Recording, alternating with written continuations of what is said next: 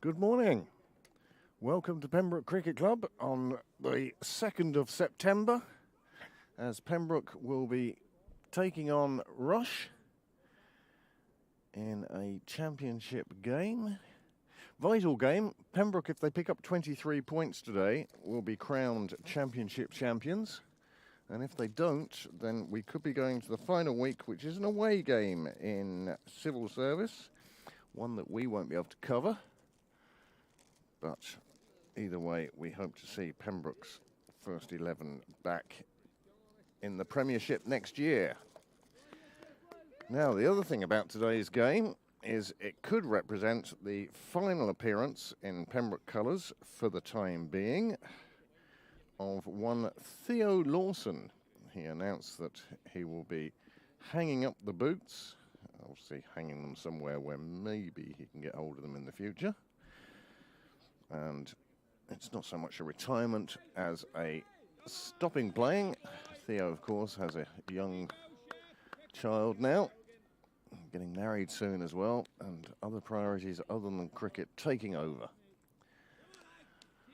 Well, this is a vital, important game for Pembroke and indeed for Rush. Rush currently in third place. They suffered a defeat to Phoenix, which pretty much put them out of the race for a place in the Premiership. But they could still, I suppose, pick up that second place and playoff place. But for now, it will be Nick Stapleton to open the bowling from the nursery end. Nick Stapleton, most wickets in the championship this year. It starts off, unfortunately for him, a little bit wide of the leg stump, and the score registers its first single of the day.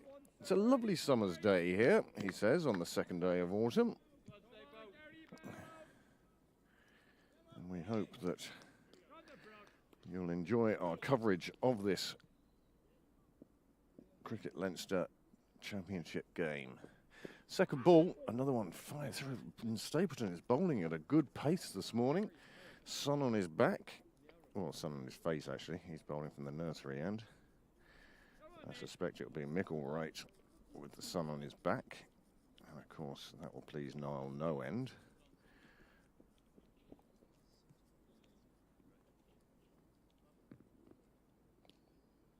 Left arm bowlers being the bane of Niall's life these days. Good morning, Niall. Blank screen there at the moment. Mr. Sweary's back in town.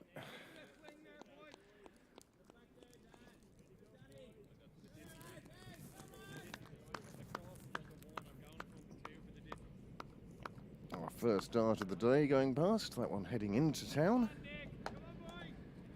Why would you be wanting to go into town on a day like this when there's cricket on in Pembroke? That's the question I have for you.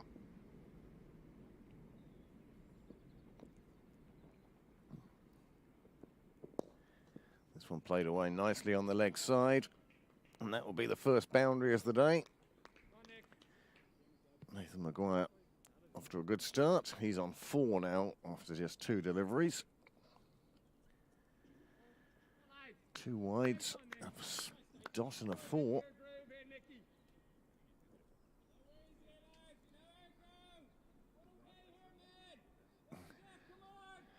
Plenty of chirp in the field first thing this morning. Beautiful day, plenty of blue sky around, a few fluffy clouds. And this one gets past, runs away for 4. Well, that'll be 5 wides, and this is proving to be an expensive start to the game for Pembroke. This one getting past keeper Danny Hogan.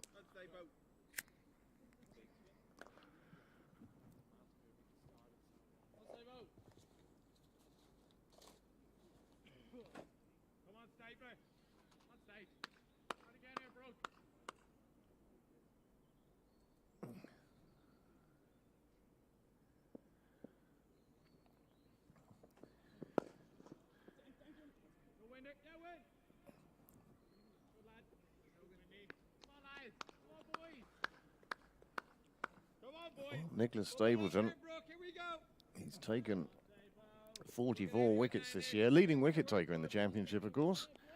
And he's done so at an average of 10.5. His best bowling, of course, is 8 for 8, and he's taken 5 wickets in an innings twice. How Pembroke would like to see that happen again, and it's not going to happen if catches and chances are going to be put down like that. Danny Hogan missing on that one. You could see how disappointed he was, fell to his knees.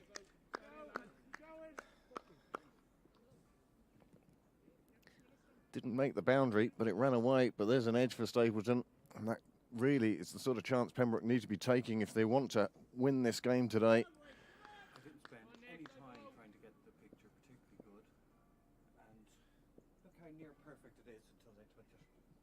Well, that's until left arm over.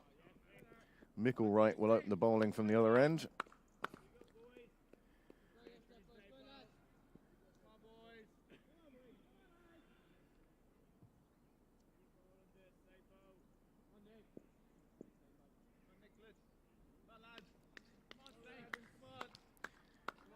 Well, Pembroke with 4 slips and a point in place.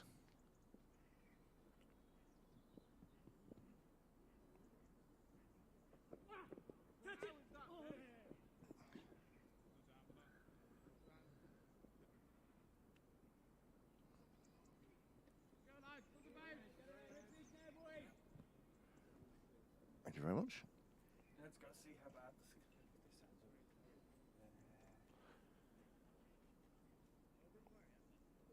Well, if you haven't anything on today, Sydney Parade certainly would be a great place to come to. Whether you're supporting Rush or Pembroke.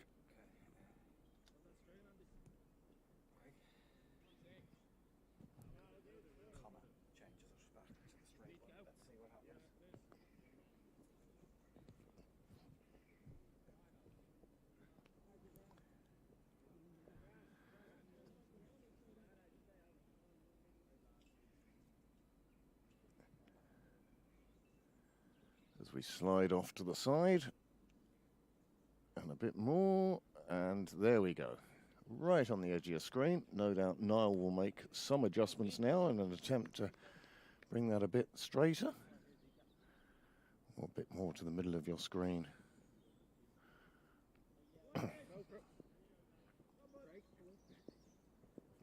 Micklewright now, left arm over, beating the edge of the bat. It's actually a nice angle. It's not perfect. Afternoon, gents.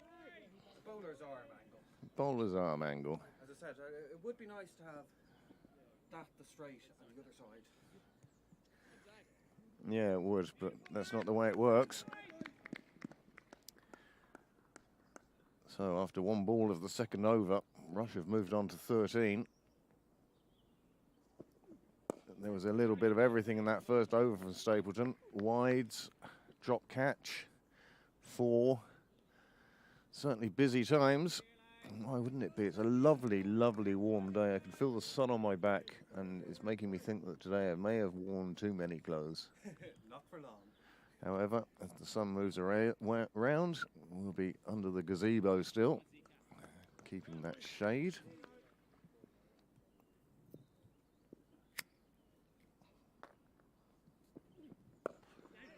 Played away on the offside, gets through the ring. It's being chased down, though. It will just the 2.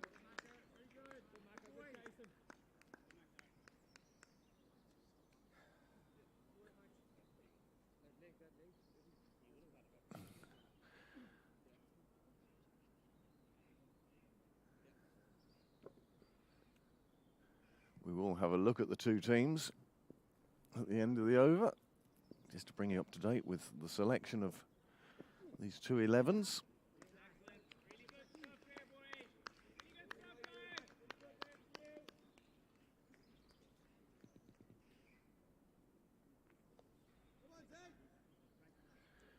Better over for Pembroke this. Just the 2 coming off it so far. 2 balls remaining. There's a half dozen people down to watch already, which is great to see. See Ross Garvey pushing a pram. God, times have changed. That's nicely pushed into the leg side. It does beat the fielder. Joe Prendergast will be the one to pick it up. He'll keep it to a single. Ball comes back in to the middle of the wicket. Put the ball in the air quickly, and that was the important thing there.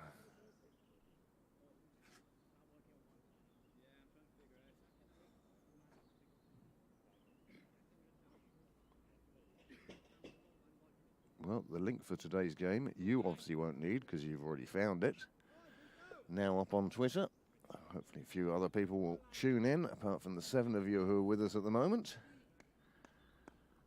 I did forget to set the stream live for about 15 minutes. This one played away with the edge of the bat, just goes past second slip, runs down to third. It will just be a single, but Maguire will be pleased to have got away with that one. It's the end of the over. Maguire will retain the strike, and the score now 17 without loss. Well, here are the two teams today, as selected by the scorers from the live app. And you can see plenty of people there. We have a picture. Alan Eastwood is the pitcher, but Nathan Maguire, Andrew Doheny, Alex Neary, Jared Barnes, Brandon Morrissey, Aaron Maguire, Finn McGee, Alan Eastwood, Sean McCormack, Hassan Shahid and Callum Armstrong. So that's the Rush 11, and this will now see Stapleton into his second over. Good speed, good pace he's generating here. Morning.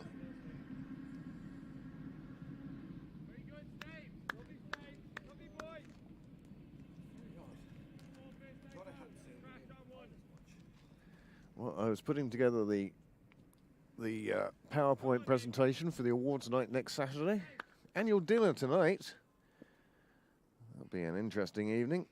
Fully booked at this stage, all prepaid. No Robbie Brophy standing by the front door, demanding your checkbook.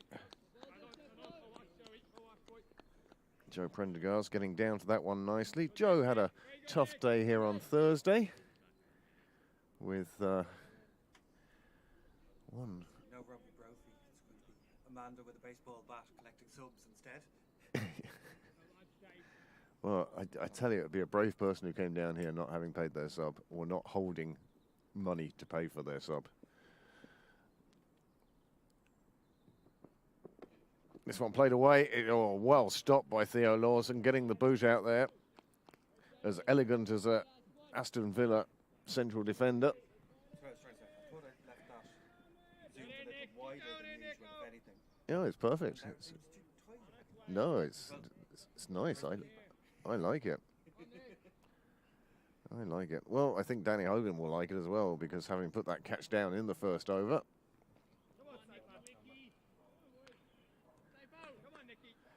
If any of you out there fancy a spell on the mic, either with or without a partner, do let me know. Do come down. Join us at the gazebo.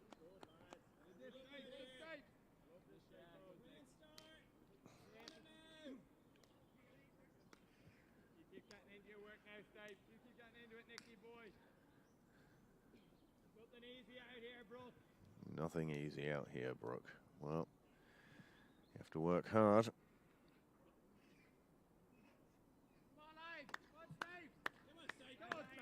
Just one fielder outside at the moment, and that's down at long leg.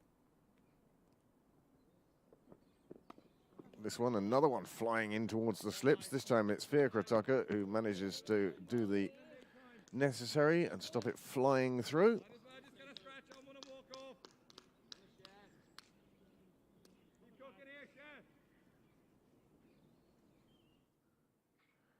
Just take Dale and Amanda's conversation off the broadcast. Hopefully you can still hear some of the ground noise, even without the conversation. Well, this one's hit up nicely, but just as far as mid-on. Dot ball, end of the over. 3 overs gone, so. And the score has moved on to 17 without loss.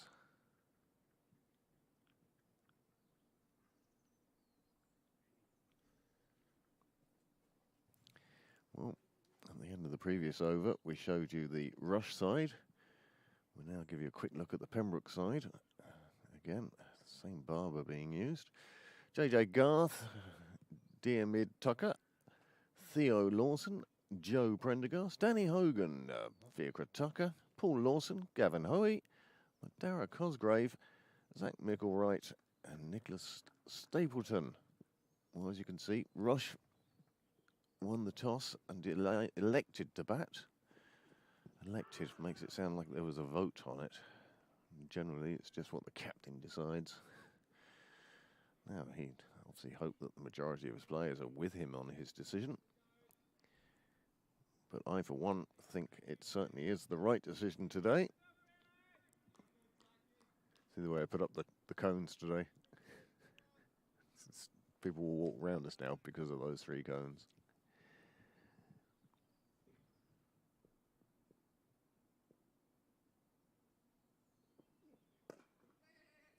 Just pushed into the leg side. They'll take the single. Just to let you know how sunny it is. Yeah, we're starting to see the re-emergence of shorts. Some people never quit. Some people never quit. Yes, I'm sure Peter's on his way down now. Having picked out the non-thermal shorts. Beanie cap left at home today. Could be a day for a floppy. If you are coming down, and we hope you do come down to join us, because this is going to be an intriguing game of cricket.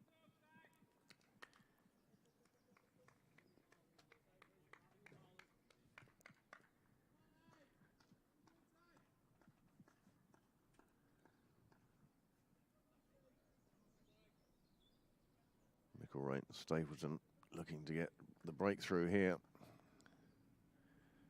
We sincerely hope that Zach has enjoyed his summer here. Maybe he might consider Ireland for college. Played away, goes down to third. It will just be a single. Stapleton, of course, as well, will be heading back to sunnier climes than he's experienced here. I think he would have got more of a tan if he'd stayed at home down in Sydney. Certainly more opportunity to use his swimming trunks, whether it be surfing, swimming, or avoiding the floods of Sydney.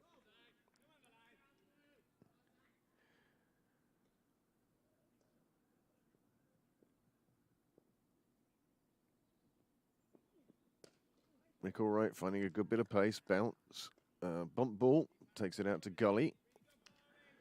Nicely fielded, but this is another good over. Just 2 from it so far.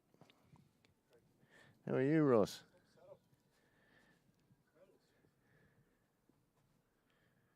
That's what we're broadcasting there. Good. Good.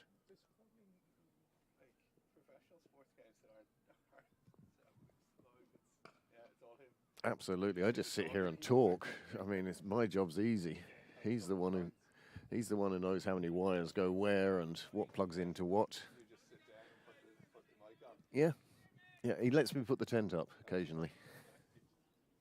It's a bit more than that. Yeah. He's teaching me slowly but surely. It's one of those things where he's teaching me to do stuff for him that I don't even realise he's teaching me until he says, "Will you do that?" Absolutely. Absolutely. Teacher by stealth he is. If they win today with 23 points, they can't be caught. If Phoenix don't pick up maximum points, we just need 2 less than Phoenix.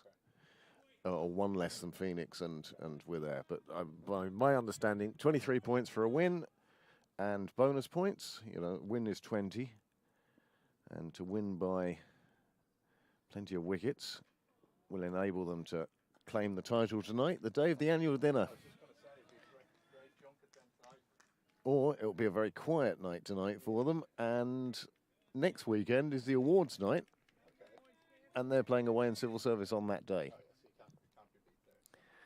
So it's likely that Pembroke will be back in the Premiership next year, which obviously we think they belong there. But then again, there are plenty of other clubs that also think they belong there, like Phoenix, Rush, North County. Nicely played down to third. That's run away there. Super shot from Maguire. That's going to run down to the car park gate. Lovely control in that shot.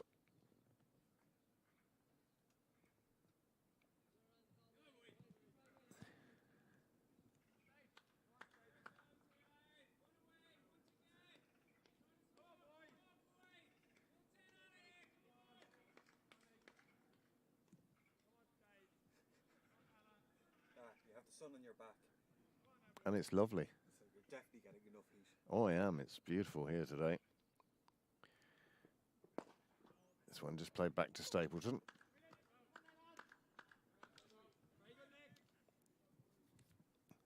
Yes, I was delighted to see the weather this morning when I got up. Somebody else was up at 7:30 this morning and got the hoovering done. And 2 loads of washing. And then we've had breakfast and coffee. It's been a good start to the weekend. Quiet Friday night. Stapleton into his 3rd over now. Hasn't quite worked out for him as yet. Well, you said you were happy to see the weather. Forecast still says with potential showers. Sure.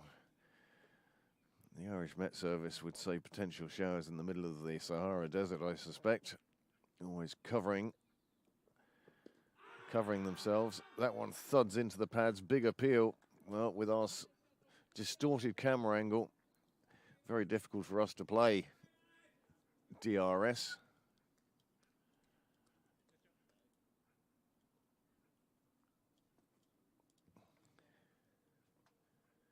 As we say, this has the potential to be the last game for Theo Lawson.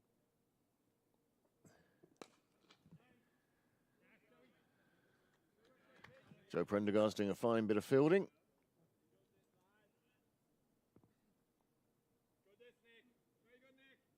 Theo's just played the 14 games so far this season.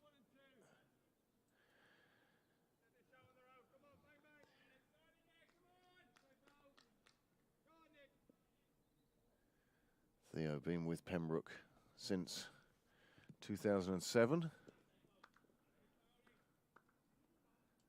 During the reign of terror that was Johnny Bell's presidency.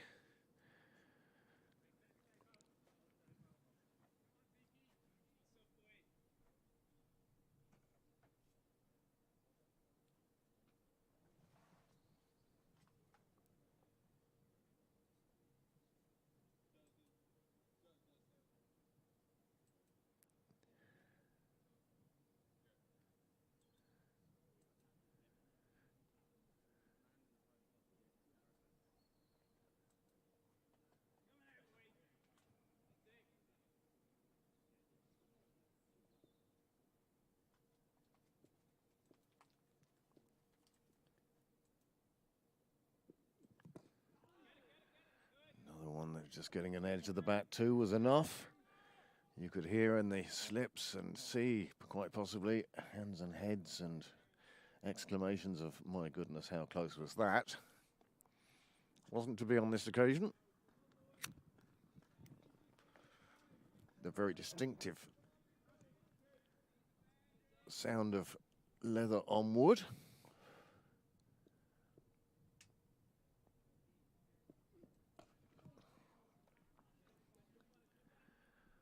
That's being chased out on the offside. Another 2 runs. So yes, this in fact is Theo Lawson's, according to the Cricket Leinster statistics, which for the first 11 go back quite a fair distance at this stage. But for junior cricket only goes back to 2011. So these figures are subject to amendment, I suppose, if somebody was to dig out all the old result cards. This one played forward. Paul Lawson it is doing the tidying up. Today will mark, well, assuming he gets to bat today, it will be Theo's 300th innings. Nice landmark on which to end. 54 half-centuries, 7 centuries, and an average in excess of 33.5. He is just 24 runs away from 8,500 runs, and that is a magnificent total over any career. That's a super shot. Doheny getting in on the act now. Michael Wright just straying onto his pads, and he clipped it away beautifully to the pavilion, where we now have a couple of players looking like they're praying. Now one of them is prone, and they're searching for the ball deep in one of the bushes. And we'd ask Mr. Doheny, could he find, please, a clearer area of the outfield in which to hit his fours. And there's the search. And there's the success. And the score has moved on 30 without loss. In this, the 6th over. And you can see just 21 have come off the bat. And we've had 4 byes and 5 wides and 2 deliveries.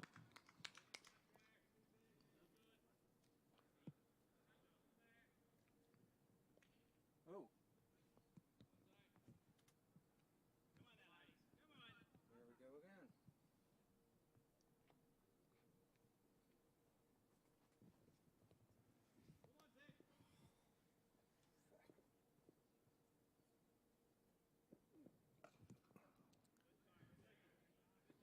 Theo's batted throughout his career in every single position, even number 11, just the once. And I think that was a did not bat.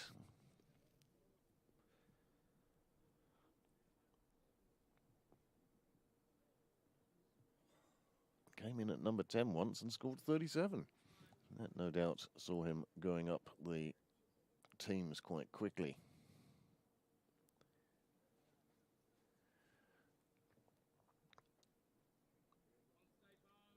He obviously enjoyed batting at the Jack Harper ground, averaging 141.5.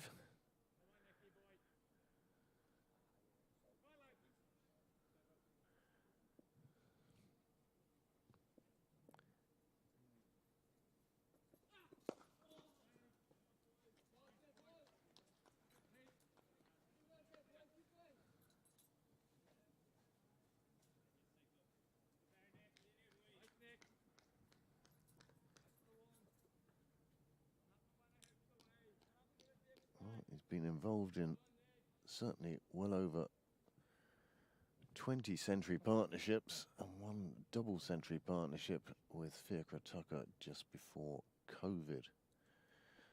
So Theo's going to leave a big hole in the Pembroke batting order, but it's great to see the young lads who are coming up through the teams.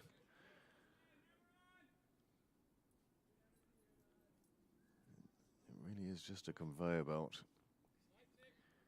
Certainly remember in my day, Breen O'Rourke's, Ronnie Burns, Ed Dwyer.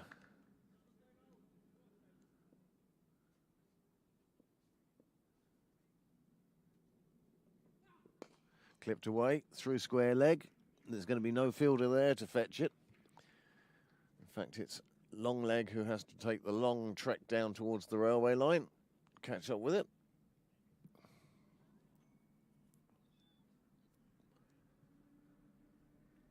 That's another nice shot from Maguire. He's really settled into his work quite early here. Seeing it well. It does sort of beg the question as to when Pembroke will turn perhaps to spin. Plenty of bowling in the Pembroke side. Prendergast is there. Darragh Cosgrave with his off spin. It's a ramp. It comes down to fine leg. Michael Wright will cut it off with a good bit of fielding, but they'll get through for 1. And that Tells you how good a batting track this is, that he has absolute faith to go for the ramp in this, just the 7th over. Beautiful sky here today.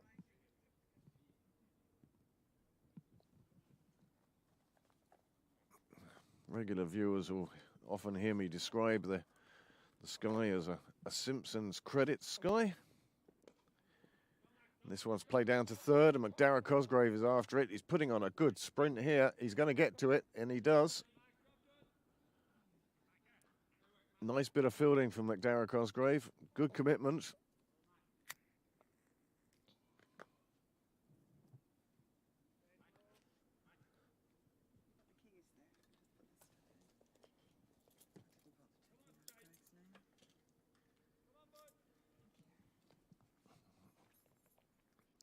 Seven off the over so far. Stapleton going at about a run a ball at the moment. Most unusual. He's had a super year with Pembroke. And he'll be looking to transfer his Pembroke form back to Sydney.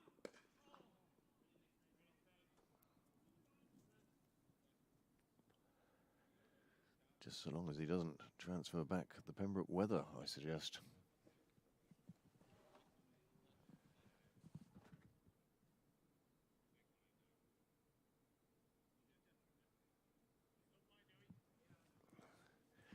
Of course, other big cricket on today, as well as the Cricket Leinster Championship game here and other ones elsewhere.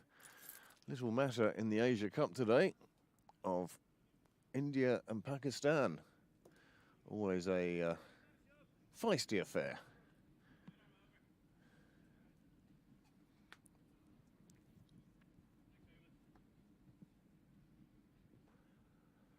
Nile now being roped into sight screen mover as well as everything else. And it looks like there is a change of bowling now. Gavin Hoey to come on at the St John's end. It's an early change and early to bring the leg spinner in. But, my goodness, how tempting will this be for the opening batsman? They've both played themselves in. They're both feeling quite comfortable out there now. And now they're facing Gavin Hoey's leg spin with the field.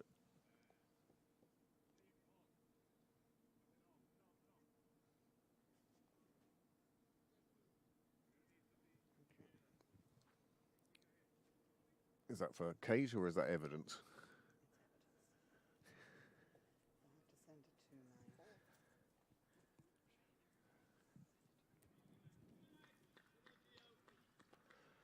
So this an unexpected turn in the game. I did wonder when they were going to make a change to the bowling, and we were talking about all the other bowlers that are on the side. I'd managed to name 2. And in fact, Fiacre Tucker leg spin. And I certainly remember Dermot Tucker bowling leg spin on the 5ths. And already you can see the flashing blade has come out. Keen to get this away. JJ Garth used to be a leg spinner of some note. And of course we have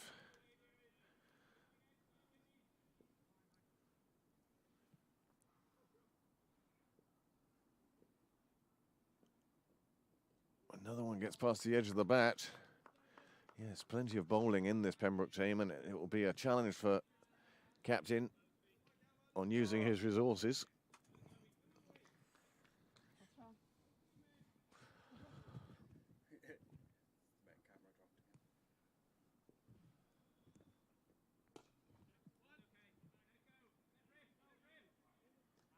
They come through for the single. That's all it is. Maguire gets off strike. This is a good opening over from Hoey. It'll be interesting to see how Doheny plays him now.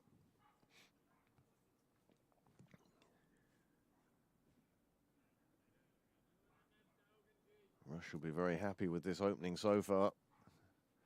In the 8th over of the power play, just the 1 wicket, no wickets down so far, and that's the important part for Rush, really. But not only that, but they're going along at a good rate too. Not far off 6 and over.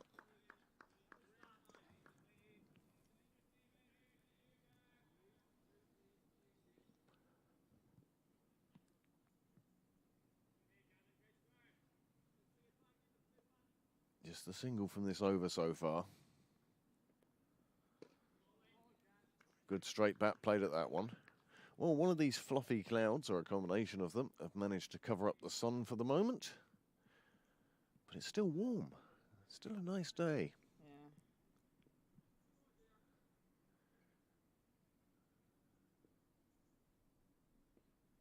Bit more air to this one. And that's a super start for Hoey. Just the one run coming from it. And will that encourage the skipper to make a similar change at the other end?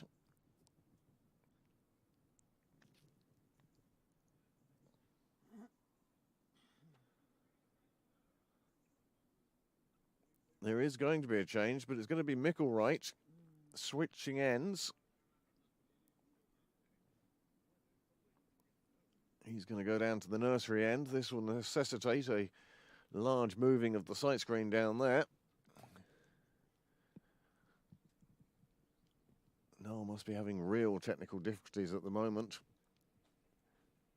when he's carrying new wires with him. He's got a new wire. He did that the day you were commentating, didn't he? Right. There was miles of cables being unravelled. When they didn't work, they weren't being rolled up again. Well, he leaves that for his lackey at the end, I think.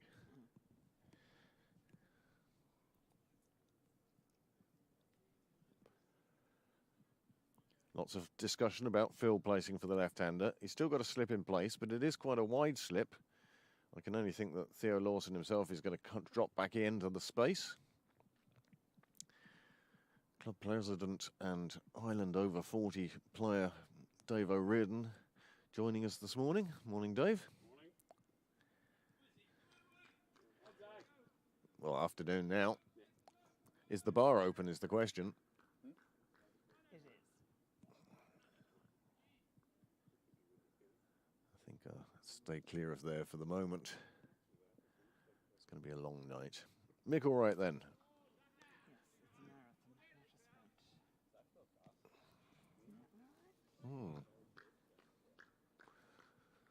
Just so long as, unlike the original man to run the original marathon, who dropped dead at the end of it.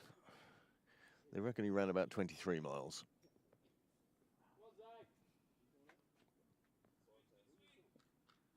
I'm not plugged in here, am I? No, not at the moment. Do you want to be? You are now.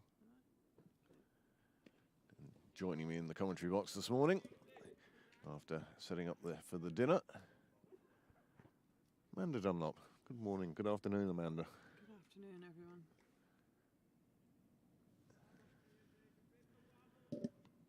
Well, good start for Rush so far.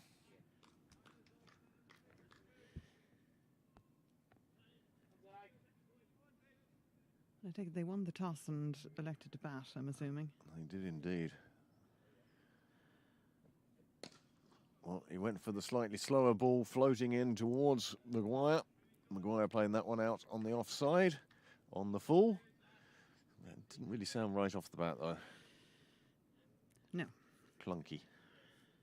Sounded sort of more the toe of the bat.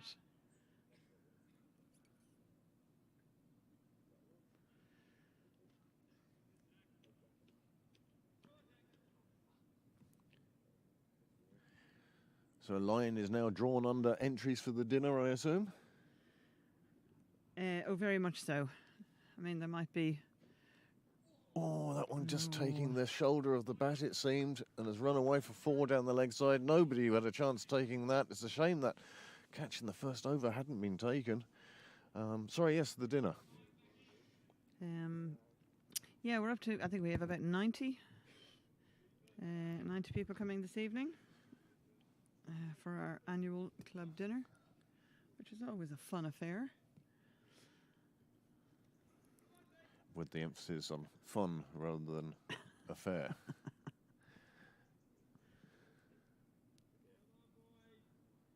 And then next week, of course, we have the awards night. Preparations for that underway. If anybody has any photos they don't mind sharing with the rest of... Oh, unlucky. Gavin Hoey trying to come around to that, trying to get his hand down to it. It just got under his fingertips and ran away to the boundary. 4 more for Rush. They've moved on 46 without loss. Yes, the awards night. Another fun evening. Well, it is, yes, and part of it is it's serious because it's all the batting and the bowling and the keeping and the catching and all those All club the- awards. But the alternative awards are generally a little bit of fun. How's that? It's Big worth- appeal from everybody, including the commentator, and absolutely nothing from the bowler. He was well aware it had pitched outside leg. We can't see that from here or with this camera angle. But we'd love to see a wicket. We'd love to see this partnership broken. 46 already and just 9 overs on the board. I'll take you through the cards now, just briefly, before we go into the last over before the power play. We might just show you the batting card. Gavin Hoey usually quite quick in getting around. And there is the Rush 11. Alan Eastwood batting quite high up the order these days. He never batted that high when he played for Pembroke. He used to, he always had potential, Alan. Very entertaining to watch. It was usually quick or good. 6 and out.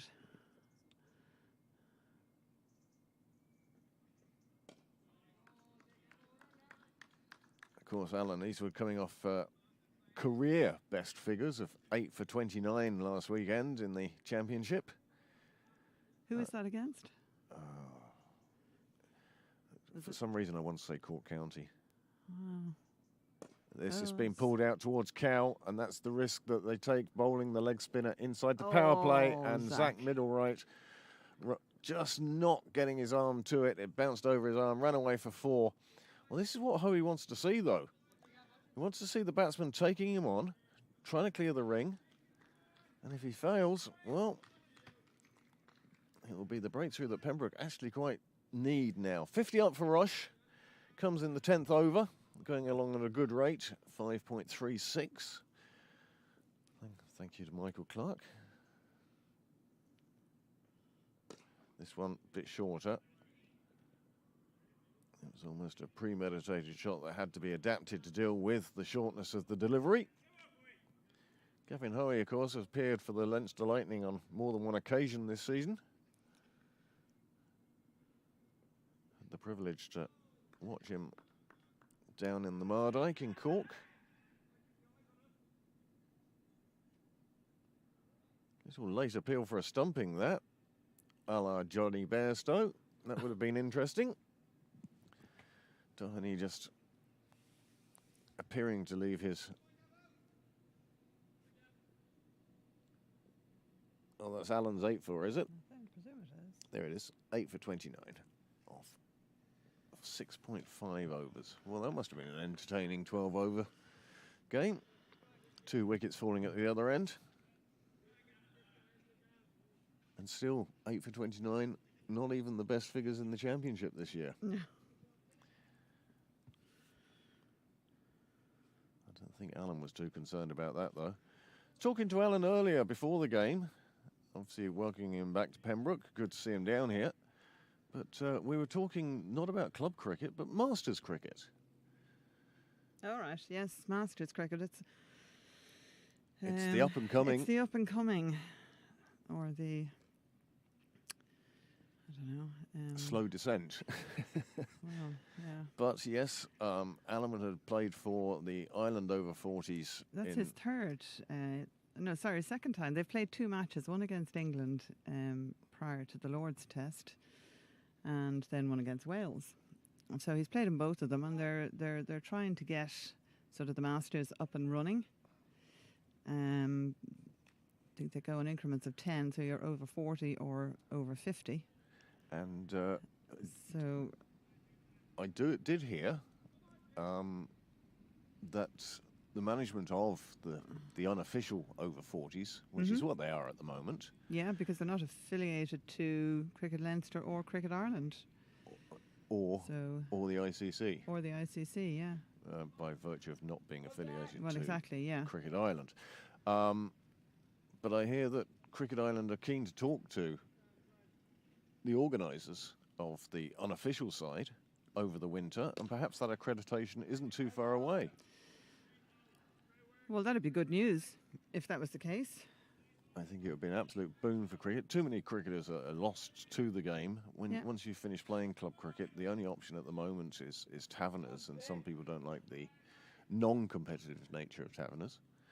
And so I think Masters cricket, if it can be fitted in on the grounds, that's the main concern. I mean, it'll take a year or two. Yeah, and he's got him. He's well got him at bowled. last. That's Well superb. bowled. Superb from Zach Micklewright. And it's the breakthrough that Pembroke needed. The score, well, after a 50 partnership, they haven't added any more. Micklewright has just got one to take the top bails, as opposed to the bottom bails. Yeah. And Pembroke have taken their first wicket and Rush now 50 for 1 in the 11th over. Well, they've worked hard and they've got that one. They've picked that up and they needed that.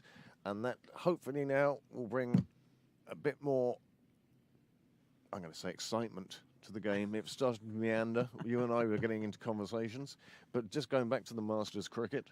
So hopefully that will come together, and we'll see Ireland competing in World Cups and the such like from here on in. There's already an over 50s World Cup established. I think that's going to be played next year, possibly. I'm not sure about that, but I have heard that there is an over 50s World Cup. So it's obviously going on in other countries around the world. Well, we've seen that they have the Masters T10 tournament in the Middle East. Yeah.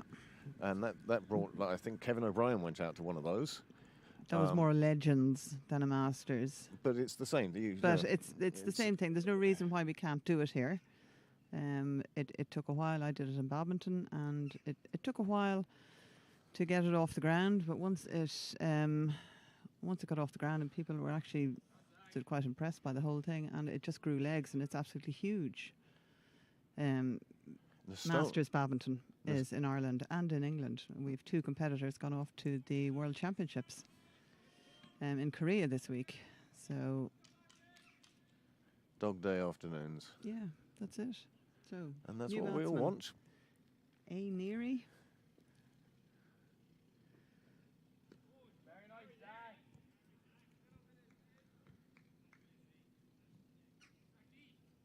Still A. Neary. He's still A. Neary. I was kind of hoping I'd get away with that one. We'll take a quick look at the scorecard. Niall isn't here at the moment, so I get to play with all the buttons. Alex Neary is the incoming batter. Next in is Jared Barnes. He used to be a YMCA player. Who? Jared Barnes. Did he? Yep. Moved out to Rush. Oh, that's well taken by well Hogan. taken. Athletic work. Saves, I'd say, 4 runs there, because that would have been 5 wides had it been allowed to continue. Yeah, I don't think Fiacre is down there, but I think he's possibly too wide. More long leg than... And the ground is quite fast. The outfield is quite fast as usual. It's like... Well, it's picking up at Pembroke. We did have the game during the week there where a few plugged, but then again, most of the Malahide shots... well, they cleared the boundary, so there was no need. Didn't need the help. Didn't come into it. Slower ball, more control. This one goes down the offside. Only a young lad, Zach Micklewright, but he's certainly impressed this year, and he'll be going back to the South African summer now with a full 32 games of Irish cricket under his belt. Yeah. He has played a lot of cricket this year. Of course, with the awards night coming up, I'm doing nothing but looking at stats at the moment, so that's why I'm aware of these figures. That and the fact that Niall leaves his computer open next to me and I can look up stuff on Google. It's a big help. What happens with HBV Studios when I'm commentating with them is one of the guys in the background is feeding you facts through your earpiece the whole time. I see. I have to say not all of them are particularly relevant. But he does come up with some good ones, and we pose some teasers to the readers.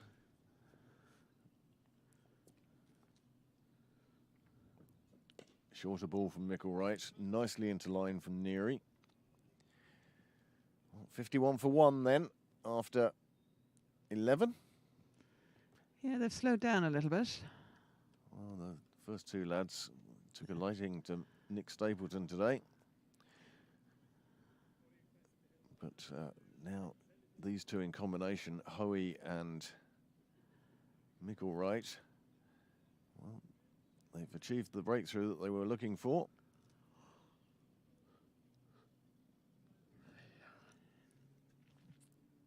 We're keeping you up. Early start this morning. Yes, it was. I remember the days you asked me this morning whether you woke me up with the hoovering. I can remember days when my father would actually come into the bedroom and hoover. All right, no, well, no, I wasn't quite that bad. And I'd still sleep through it, or appear to. We used to have tremendous tussles trying to get me out of bed, basically until I started playing cricket, and then you had to get up. That one coming out of the front of the hand from Hoey. Just pushing that one through. Well done, Zach. That was a nice wicket. Yeah, it was a nice one. You enjoyed it from the celebration anyway. Hey, seeing the bails come off and nothing else is always nice. Surgical.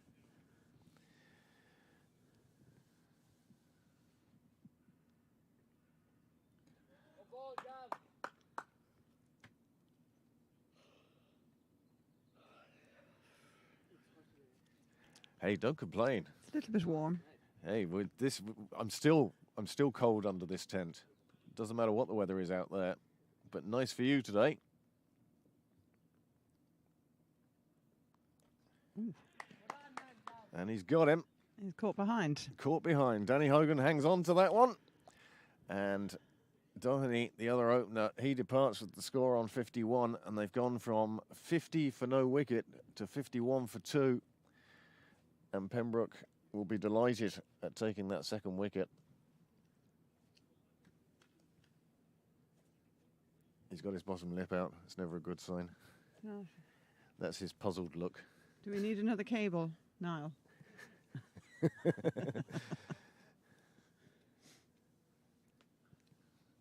see Alan Eastwood watching proceedings from St John's End. He'll be coming over towards us soon, and perhaps we might get him on mic for a while.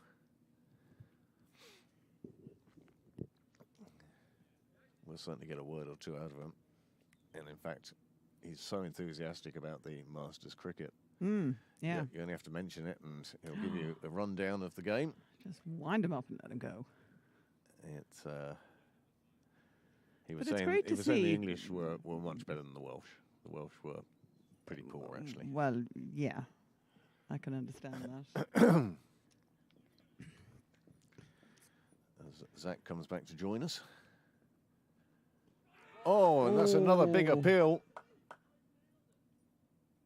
I don't think he nailed it, but I did think I heard well. something. He apparently didn't nail it because the umpire is unmoved. Have a look in the book, and all it says is dot. There's 2 balls to come.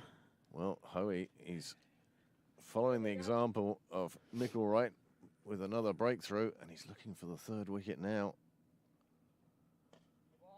That's well played away by Morris.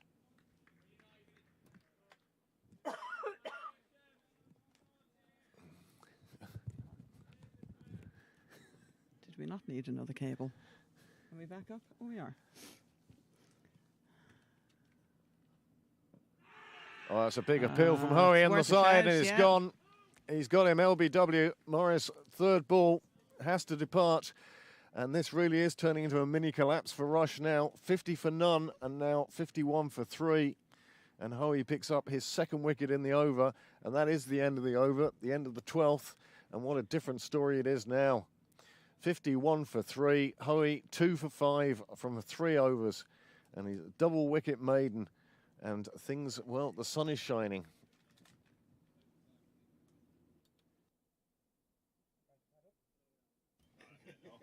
According to the card, you're not far off it.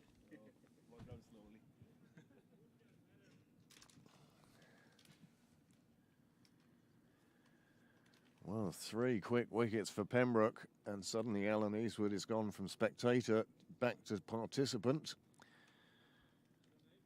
Big appeal from all the Pembroke players and possibly a couple of commentators as well. It was that plumb. He was on his way. I see they were using the Zinger bails in the international last night, England, New Zealand. Oh, were they? Yep. Okay, there's nothing wrong with them. No, they're great. They are perfectly Legal. legal bails. Change of fielder coming down to the tent now. I've been here for the last 4 overs. He has, yeah. You were further round. Don't be moving the field now, Craig. To suit my narrative. This one coming back into Neary. and he's played it out to square leg. He'll take the single, and one of the many tuckers will throw it in from the boundary. Aaron Maguire, I think it is. We'll just have a quick look at the batting card, just so I can get the names correct. Yes, Aaron Maguire. Now I can say the Aaron. Aaron Maguire, That's right. And Alex Neary, the two Rush batsmen now, charged with, well, a big rebuild job now. 3 wickets down for the loss of 1 run. Pembroke will have a bit about them now, and that's shown by that delivery from Zach. Drops in halfway down the pitch, got it to a good height. Hogan taking the catch. Well, catching the ball, rather.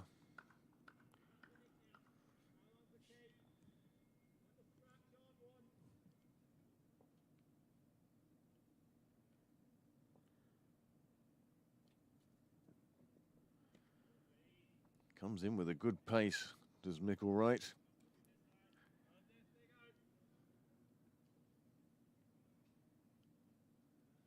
You'd still say Stapleton is the quicker bowler. But Zach's young, he's plenty of time to learn. And I'd say he's learned a lot this summer.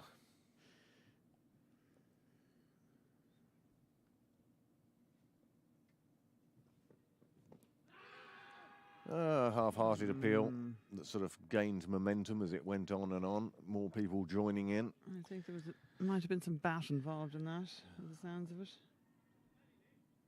Oh, appeal from across the road. Well, perhaps they've only just seen it.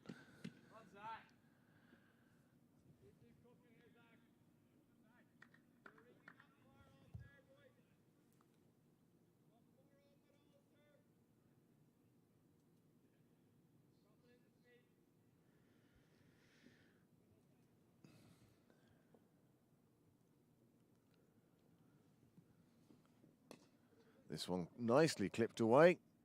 Tucker again to do the fielding. At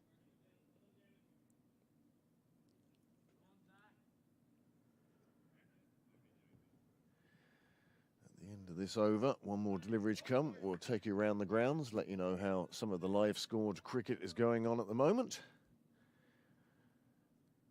You got it there. You have it. Have it here. Well, perhaps you might like to do it from there. It's easier than me trying to peer across. You do it.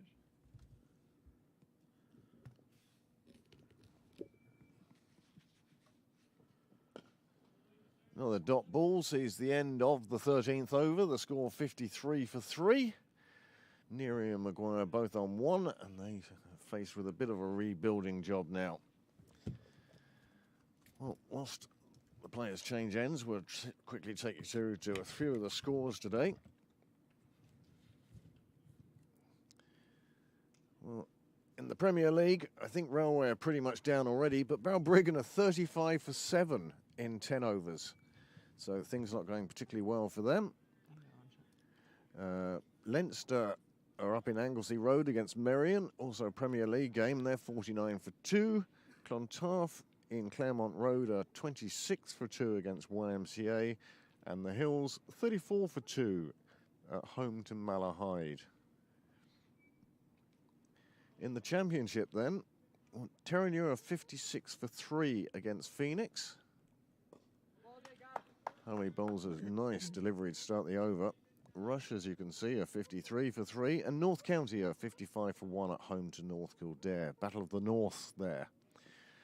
Civil Service and Cork County. Cork County are 41 for 1.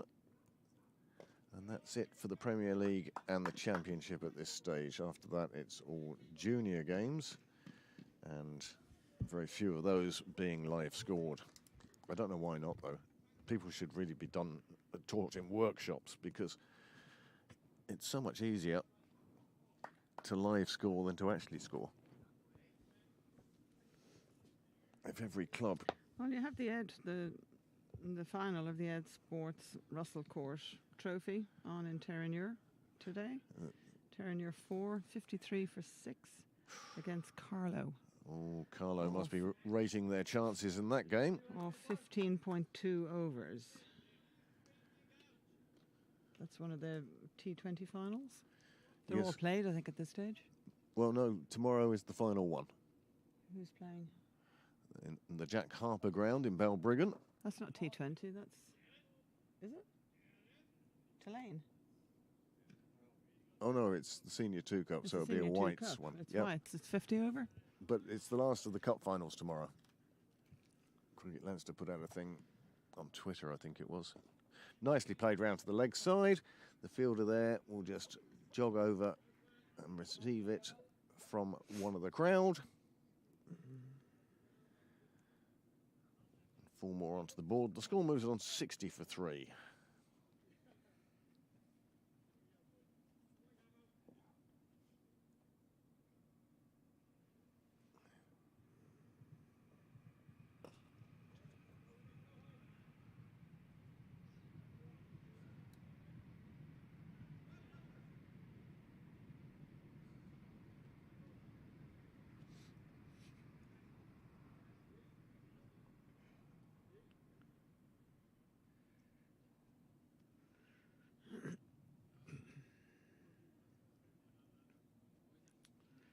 Not seeing any cup final tomorrow, but apart from the Senior 2 one in the Jack Harper ground, Balbriggan.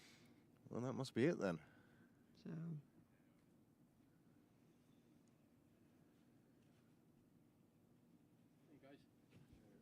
Afternoon. oh, here it And is. what a beautiful afternoon.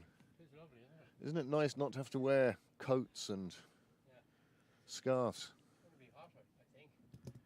Talking about 20 plus today. Yeah, it won't be under it's here though. September. Rare event I'm for us. I'm hidden under here for the day, so I still wrap up warm anyway. The wind could whistle through. There's nothing much now. Nice shot, boundary square on the offside. Maguire has very quickly slipped into form, scoring it over a runner ball now. So, is this just the one lap, or are we just the one lap for the moment? Just to start with. Yeah. Wouldn't take my phone; it needs the steps. Yeah. Give him my Fitbit. Just attach that to Peter Prendergast. Steal his steps. Absolutely. Mind you, at the moment, President Dave O'Riordan is into his second lap. Getting a bit of a head start on Prendergast today. I actually thought that was Barry Tucker. No, that's That's Dave. Dave. Yeah.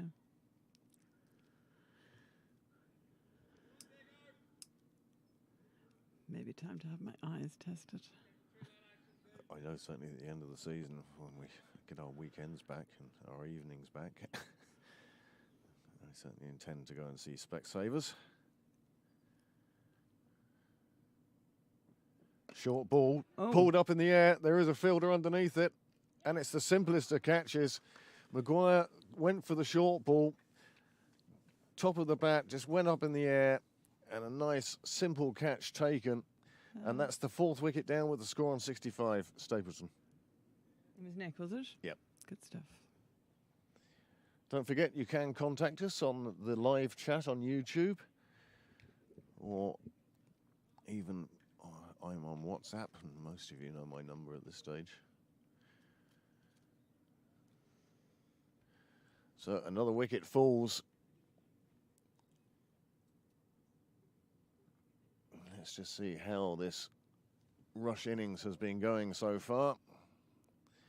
As the new batsman strides out to the middle. And there it is. Well, if you looked at it that way, you kind of think, yeah, things are going well. It's going up at such a rate, but that's over 50 overs. Gives it that slightly warped look.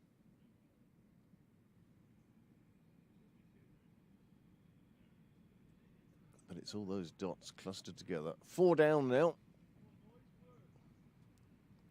65 on the board. And here comes Jared Barnes.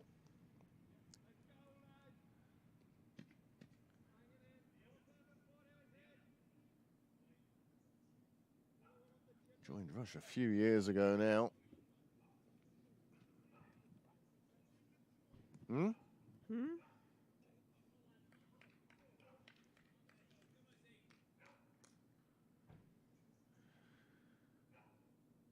Dale McDonough enjoying a bit of shade down in Con's nook. He's hit him on the pads, and the umpire turns it down. The umpire seemed to say that maybe going down the leg side. We don't know. We're not straight on with the camera today. It's at a slight angle, so you can't be absolutely sure. Shut up. Replays are another matter. No replays today. You on YouTube, of course, can go back as many times as you like. I have to be honest and say I didn't actually see it on the screen, so I was watching it live.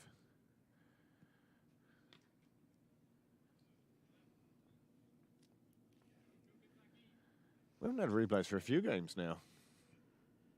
In theory, we have the bad replays, but remembering and getting to the buttons in time is another matter. Yep. I'm actually preferring watching it live. Plenty of sunshine, plenty of light. I don't know. I kind of like having the replays. Oh, I like the replays. This Oh. one, Zach dropping it in almost on his own toes. And it just sort of ballooned over the batsman, really. But it's a dot ball. It's the end of the over. A dot ball's a good ball. Rush Oh, have what moved. is Rush have moved on to 66 for 4 that? You don't use this anymore now. after 15 overs. Everything just about is out here, except He's trying to pare down what he has to bring out, I think. Okay. President on President. lap number, just starting his third now. We'll have to go back over the tape to check that. Still there now. Oh, David, just where you're there.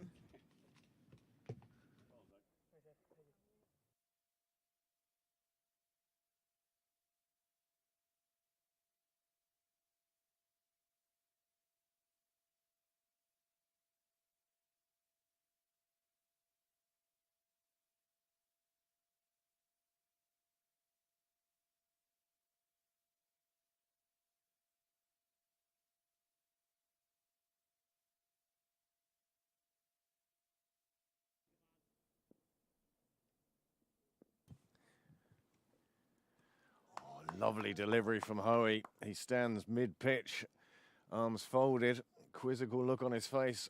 How did that not take the edge of the bat? Well, physics, eh? 2 for 13 now into his 5th over.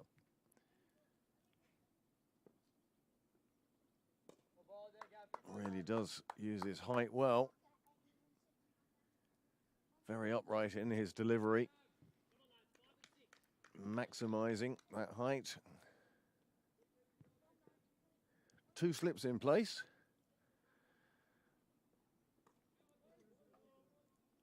And that's why nearly bringing them into play with that delivery.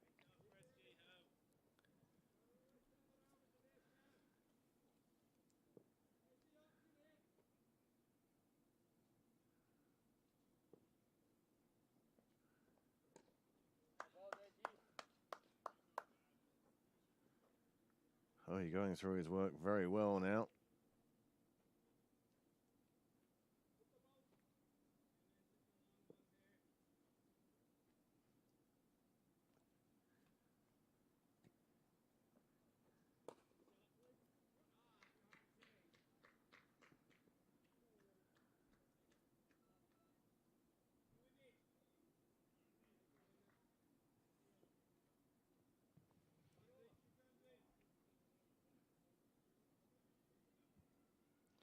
Well, at the end of another Hoey over, just 2 coming from that. 16 overs gone now. And what a difference the introduction of spin has made. And it may be prompting. No, Mickle right to continue from the nursery end now.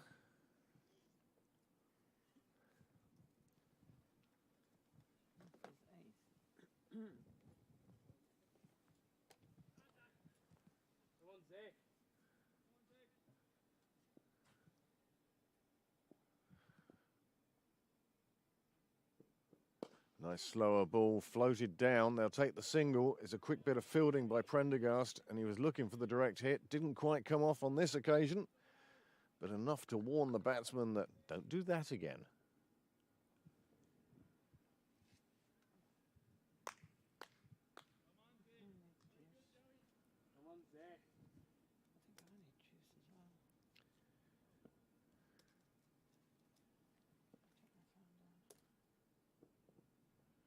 Are you going to the clubhouse? Yeah. Could I get a pint of orange cordial, please? Do you want anything now? Coffee. Too hot for coffee. He wants coffee. It's never too hot for coffee. Tea in India. Yeah.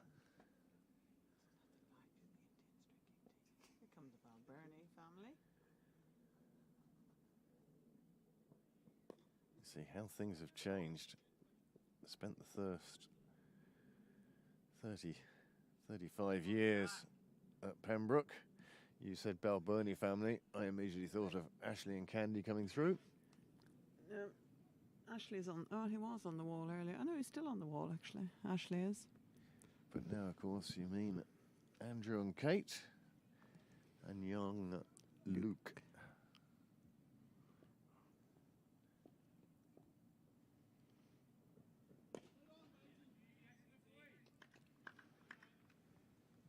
Yes, one of a number of arrivals in the past 12 months we've had. I was talking to somebody the other day and suggesting that this will be the third generation or fourth generation I've seen come through Pembroke. Where suddenly... The fourth generation? Well, maybe not generation, but changing of the guard. Oh, this one comes off the edge of the bat. That certainly wasn't where near he wanted to play that one. But you had sort of...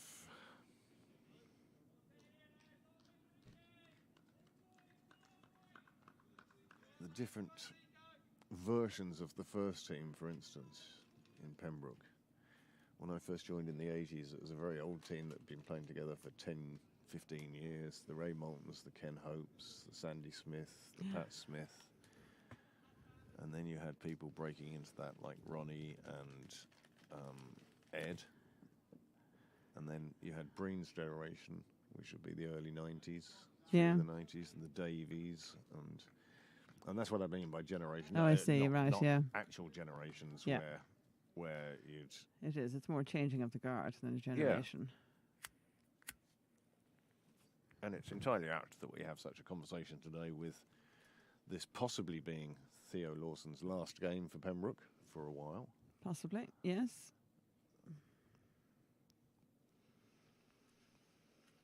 Theo having announced that he's had enough. Well, he has other priorities in his life now, of course. He's getting married soon. He's getting married at the end of the month, and he has a young son, a 9-month-old son, who needs sort of care and attention from both parents. So, and Theo's kind of an all or nothing kind of guy. So You were talking to him, weren't you? He doesn't like to do things by half measures. Were you talking to him about it? No, those were his I wasn't. Those were his exact words to me. Well, there you go. All in. I'm an all-in sort of guy. Yeah. And he has been.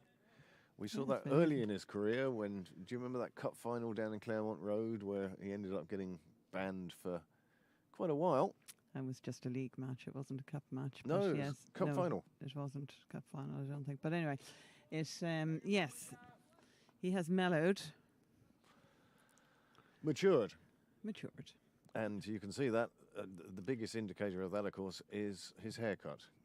When we think of some of the haircuts he's shown down here goodness. over the years, the blonde Yeah. mohawk.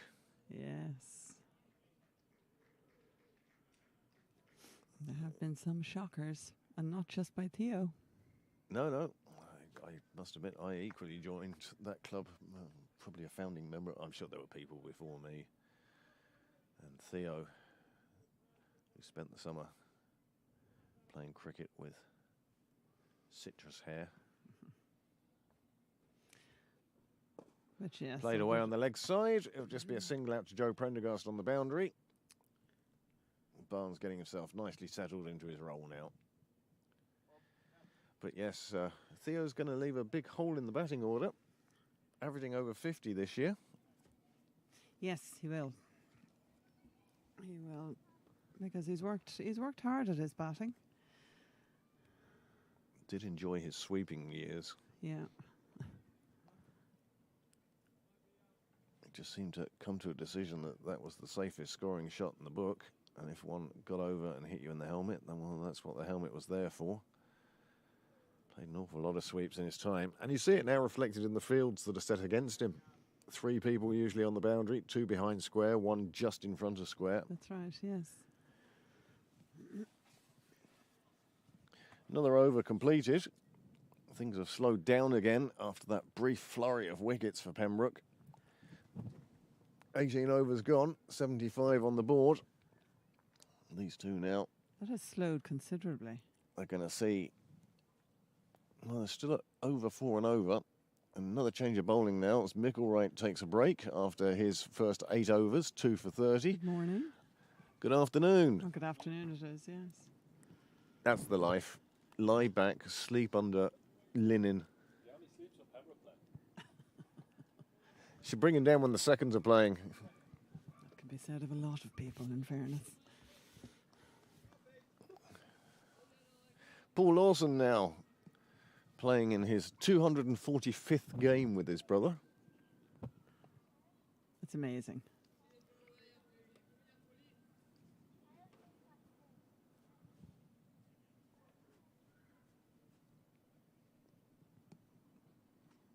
Paul Lawson with his very distinctive off spin.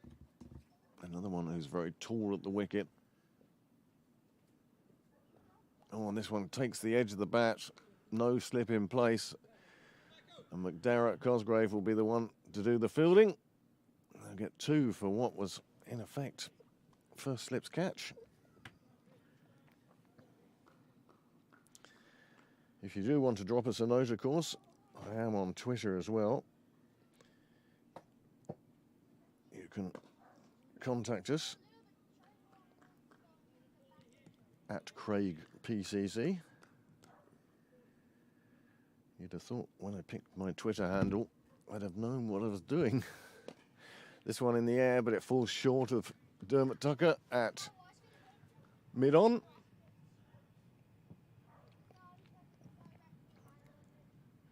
I wonder if anybody in Phoenix is watching this game. Fiacre, but anyway. That's well fielded. Phoenix, who are Pembroke's closest pursuers. Yep. Yeah. Yeah. No, you're absolutely right. This time, full step forward from the batsman to smother the turn.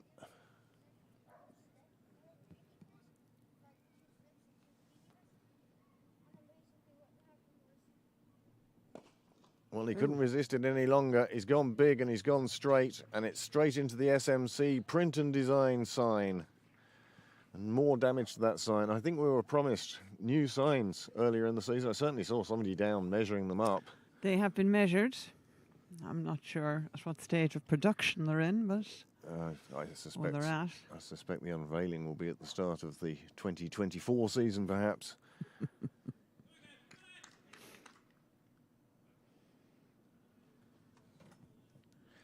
CJK, of course, the club sponsors. And they provide an awful lot of, well, technical assistance, let's call it.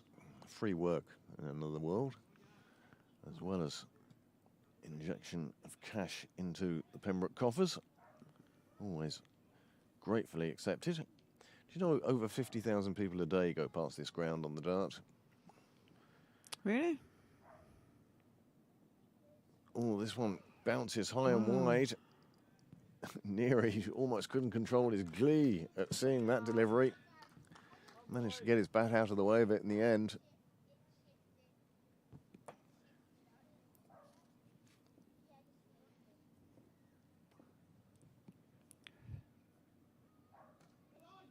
This time off the back foot, playing it square on the offside.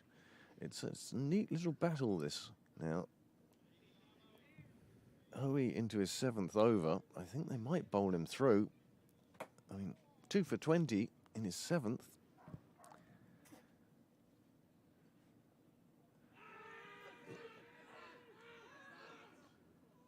The umpire not giving that one either. They obviously heard something. Well, But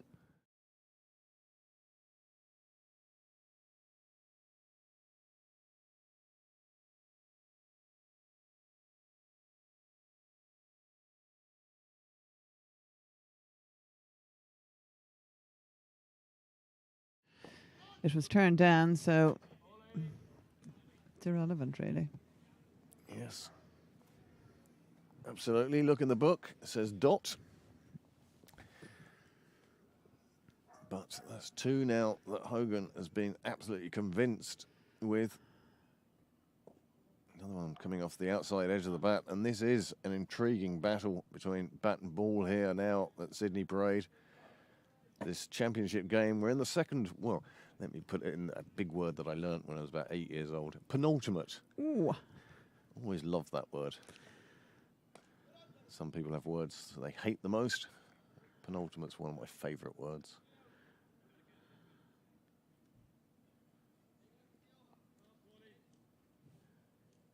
Well, another over slips by, just that one single coming from it, and that big appeal from Hogan and Fiacrataka.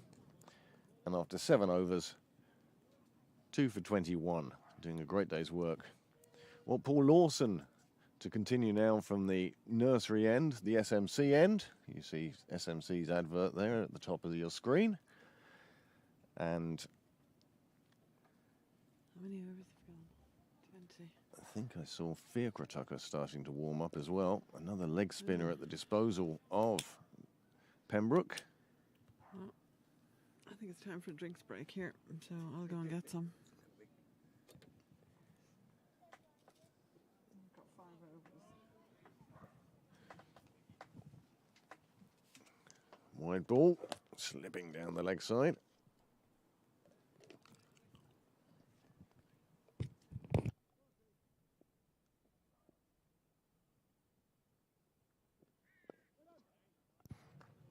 This one just hit straight back to the bowler.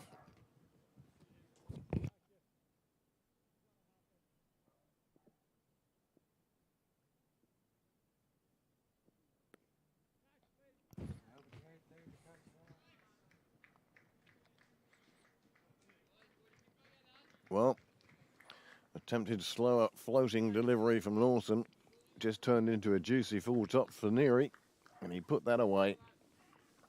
It's been out there a while now, not scoring at the quickest of rates, but now has moved on to 7 from 21 balls faced. Came in with his side in a lot of trouble.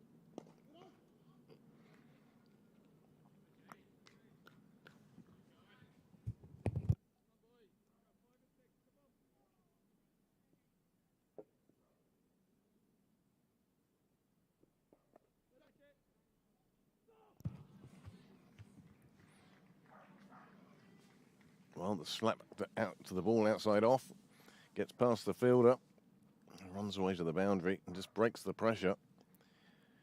5-9 off this over now.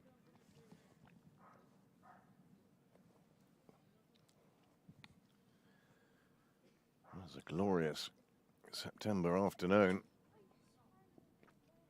The sun might not have the heat that it did in June, or should have done in July or August. But it's out. Lovely strong shadows on the ground. Better delivery from Lawson. Right up at the batsman's feet. That's the end of the over. Score's moved on to 93 for 4. 20 overs gone. 5 overs to go to drinks. By which stage our drinks should have arrived. Many thanks to all of you out there who are watching today. Do feel free to get in touch with your comments through Twitter or through YouTube's live chat itself. we now see another change of bowling. That's from the St John's end. Stapleton to return.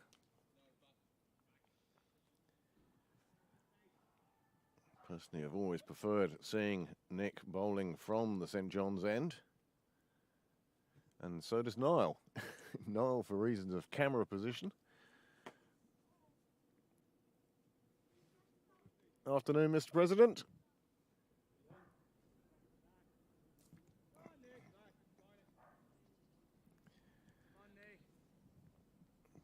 Billy Gallagher now on the ground. One thing I do like about Pembroke is we had a lunch the other day, Billy, and there were 8 presidents at it. Yeah. No, you were one of them.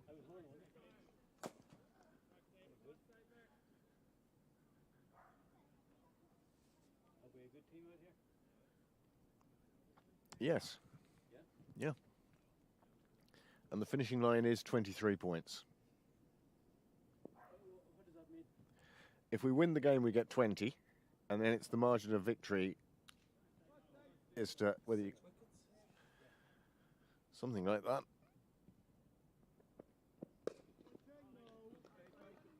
But it also depends how Phoenix are doing as well. Yeah. Phoenix are our closest pursuers at the moment. Rush, I think, are the only other ones in with a sniff.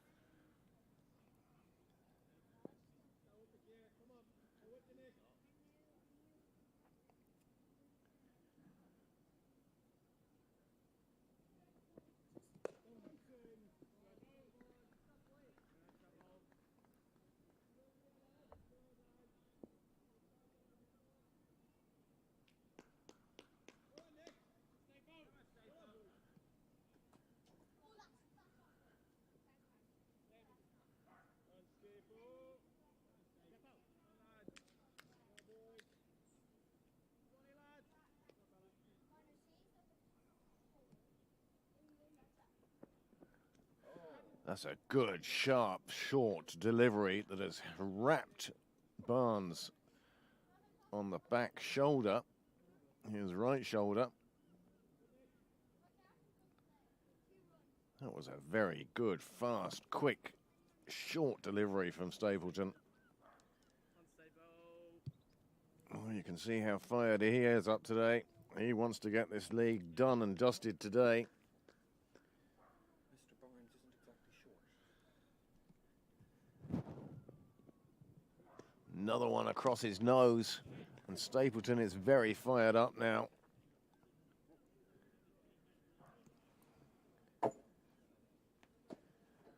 Well, in what could be shock of the day, Balbriggan is 47 for 9 against Railway Union.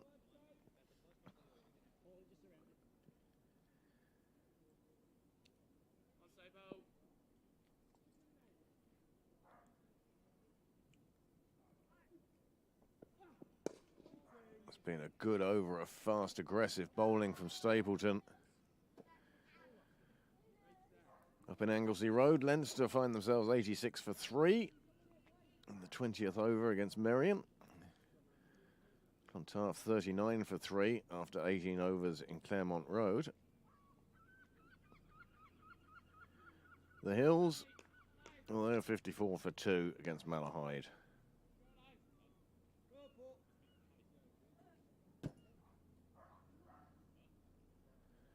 Terenure 97 for 5 against Phoenix. Rush 93 for 4 against Pembroke. And North County 97 for 1 against North Kildare.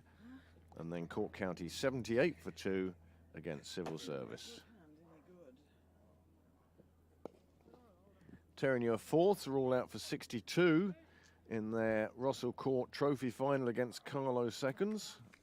Thank you very much. Appreciate that. I tend to move it away from electrical equipment. The problem with this is you can't see where the holes are on the table. And the slats. Anyway, what did I miss? Well, Terranure fourths, all out for 62 in the Russell Court final against Carlo seconds. Apart from that, not much, and you're back on air. Well, that one's just hit straight by Barnes to mid-wicket, and the catch is taken, and Lawson, after a pretty expensive over last time out, went for 9. This time he picks up the wicket, and 5 down now with 94 on the board. And that's a super piece of cricket. Lawson just dragging him into the shot.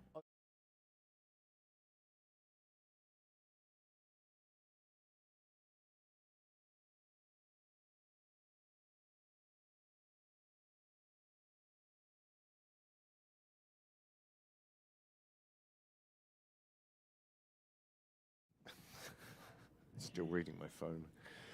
I don't know, was it? But there's an easy way to find out. And that is, we'll have a look at the card now. 5 down. Pembroke will be delighted. Rush 5 down with just 94 on the board. No. Stapleton took the catch off Zach's bowling. There we go. Oh, it's JJ. JJ Garth off the bowling of Paul Lawson. And that's the 5th wicket down with the score on 94. And we're just short of drinks. And this is very good performance by Pembroke. Certainly, it's looked better since they turned to the spin. The opening bowlers, well, there was a chance in the first over, and how different this innings could have been if Stapleton had picked up 1 early on. But it wasn't to be. And in fact, the opening partnership was 50 before that was broken, and then there were 51 for 3, 65 for 4, and now 94 for 5. Lawson has found his groove. Him and Stella. Obscure film reference. I was just going to say, that is quite an obscure film reference. But I don't know why I'm surprised by it. I'm not. Slower ball from Lawson this time, tossed up above the batsman's eye line. McGee, new batsman. It's a good over. Just the one coming off the over. 1 run, 1 wicket. Pembroke wanted that breakthrough. Those two had put on 29 together. Good basis for a partnership. Could have gone on, but it's now been broken. And I think what did Barnes on that occasion was the short bowling of Stapleton. Hit him on the shoulder. Now, Barnes just shook it off, but I have a feeling that that was a little bit unsettling, especially when the next ball went past his nose as well. Right, yeah. So when he had a chance to try and take Lawson on, I think he was over-ambitious and ended up just lifting it and getting into the shot early.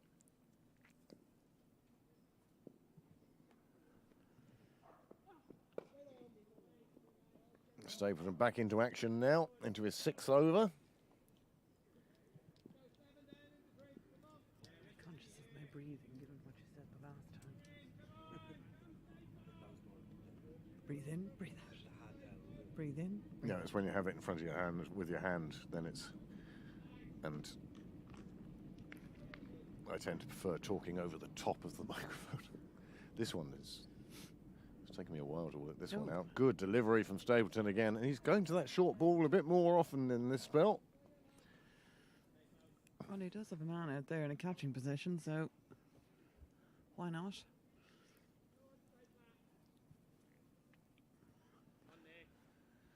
Gavin Hoey it is, who's doing the fielding in front of Andy Balburney, down at the end of the wall and the beginning of the bar area.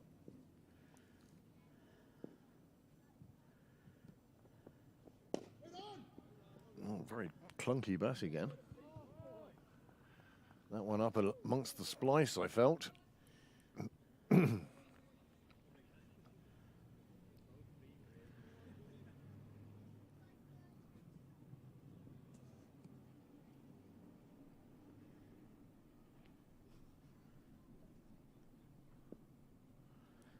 Somebody on a big Harley or something around the place. Another short ball from Stapleton. They said he was employing this short ball a bit more often. This time the umpire tells him that's your 1 for the over.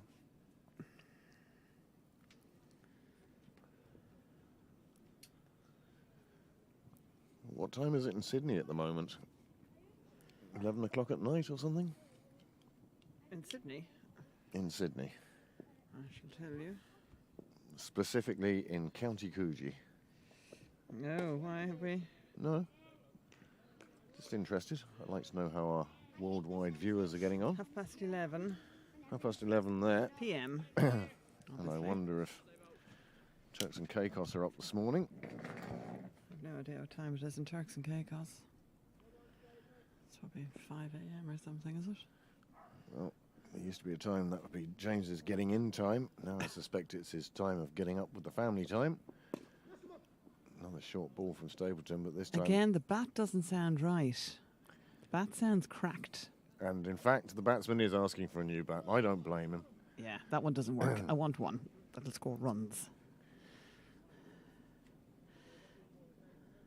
Well, one being rushed out to him now.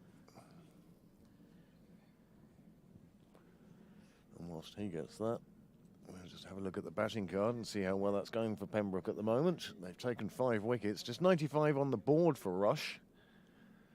And there you can see Finn McGee.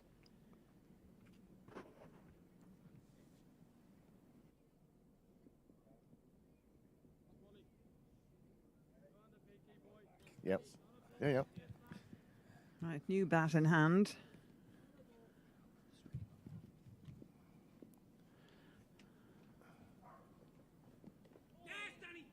Oh.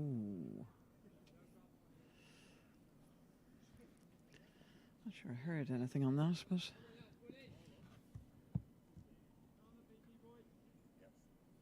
Yeah.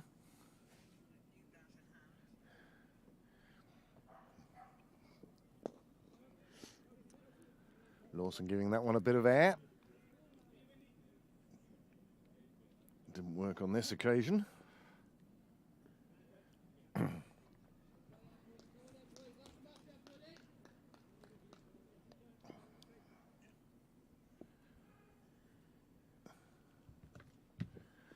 Another one with plenty of air, and it's been put down. Joe Prendergast, well, you'd expect him to take that.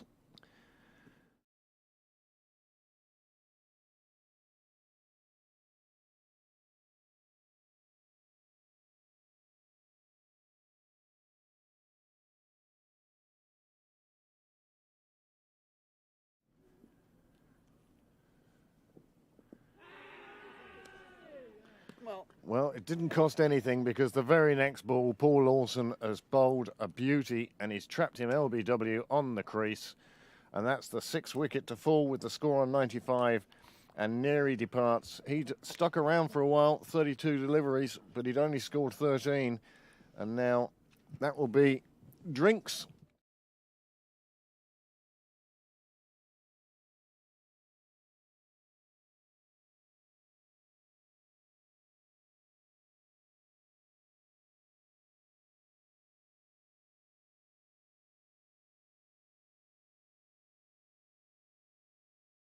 Rush. Take that, given the start they got. Rush got off. Luckily in the first over, a catch was put down behind the wickets by Danny Hogan.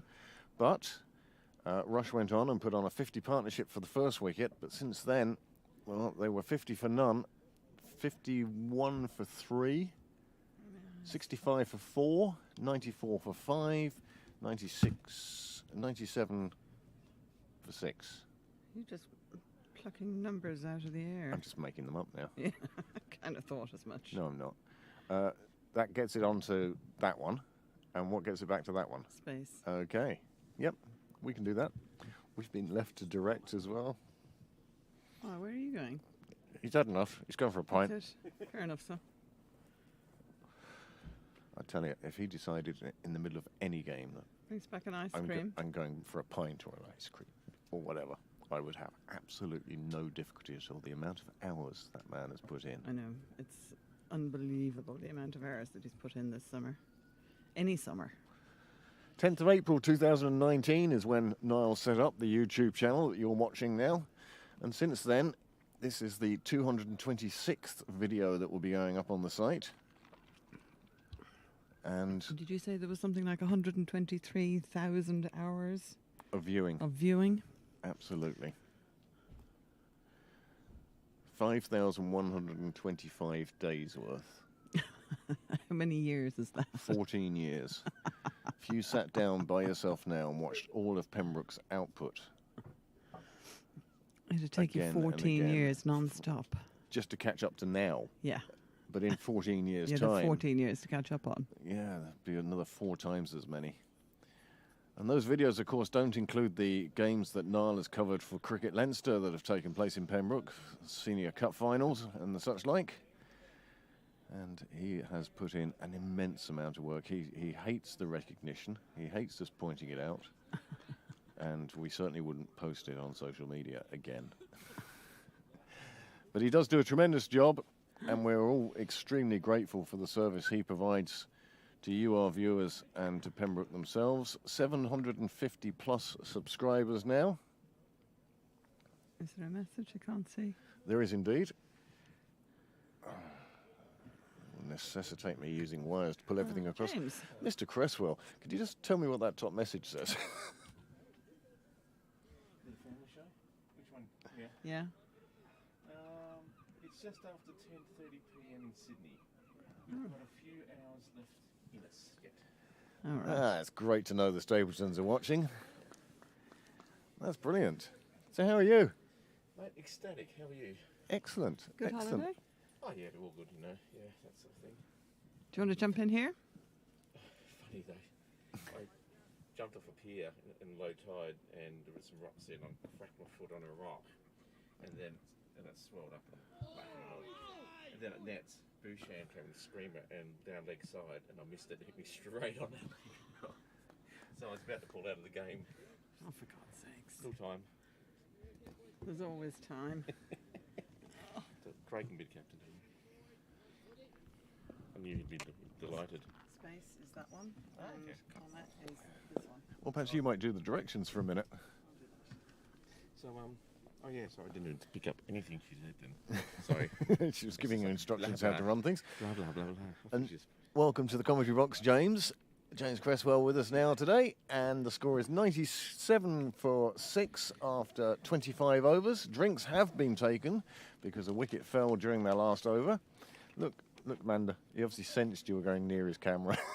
Is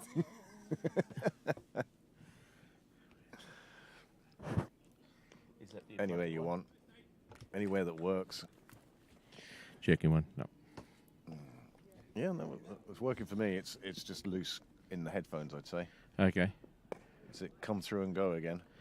Can't hear anything. I can oh, you can hear a bit. Yep. That's better. Here we go. That's Full that- frontal. Yeah. Good evening, Craig. Good evening, all. Afternoon, anyway. Hey, now. It's a lovely summer's day. Isn't it ever? You can tell it's autumn. Yeah, I've got to make my way back and then frock up and come down and. He didn't want to put his full makeup on now, in the That's heat right. of the day. Yeah, it's just crazy talk. So, did I hear correctly as I was coming in that an opportunity was missed in the last over? Well, yes, the last over that you'd have thought, there's actually been an over since then, Oh, okay. but Paul Lawson bowled a lovely delivery, pulled the batsman into the shot. It was slapped out to mid-off where Joe Prendergast was, and it just burst through his hands. It was a shame. It's 2 drops by Pembroke, and yet one feature of this side this year has been the quality of their fielding. Yeah, they're quite renowned for being very good in the field. I suppose everyone has a slightly off day, or the ball is just hitting you at exceptional pace. Which one? Oh, he did, yeah. It's the Stapletons out in Sydney. Right. Sorry, James. That's okay. That's all good. So, well, at least they're making opportunities anyway. Oh, another bouncer. Stapleton is thoroughly enjoying this pitch today. He's dropped a few in short. He managed to catch one of the Rush batsmen, Jared Barnes, on the back shoulder with one rising, went through to the keeper. Now, he's a big lad anyway, is Barnes. He's tall, which just goes to show how high Stapleton had got that. And he's enjoying a bit of bounce for the first time in a while at Pembroke. Yeah, we've had a fair bit of moisture in the air in the last month or so, so it's It's made it a bit more difficult to get that lift and that bounce, so it must be a bit like a trampoline out there now. But that's a good ball to hit a guy that tall. Shake him up a bit. Let him know that I'm arrived. I'm not putting up with this. You're not going to get comfortable. He was out about an over later, just chipping the spinner, Paul Lawson, into mid-wicket. I felt. Oh, that's beautiful. I felt that the delivery that mattered was the one that Stapleton put across his nose, the ball after the one he hit him on the shoulder. And so when he came down the other end, he was just a little early onto the shot and just lifted it to mid-wicket. It will go in the book as Lawson's wicket, but I tell you, Stapleton can claim some credit for it, that's for sure. Oh, for sure. Claim an assist. Yes. Definitely an assist. I think that the you're going to face... just watch this ball. Oh, it's worked away on the leg side, just from one run. But if you're facing Nick Stapleton, you'd be wanting to bring your Browns, wouldn't you? He's pretty sharp. I think the tenor marketing is entirely wrong. And it shouldn't be sort of like, oh, you're getting a bit older and perhaps muscles aren't as strong as they should be anymore and perhaps you're suffering. No. If you're about to face Nick Stapleton, you need a pair of these. Yeah, that's right, yes. Made of rubber. Anyway, it's a family show. We should probably move on. Paul Lawson to continue now from the SMC nursery end. Stapleton bowling at the CJK St John's end. Oh, he's flighting that quite nicely, isn't he? Just enticing the drive. He's certainly looking to bring the batsman forward. Looking to go big, looking to go straight. Like that. And he's bowled him. Takes the leg stump. It was a big swing. He wanted to go big. He wanted to go straight. It wasn't the ball to do it to. And the 7th wicket goes. And still Rush have yet to reach 100. Well, this is super stuff from Lawson. He's picked up another 3 wickets.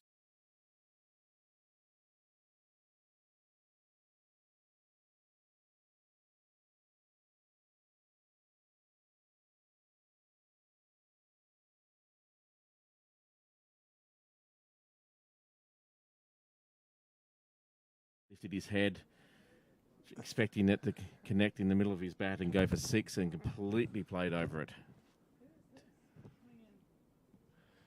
Well, new batsman on his way in. We'll give you a look at the bowling card. Makes for interesting reading at this stage of the game. Stapleton, 0 for 27, but every other bowler has picked up at least 2. 2 for 30 for Micklewright. Hoey, 2 for 21. To me, he's been the pick of the bowlers so far today. And now Paul Lawson, he could easily have 4 or 5. There was that chance behind we saw that wasn't quite taken. We saw JP put down a catch. That would be 5 for Paul Lawson. Well, maybe someone's going to be buying him lots of drinks tonight as compensation.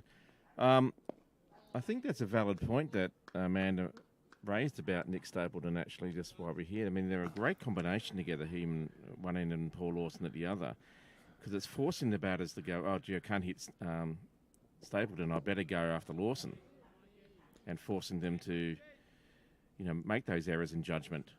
That's one theory anyway, and that's what I'm sticking to. Well, it always works. C. Armstrong, Callum Armstrong it is, coming in at number 9. Coming in ahead of Alan Eastwood. Well, I saw him coming out and I knew it wasn't Alan. Sorry, Well, Alan, yes. Is Alan Eastwood playing? He is, yeah. Alan was playing for Ireland over 40s with Dave O'Riordan a couple of weeks ago. And then his very next game for Rush last weekend, he took career best figures of 8 for 29. Oh, my goodness. That's going to be resurgence for next season. Well, let's hope he's now taken his wickets for today, or for this week, or this summer. And he doesn't have a repeat of that, as Pembroke are going to be chasing down a target of, well, one would hope under 120 at this stage. And then it'll be let the festivities begin. Well, that's it. I mean, if he bowls that well, 120 is still going to be a formidable total. So it could be a really interesting chase. Anyway, we're not there yet. And change of bowling now as Gavin Hoey comes to the St John's end. Or, as I say, once planning permission comes in, the Amanda Dunlop end. Just waiting for those final plans to come through and council to approve. 5,000-seater stand. Yep. With office suite and corporate hospitality as well. Yeah, VIP sort of. Over 3 stories. Looking forward to the kitchen area and the bar being put in. Anyway, I think there's a few obstacles to overcome, but that's the proposed area. Umpire now coming in from square leg. I think heading straight out to point, and that's what he's doing. Sorry? Well, you'd have thought that would have made it easier for the umpire to stay at square leg. He's decided to come out to point. Leg spinner bowling at left-handers now. He'll be bringing it back into the left-handers. Shahid and Armstrong, both left-handed, and you can hear the big rumble of the diesel heading down to Rosslare. Oh no, that's yeah, that I could think be it is actually heading down to Rosslare. one of the older ones. Europort, as it's called. Well, they look for the single, but it's not there. Not with a fielder that close, although he's sitting back on the ring. It's almost inviting the batsman to think, is there a run there or not? It's actually not a bad position.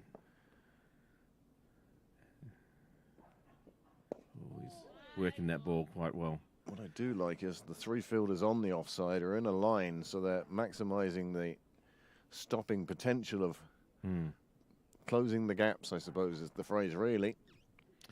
He's got to have city mid on as well. He's all very, very backward point, or no, short leg. Point, short leg, yeah. Anyway, just trying to work the title silly in there somewhere because it's always silly. Anyone who's that close, it's Yeah. pretty stupid, but it often works.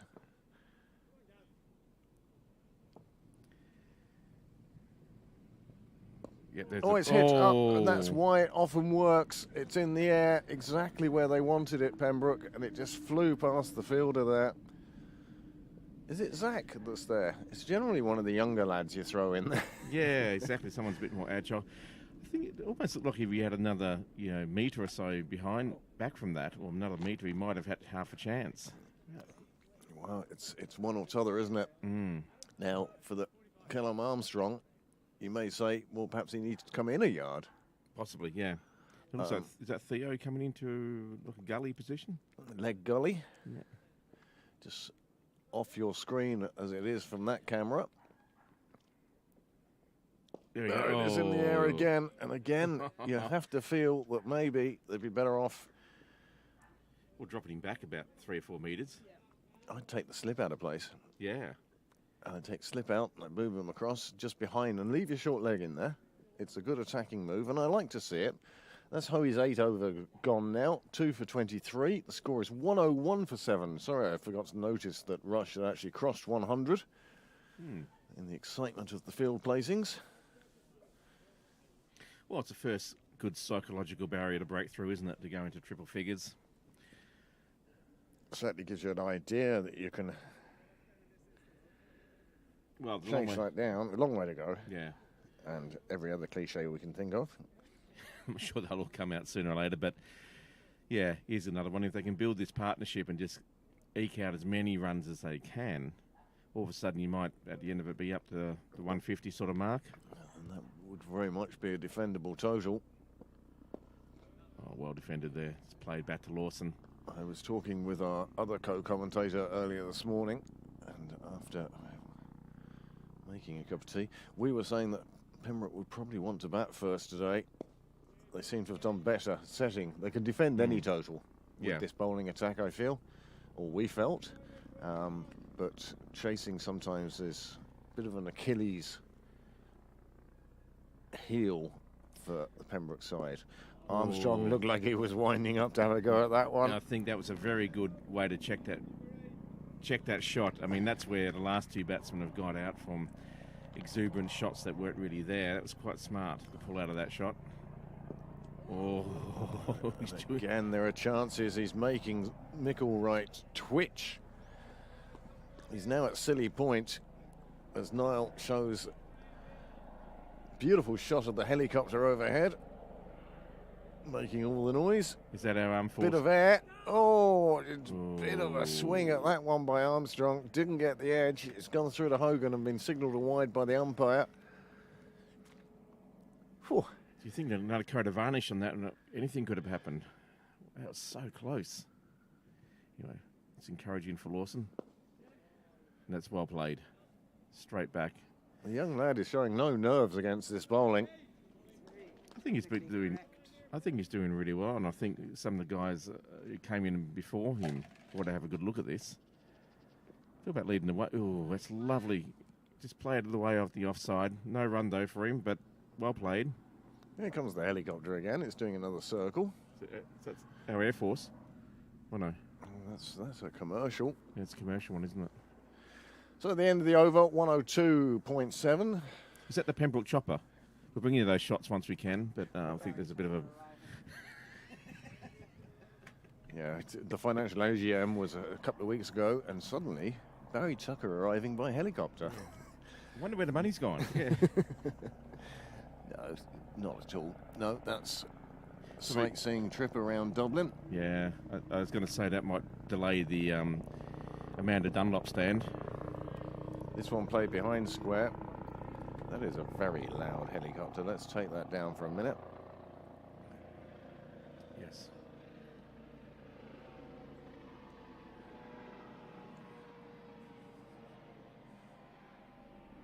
As that slowly recedes into the distance. Oh, it's a good length there. Well played. I think these two batsmen just need to weather this storm. Again, another cliche, just have a good look, get used to the conditions. Oh. Well, he pushed that one through a bit quicker. It just ended up sitting up and asking to be hit, and batsman obliged, and they get a single for it, which in some ways could work to Hoey's advantage. He probably wants to bowl at Armstrong. The bounce he's getting could cause Armstrong a few problems. Well, he's faced 11 balls. He is off the mark.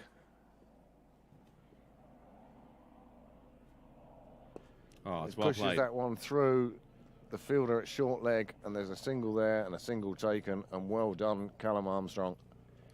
That was a lovely shot. It's a nice straight bat, angled away. Just worked on the leg side.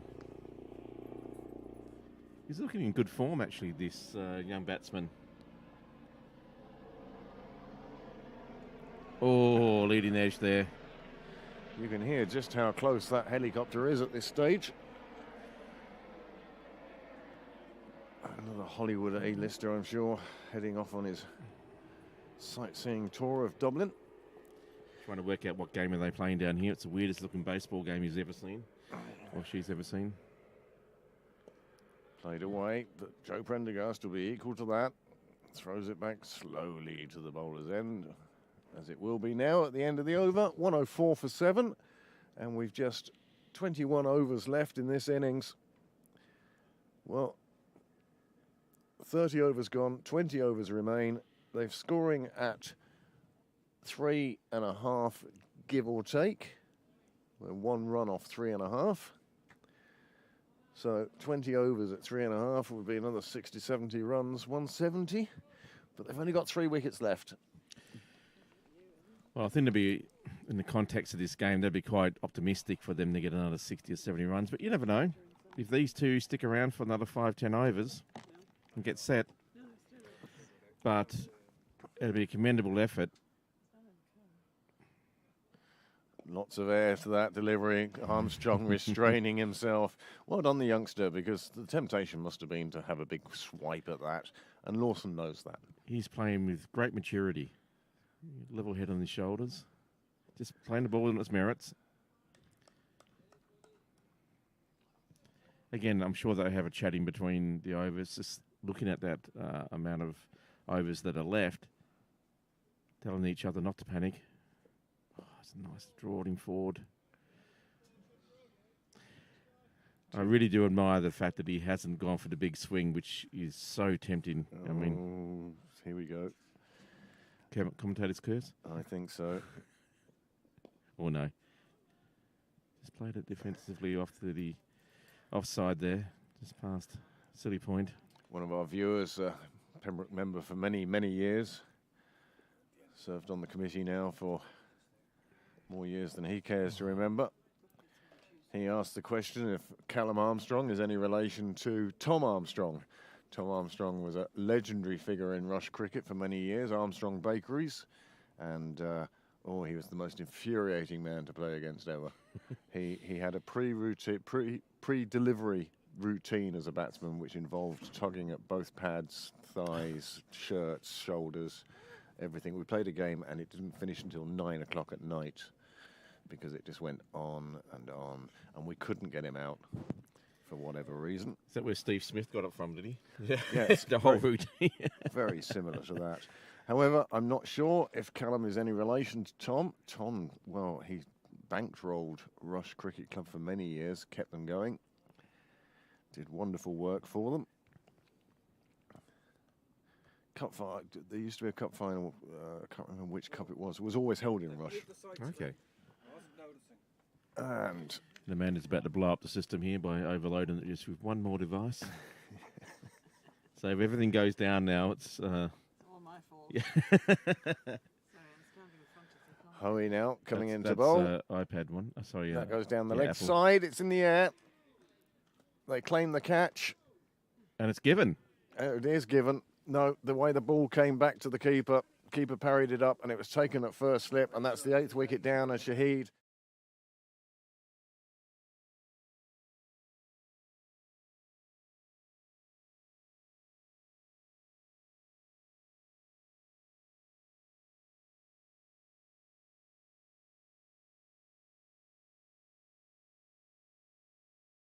Down to 3 wickets. Wow. He's bowled very well today. He has bowled very well, and he deserved that. I mean, it's a very unlucky shot from the batsman, but... It was down the leg side. It was done Should have left it alone, take the wide. Yeah. It's far easier, this game, from this side of the rope, I can tell you. Well, also, you know, when you're in the tail, you tend to get drawn into those shots that higher a position batsman probably would have left. But anyway, it is what it is. 8 down. Gives another opportunity for a new batsman to come in. Still not a easy. Well, S. McCormack it is who's come in at number 10, which means that number 11, he's standing there in front of the toilet window, to be honest with you, but... As you want to. And Hoey now in search of a 4th wicket. Oh. Left that one go. Wasn't going to have anything to do with that. He was expecting it to spit and turn and strike. Right, 2 wickets before the lefty faces it. Yeah, lucky they got a bit of bounce there. They're looking to get anything, an edge, glove, bowled. Ooh, it's Pushing that one through again. Hoey varying his speed nicely in this spell. Yeah, that was considerably quicker than some of the other deliveries he's put through. He has a great ability to either float it or skid it through. Of course, he only took up leg spin a few years ago. What stress factors in his back caused him to reevaluate his Too high, I think. bowling choices. Was a promising seam bowler back in Yes. the day. He had the height and a bit of pace, but it was causing him problems as his body was adapting, and he's switched to leg spin and very successfully as well. I did face him once, about 3 years ago, just in nets. He was just down a bit early and he bowled one to me, and I'm sure he didn't bowl it with any real zest that he would out in the middle, and it was still scary. So. Well, this one's run off the edge of McCormack's bat. It's going to run down to the boundary, and it's the first boundary we've seen in quite a while. We have new occupants of Conn's Nook now. People just sitting there in the shade enjoying today's game. It's kind of a strange day when you have to go seeking shade. Oh, I see Bill's back in the wife beater. Sun's out. Yep. Sun's out, guns out. Super coach. Well, that's valuable 4 runs for Rush there. That'll make the batsman feel a lot better. He's off the mark. Oh, well played. Get the body behind there. Straight bat. Laid that down to his feet and no run, and that's the end of the over. Very successful over for Pembroke. Gavin Hoey now on 3 wickets for his 29 runs. Yeah. And it will be Paul Lawson then from the far end. The nursery end, the SMC end, and which stand are you building there when you win the Euro Millions? Well, that's the one directly behind Paul now, I think, is earmarked for the Kieran Volker stand. The one a bit to the left, we're still working on plans for that, and depends on how the foundations are, etc. But oh, well played, just choked that away, floated up nicely, no run. Lawson doing his best to tempt the young lad, one feels. Well, he's faced a lot of dot balls, but he's doing the right thing here. If the ball is there on the, it's a tight line, don't play across the line, just defend. I think Armstrong looking to sweep if he senses there's a ball he can possibly get onto. Little practice shot there. There's plenty of space down there for him to do so. But this time he plays it straight out in the offside, not even an attempt at a run. Yeah, with the line that Paul's playing, there's no run going to be there. I got the list of winners last night, so I saw. Yeah, floats it right up. Oh, he stretches himself and plays it back to Paul Lawson. Well played by the young man. Good defence. He's showing great patience and a very level head for the youngster. I have no idea how old he is, but he doesn't look like he's hit his 21st birthday just yet. And he plays that away on the onside, but no, on the offside, sorry for him, no run.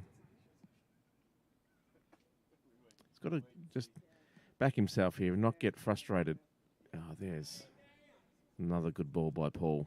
He's not giving the batsman any width or any short of deliveries to be able to sort of cut away or the hook or pull. He's just tying down that one end. So 33 overs gone now. 108 for 8. Lawson 3 for 21. We'll just have a quick look at the bowling card for Pembroke, as there's a change of bowling, and obviously there'll have to be a new field set as well. 4 bowlers used so far, none of which has gone particularly expensively, but Stapleton the only one to have actually bowled and not taken any wickets, and the others going well. You can see in that fall of wickets there, they were obviously 50 without loss at one stage, and now at 104 was the fall of the 8th wicket. And the score now, 108. Fikra Tucker to come into the attack now. He's had a pretty successful year with the ball. Afternoon. Afternoon all. He'd be keen to pick up a few now for the team. And Rush would be very keen just to see what he's like and play it accordingly and get whatever runs are on offer. It's really important for these two just to just survive, really, and do what they can when a loose ball comes through. Oh, well forward. Just plays that away on the offside. No run. You get the feeling McCormack definitely the more experienced of these two batsmen, and he's just looking to see what Fikra Tucker's doing. Big stride forward on that occasion, just to smother any possible turn. Good to see Peter Prendergast has made it down. Baseball cap, no beanie needed today. And my goodness, is that Richard Hastie with him? Ladies and gentlemen, the whiz is on the ground. Richard Hastie, left arm spinner extraordinaire. Great batsman too. And all the way from New Zealand, settled in Ireland. And no longer playing a huge amount of cricket himself, but there's no doubting that's the whiz.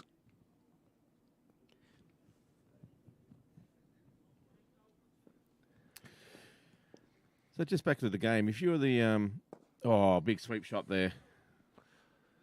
Cormac just paddling it out to square leg, where Gavin Hoey picks it up with the urgency of a man who's just had a big pasta meal. Yeah. What's the thing about attacking the ball? Not today. Yeah. But if you're the batsman, either one of these out there at the moment, what would be going through your mind? would you just be like, okay, it's not our job to get runs. We just have to survive this. Keep them out there fielding as long as we can and pick up what comes our way, and that's it?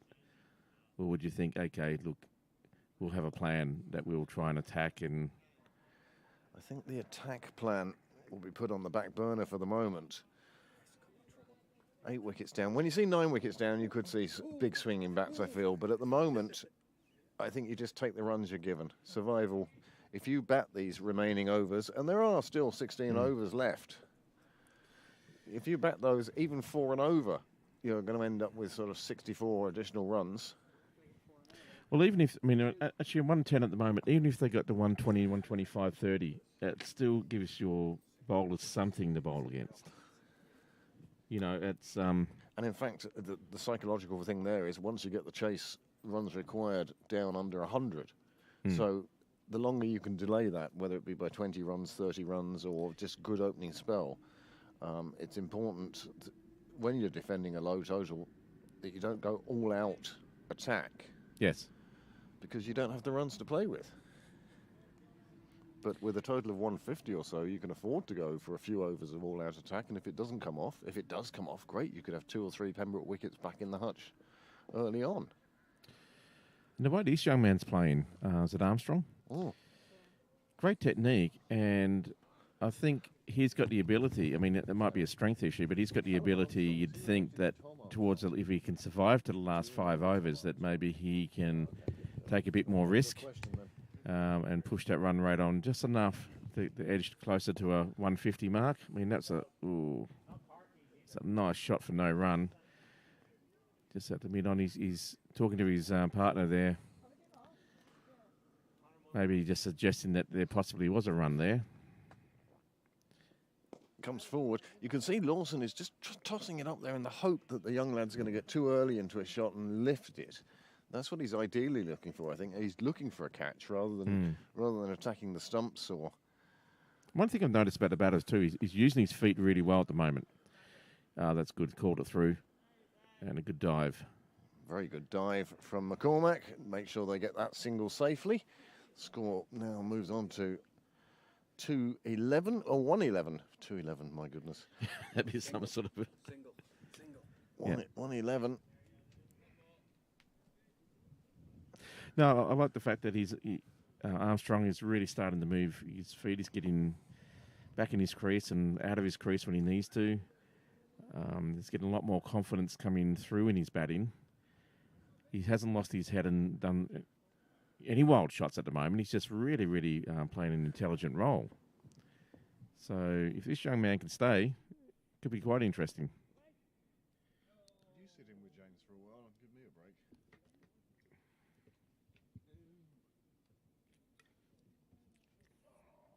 At the end of the over there, it's 111 for 8. So 15 overs to go. So we get into a potentially very interesting part of the match at the moment. These two need to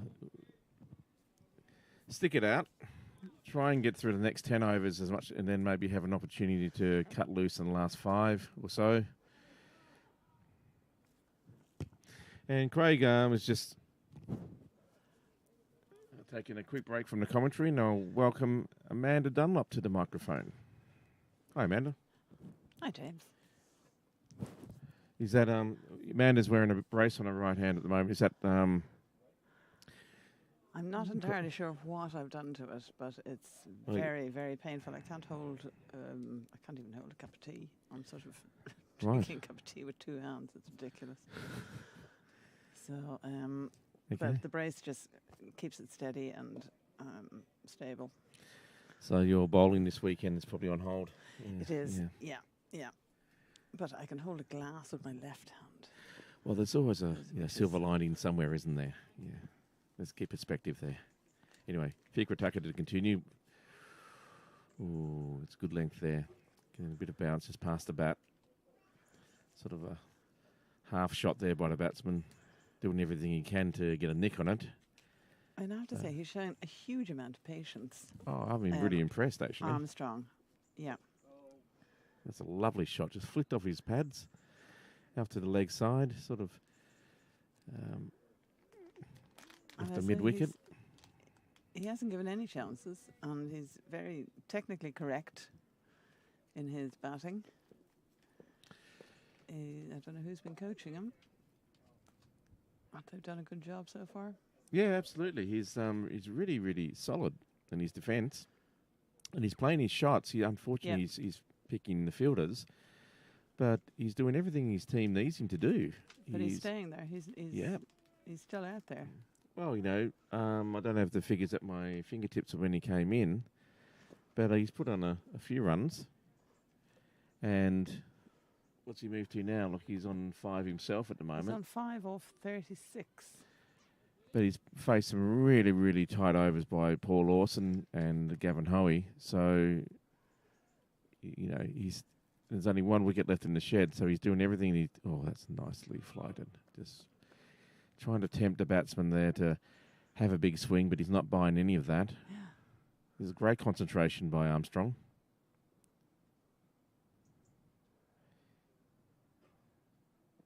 Oh, it's a first big swing. That's a nice shot. No run, unfortunately. I'd say that probably in the last 2 or 3 overs you would definitely go for that, but he's doing the right thing now, no risk. Let's not do anything silly.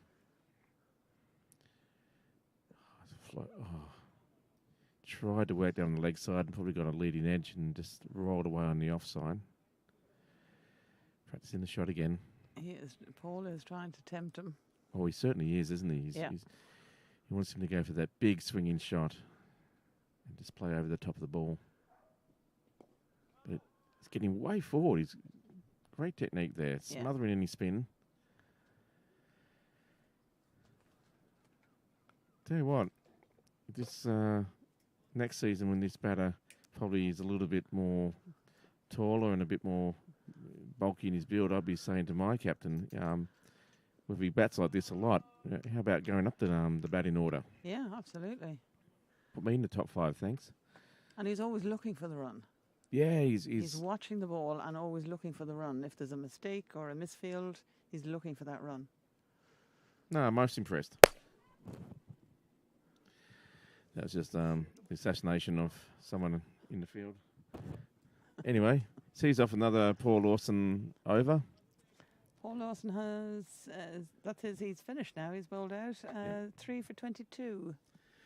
It was great bowling by Paul. Which is very good figures. Absolutely. He bowled really, really well. Great lines. Nothing, or not very much loose. I didn't see anything anyway. Forced the batsman to stay within his shell. Well played by the batsman too. It was a great contest between the both of them. Now we're having a change at the... They're the bowling figures there. So Paul Lawson 3 for 22, 4 maidens. Wow. Off his allotted 10. Going for 2.2 and over, that's really... They're quite... Wow. They're good figures. That's very good figures, and that's a great economy rate. Sorry, we'll just go back now. Anyway, so after that over, Pembroke have kept Rush to 112 for loss of 8 wickets.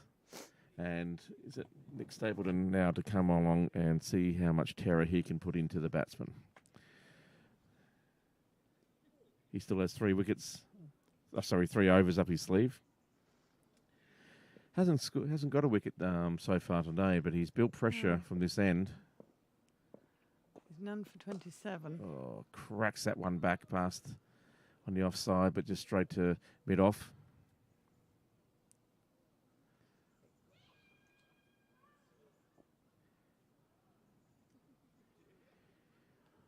Nicky's had a pretty good season, to say the least, with the bat and the ball. Absolutely, yeah. Been a great asset to this team and to the club. Yeah. Oh, bit of chin music there.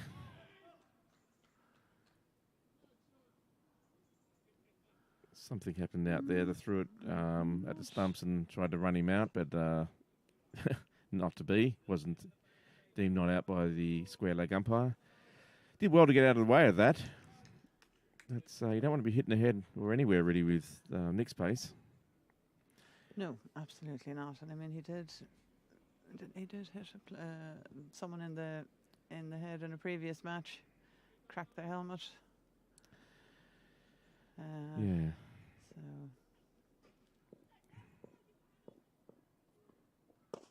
Oh, that's. Oh, Overthrows, is there? No. No. It's ball was hit out to, I guess, mid-off. They thought there was a run. They took off a couple of paces, then the ball was thrown in, and keeper missed it, but there was people backing up. So at the end, it was a pretty dramatic dot. Yeah. Nick Stapleton's it's quite deceptive actually, because he doesn't come in at express. His run up isn't like express running, but then he whips it through once he releases it. So you look at his dock; he's almost like just a strong jog. Oh, that one's in the air. Don't know if there's a field underneath it. No. That was a 9-iron shot, and it was aerial for quite a while, but there was no one back there at Cow Corner, and it fell safely. They picked up 2, which is actually not a bad result for the run rate that they've had to endure at the moment. It's encouraging, though, for Pembroke. This player is decided to take on the Stapleton. Oh, that's a better shot. Just straight bat. Got the edge, or just worked it way on the offside, and they're running back for 2, and they'll get there. That's good running. Sort of played a deep backward point, and there was no one down there to cut off those 2 runs. So a bit of luck for the batter there, and I think. Well, it's just using the speed of the ball. Yeah, absolutely. I think it's get intelligent on batting. it and it'll run away. Yeah, it wasn't a wild shot either. It was actually just. Yeah. Oh, now he's hit. He ducked for a ball that didn't get up. He ducked into it. Yeah, that was. He's going to feel that tomorrow. I think it hit him.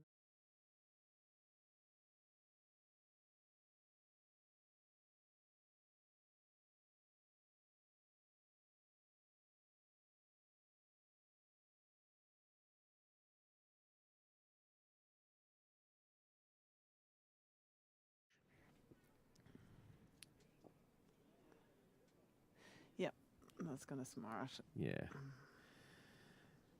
I think Nick might be asking him for. We have a trainer coming on. Probably asking Nick to sign it. Yeah. Well, I might be saying, listen, you can buy me a few beers for that one after the game. Anyway, he survived. It's showing good aggression there by Stapleton. He's, he wants to finish this off as quick as he possibly can. And keep the batsman guessing. Anyway, the batsmen have survived. I'm not sure if he'd bowl like that to the younger fella, but we never know. Well, there may have been an element of the older lad protecting Possibly the younger lad, hence the 2s and the not running the overthrows. Either way, Fiacre from the KV end now, formerly known as the nursery end. The SMC end. The SMC end even. Had a few names. Yeah, I know. We're still working on the structure of the grandstand, but plans will be revealed at a later date. So pretty much the same field has been set for all spinners at this stage. A few adjustments, but... We've no short leg. That's gone. I think batter is actually feeling that ball a bit more than what he anticipated, and he's just going off for a bit of relief at the moment, I think. I don't know if he's done any actual serious damage or whether he's just sore. One would hope that it's nothing serious, it's just a bad bruise. Maybe he needs a bit of spray on it or something, but the umpires are now converging. They have a chat and have a look. He's just taking some water at the moment and trying to... You'd hope that he hasn't cracked a rib or anything like that. Anyway, he's... I don't think so, no. Is he able to leave the field? Well, he can be retired hurt, can't he? Or leave the field He and can come be, back yeah. after the 11th. After Next he- batsman going in. Yeah. So, yeah, well, doesn't happen that often, thank goodness. But it looks like he's had enough for now. He's leaving the field to receive medical attention. So this would bring on Alan Eastwood, if Yeah. that's the case. Alan, who is a former Pembroke club member. Well liked and well respected by everyone in the club. And he's coming out to see what he can do for his team rush today. So McCormick obviously can come back. And Rush would be hoping he would. And we wish him all the best and hope it's nothing serious. Hopefully he just needs a little bit of maybe ice spray on it or... And, yeah. Anyway.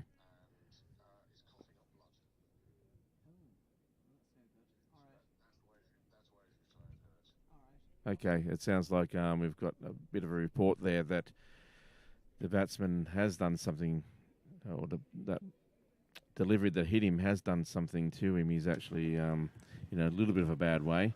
So he's gone up the field quite correctly for his own health. And so that's an unfortunate blow for the young man and for Rush. They were looking quite good together, these two out there. But that's cricket. Oh, it's a lovely play shot, and it gets through the mid-wicket fielder there, just knocks it on to mid-on. They pick up a single, so this is going to be the first ball that Alan Eastwood's going to face. He's a very tall man. Very tall. I would have played on the same team as Fiacre during his time in Pembroke. Alan would have. Haven't seen him for a while, so not sure whether... Oh, he played that well. Just straight back, defended that ball to mid-off. More of a mid-wicket, I suppose. Or cover field, one should say. Or mid-wicket. Anyway. Oh, short ball there, and it's whacked. But no run, straight to it. A deep cover. Hit that well, though. Picked it up quickly. Craig Senior, roving reporter. Yes. Yeah. And he's showing a good technique there, Alan. He's just having a good old look. Okay, single or wicket. Yes. That's what you want. Wonder what sort of patience he has. Oh, it's floated up nicely, but just played away on the offside there. No run.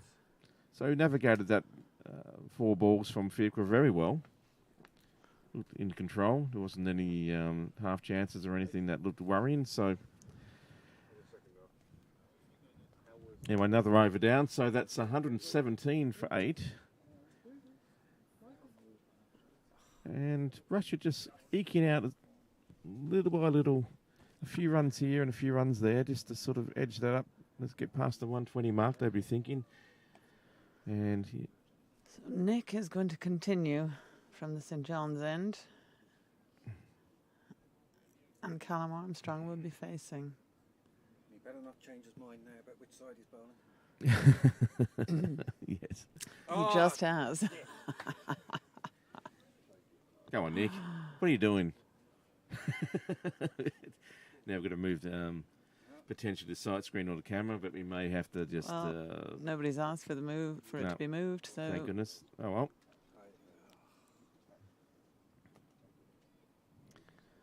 And here he comes to the young man. I think this is the first ball that he's... Oh, he plays it away nicely on the offside. Just cuts that away.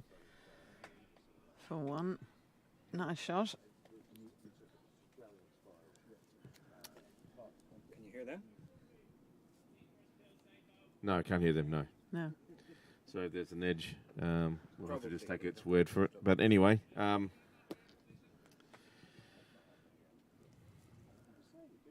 So Armstrong's moved on to 7. 7 valuable runs for his team. And Alan Eastwood is to face his first ball from Nick Stapleton. 2 fast bowlers. And he just, That's well fielded. he just got forward and had a bit, went through Rocked onto it. went through the line, but just kept it low. It's all right for a minute because he didn't. Seems to be playing the ball quite well, Alan Eastwood. Yeah. He's more a bowler, obviously, but That is, he's winding up using those big long levers of his to try and get underneath it.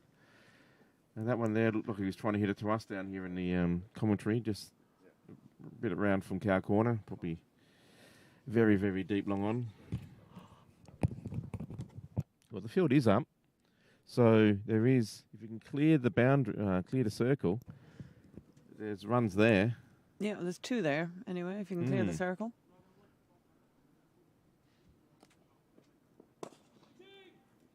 And he hits it nicely, but straight to mid-off. Almost hit it too powerfully. Flew across the ground there. And well fielded by Theo Lawson. There's stink lack of bounces in this over. Yeah. Maybe he feels a little bit like, yeah, okay. Oh, as we said. Commentator's curse. Absolutely. No, I'm going to take your head off. Bowlers Union is dead. So Nick can look forward to a bit of chin music from Alan, no doubt, when they go out there to chase. I think so too. Yeah, so be marking that one down in the back of your mind if you're the fast bowler going, oh yeah, look out you. Is it Alan Batts on a leg?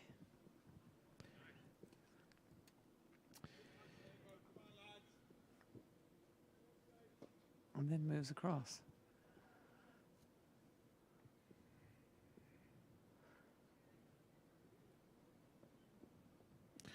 Tried to tempt him on the offside there. Alan leaves it alone. Well played, actually, in the end. Yep. And that's the end of the over. 118 for 8. The end of the 39th, so 10 to go. Is that Nick's? No, Nick's got one more, hasn't he? No, Nick has one Yeah. one more over. I must admit, though, I'm impressed by Rush here in the fact that they haven't panicked. They know that they need to play out these overs as much as they can, and that's exactly what they're doing. I think what they lost their last wicket when it was, 80 or 94 or something? I can't remember the last fall of wicket total, but they've actually just put a few more runs on. You have no time to do anything there. Fiacre Tucker to continue. Oh, that's a good ball. Just a bit of bounce there. Gets past the edge of Armstrong's bat. They lost a wicket at 99 and 104. Okay, 104. Okay, so they've put on 14. Doesn't sound like much, but in the context of this game, it's another 10% of their score. Yeah. Or more. But I mean, in a 50-over game, you really do have to bat the overs. Oh, there's good use of the feet. Yes, Yeah. he's... Direct hit would have had him, but Seemed to be a bit slow to get out of the blocks there. His feet were chugging along, but he backed himself and he got home at last. It's amazing. A few overs ago, he wasn't interested in that run, but he's got to put a bit of pressure on the fielder. Oh, Alan chips one up goodness me. on the onside, just past the bowler. Just tried his best to get a caught and bowled then, but very well positioned shot either way. He's now off to mark. This came through that shot a bit too soon. That's well played. Just on the offside. Is it mid off? No run.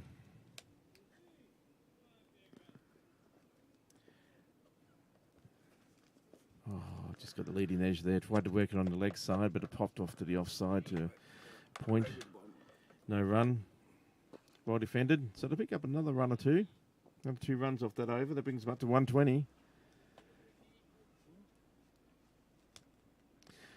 One feels that It's either going to be a 130 odd score, or if Alan can get onto a few like he's trying to,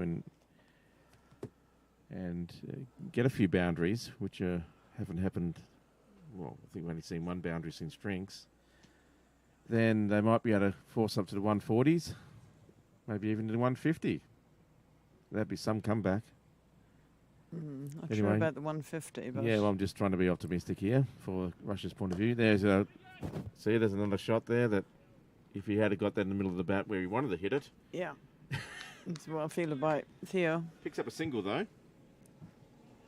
So Alan's striking it well. He's put a lot of power through those levers of his. And he's not really lifting too many off in the air, so he's been quite smart in his batting as well.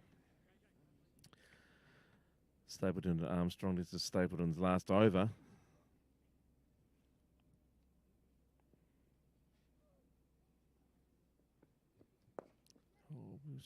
Drifting down the offside and played away on the offside there and picks up a single. You've been impressed with this young lad. I have indeed. I think he's shown great courage, and I think he's shown a really maturity, probably beyond his years. He has done everything that his team needed to be. He's kept down an end. He's rotated the strike now in the last couple of overs quite well. Great technique, and hasn't been flustered. He has just sawn off all the good bowling, hasn't panicked, hasn't done anything really rash, and he's still there. 51 balls he's faced now for his 9 runs. Shows great patience. Good young lad. Yeah, if you had played like, I think the previous 2 batsmen that came in before him, he probably would have only scored 1 or 2. At least he's probably going to get into double figures, which is, in the context of a game like this, or Alan just cuts that away down to backward point just for the single. That was a nice shot. He knew there was no one there and he could afford to lift it up. Do you kind of get the feeling that Pembroke are almost expecting this wicket to fall? They do feel like they're going through the motions at the moment. I mean, they're only 1 ball away from finishing the innings, but I'd like to see a bit more urgency amongst them at the moment.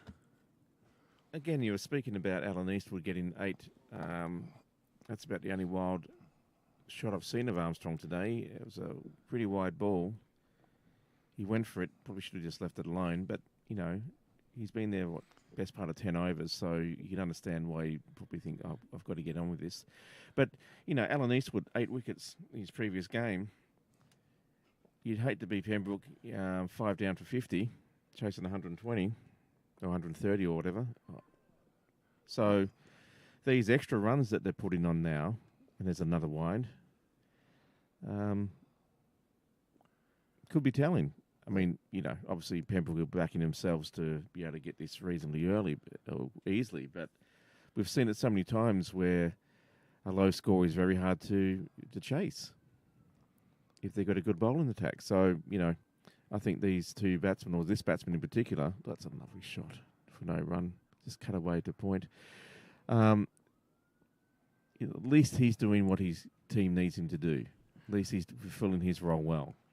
Well, that's the end of Stapleton's spell today. His work is done. He's bowled his 10 overs, 0 for 36, but he's been menacing today. Plenty of short deliveries, really getting up around. In fact, at one stage, he caught the shoulder of Jared Barnes and was unlucky to go wicketless today. Remains on 44 wickets for the season. By far the most in the championship, and certainly by far his nearest challenger in Pembroke has 32 wickets. And Nick Stapleton looks like ending the season as a leading wicket taker throughout cricket landscape. There's a good ball from Tucker. Well, they're looking for the bye as well. The appeal taking away the concentration. Good awareness there by Armstrong. Saw that everyone had gone up. No one was actually looking at the ball, so he called his partner through for the bye. That was smart thinking. Again, I'm impressed by him from his cricket brain. Well, these 2, we don't know exactly when they came together because Rush were 99 for 7, but McCormack, after taking a blow to the lower back, has retired hurt. Nicely cut away by Armstrong on this occasion. I see what you mean. He's got a lovely touch. He's not trying to overpower the ball. He's not trying to think, I've got to hit it hard. Rush have a history of producing very good left-handers. Finton McAllister. He's a class player too, yeah. Absolutely. No, I think this player Armstrong is a very bright future for Rush if he stays there. I mean, you can just see him just getting better and better. I mean, he's gaining in confidence throughout this innings. He's there long enough now that he feels comfortable. Still finding the fielder occasionally, but he's also picking up those singles, as you say. He's been out there now, 26 runs. Oh. That's probably the first one of only 2 loose shots I've seen him play. He's trying to invent something there, I think. He was almost fortunate he didn't get bat fully on that one. It would have been very cross bat and tendency to go upwards from there. But again, now they're on to... They've moved up to 125. And, yeah, I just think that Pembroke should have had this wrapped up by about before 120 anyway. Well, change of bowling now. Going back to pace, the return of Joe Prendergast, one extreme to another. Won't have quite the pace or the hostility that Stapleton has generated today. But what Joe will bring is extremely accurate bowling. And if he can do that for his skipper, A, he'll keep them quiet, and B, they'll eventually lift one somewhere for a catch. But Joe obviously will be looking for you miss, I hit. They just pushed a player now back to deep, long off. First one cracked away on the offside. They're going to look for 2. They change their mind, and perhaps wisely too. Now, Prendergast staying over the wicket at the moment, keeping Niall happy.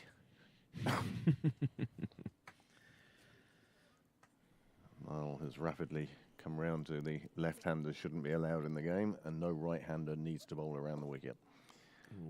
Nicely played on the onside. No run though. He's picking the fielder though. But he's not showing the frustration that maybe other players might show. Just the 2 of you here.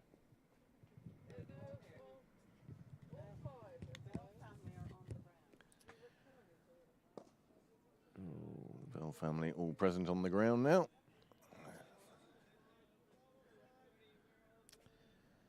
He's bowling that tight line into the body of the left-hander, trying to get him to either get a leading edge maybe or just build frustration. Yeah. Slides down the leg side. Armstrong wisely lets it go. Picks up the extra run. Well, this is, as we said earlier, a vital championship game as far as Pembroke are concerned. If they can pick up 23 points here today, well, firstly, they've got to win the game to pick up the 20. And then if they can do it, if they can chase down this total without losing too many wickets and pick up 23 points, then I think there will be 11 people at least who will really enjoy the dinner tonight. Oh, yeah, absolutely. They've looked good all season. The odd wobble here and there, but in general, yes, it could be they'll be looking forward to having a great celebration tonight. Still a long way to go, though. It is indeed, and this total, it's creeping up all the time, run by run. 127 now. Oh, that's cheeky. Ooh. Joe will not like that. No, but great to see. Great to see what a young man, just not letting the bowler feel like he's totally on top. Goes to just lift that one over the keeper. Well, it didn't work on this occasion. Philip Byrne arrives. He's got a busy night ahead of him. Annual dinner tonight. And immediately having to back it up.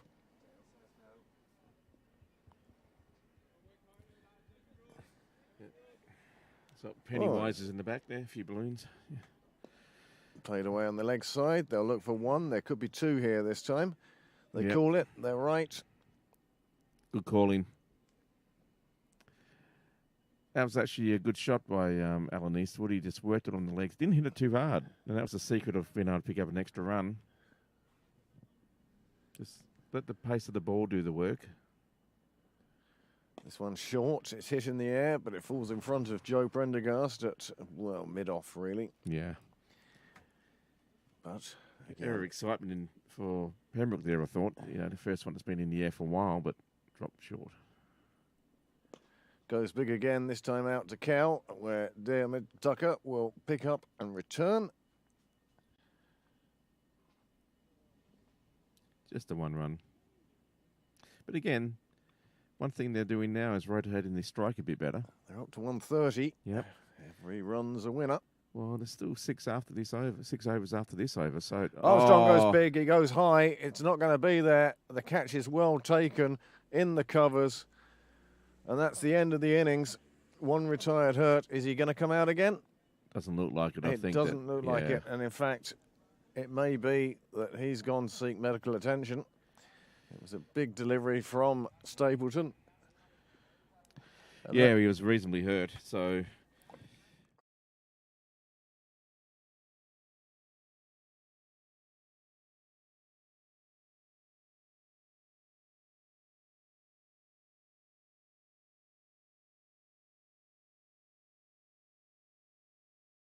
Pembroke will be chasing 1-3-1 for victory, and we'll have to check the regulations to see how many wickets they can lose in that chase and still win the league title, because we've got to assume, and its assumption is the mother of all mistakes, but if Pembroke do go on to win, they need a decent winning margin, plus they need to see how Phoenix are getting on. yeah, it's pretty close, isn't it? So there's get the slide rule out and Very much so. If Phoenix gets maximum points, then Pembroke need 23. That's over the next 2 games. You kind of hope that they'd wrap it up here today. There is the rush card from the first innings, 44.4 overs. They left 5.2 overs behind. Their run rate wasn't particularly exciting, but that was mainly due to the rearguard action of Callum Armstrong in connection with Sean McCormack and Alan Eastwood. Nobody really getting into the runs. Nathan Maguire looked really well, but then Zach Micklewright, he picked a perfect delivery just to lift the bails off, and that was the end of Maguire. And after that, well, there was a bit of comes and goes, and that's 130 for 9. Right, we have the Pembroke bowling card at the moment, which just come up, and it's quite pretty reading there from a Pembroke point of view. All bowlers very economical. Probably the best bowl in there would have to be Paul Lawson, 3 for 22 off his 10, going for 2.2 and over. But Fiacre Tucker bowled 5.4. He picked up 1 wicket for 9. Joe Pendergrass only conceded 2 runs in his. Gavin Hoey did very well as well, 3 for 29 off his 10. Zach Micklewright, 2 for 30. Yes, it's a very attractive reading. So Pembroke would be delighted with their performance at the moment. As we see the worm there, it was a pretty good start. A bit of a wobble there where they lost a couple of quick wickets, or 4 quick wickets really, and then there was a little bit of a partnership, and then 3 quick wickets, which kind of sealed their fate. You know, you would have hoped from a rush point of view that they'd exceed 150, 160, but those 3 quick wickets there towards the end didn't allow a lot, and the bowling was very good, to be perfectly honest. So there's the balance of the match summary. Rush were only into their 45th over, so they left 5.2 overs out there. 17 extras. That's like an extra batsman or 2 for Rush. And it brings them to, at least they crawled to 130 at one stage. Getting to 100 was looking dubious, and then so that extra 30 runs, that who knows what that will mean. But I think you can't just assume that Pembroke will easily win this. Russia got a good bowling attack, so I think we'll have a break here for tea, but I think this is going to be a very interesting run chase. Well, 131 will be the target, and we'll be here to bring that to you when the second innings begins. But as James says, it's time for tea, and that's time for tea for us too. Thank you for joining us. We hope you join us for the second innings, and rejoin us at a sunny, if a bit dusty at the moment, Sydney Parade.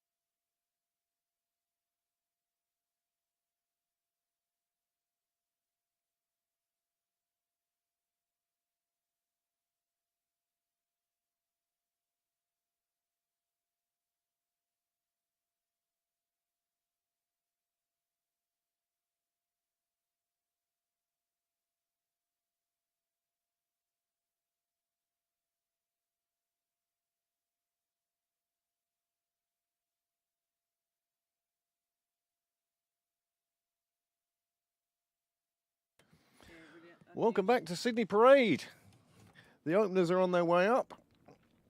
They're out to the middle. The umpires are there first. And third and finally, we're waiting for the Rush team, although they could be fielding in those positions, in which case Rush have 10 long legs and one deep square leg by the end of it, I think. But that's not going to happen. So we'll wait for Rush to come to the middle. The opening batsman for Pembroke, as they have been for a large part of the successful part of the season, Tucker and Garth. Well, James, how do you see this going? 1-3-1. It's an awkward enough total to be chasing. Well, welcome back, everyone. Yes. On paper, it looks like it should be a pretty easy chase there for Pembroke. There's really just not enough runs on the board. However, I've been around the block enough, and so you have as well, that we have seen small totals sometimes have been difficult to defend or chase down. So, but if Rush only have 10 on the field as well, that will create extra gaps. I think Pembroke would be very confident that they can chase this down. They're in form. They've always got a very deep batting lineup, and it's going to take a formidable bowling attack by Rush, I think, to put them in any sort of serious pressure. Well, I'd like to see Theo Lawson up the order today. This is possibly his last game for Pembroke. He's announced that he'll be retiring from certainly first-team cricket, young family and different priorities in life now. And he's been with Pembroke since 2007. He's just 26 short of 8,500 runs in Leinster cricket, as far as records tell. I'm sure he's got a few more than that anyway, in junior cricket before 2011. But, yeah, I'd like to see him come in number 3, actually. If he can see Pembroke home to a 23-point win, that would be 20 for a win and 3 bonus points, then certainly Pembroke will be delighted, and it will be a suitable send-off. If you've got the choice of retiring in Pembroke on a early autumn evening, must be a delightful way to go, rather than having to go out to trek out to the Phoenix Park to play in civil service next week. I think you'd rather miss that game. Oh, absolutely. I think this is, you couldn't have written it this way, could you? You know, this is the way to go out on a high at home. But hopefully, you know, in years to come, who knows what might happen. He's a very talented player. If you're that good, it'd be hard to, I think, to write him off completely. Anyway, the chase starts for Pembroke. Jared Barnes from the nursery end, straight into the middle, and of the bat of Tucker. And that's a super defensive shot. And Rush will be very keen now to make the most of this. Do we have 1, 2, 3, 4, 5, 6, 7, 8, 9, 10? You only have 10 on the field. That's a shame. 10 on the field. McCormack, he took that blow earlier on from Stapleton, and well, at the moment, we wish him all the best. He's currently in St Vincent's, being checked out, as he should be after that. Yeah, well, let's hope it's nothing that's super serious. It might just be a bit unfortunate, for want of a better word, but we're hoping the best and a speedy recovery. Very much so. Our best wishes go to Mr. McCormack, and hopefully we'll get news on him later on that all is okay. So, Jared Barnes, 2 dots to start with. He's a big lad as he steams in. He'll be looking forward to bowling at Theo Lawson. He'll want to make the breakthrough for that very reason. Not Theo, rather, Nick Stapleton. Nick Stapleton was the one dishing out the short pitch bowling in the first innings. And I'm sure Jared Barnes, having been the recipient of one to his shoulder, will be keen to extract perhaps a little bit of revenge. He's bowling from the wrong end for the bounce. We saw most of the bounce coming from the bowlers bowling from the St John's end. See Bill's wearing a clean vest for tonight's annual dinner. Yeah, he's really gone out, pulled out all the stops today. And you're right. But that might change. I think Alan Eastwood will also be keen to have a bit of a go at Nick Stapleton as well. He got one that almost took off his chin. Well, the two umpires are conferring about something off to the left of your screen as we look at it at the moment. I'm not sure what, but they're in agreement anyway, whatever it was.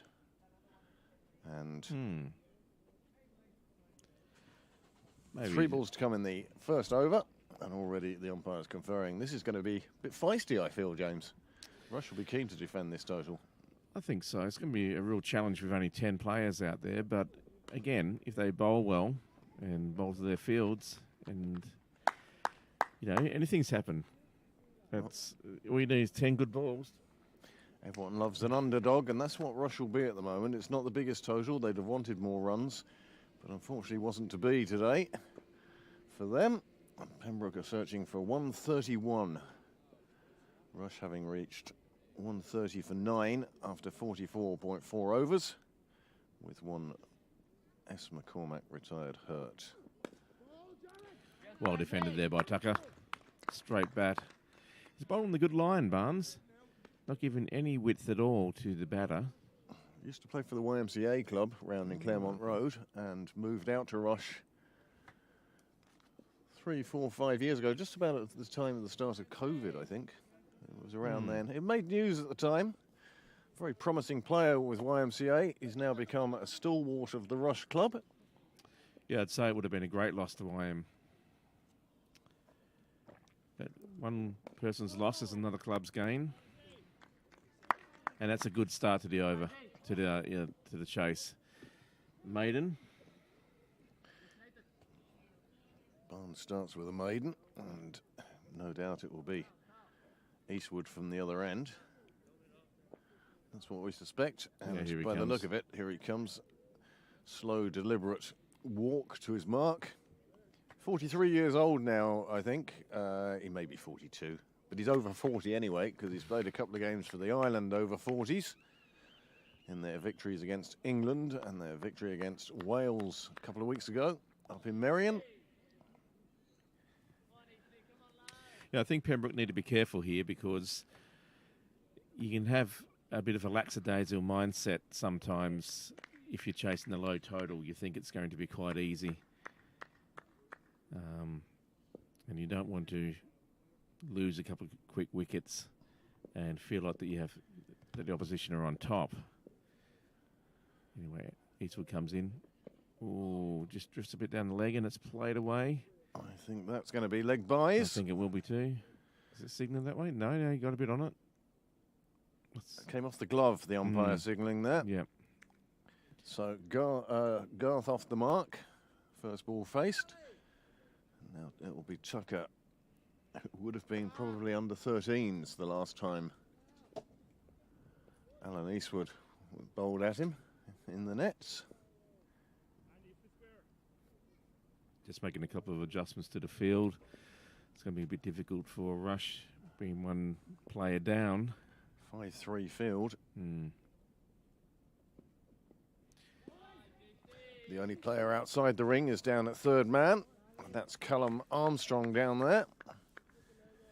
He did a super job towards the end of that Rush innings. Certainly did, absolutely. He put in some very valuable runs, which may be useful later on. We'll see how this game progresses. But he did a great job for his team. He was out there for 31 of the final runs. Oh, it's a good bit of bowling there. Got some lift and made the batter jump basically and lifted the ball up. And it could have easily have gone to a fielder for catch. And he controlled it. He had soft hands though, and it sort of didn't go at the distance that may have caused him trouble. But encouraging signs there from Eastwood from a Rush point of view. But well played by Tucker.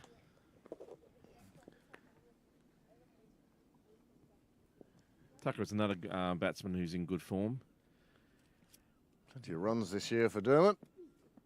And this time he cuts it away over the fielder's head. It's going to run away to the boundary. There's no stopping that. First boundary of the reply. Score moves on to 5 without loss. Eastwood giving him just a bit too much width there, James.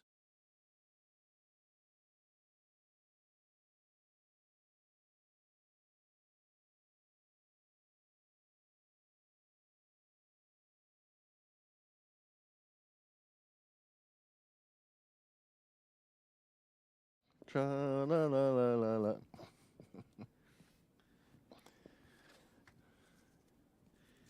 Eastwood to continue. He drops it in short. No run. Just played defensively off there to the offside. Yeah, obviously no bowler likes to have a boundary hit off them. So I think he was just making his displeasure known to Tucker.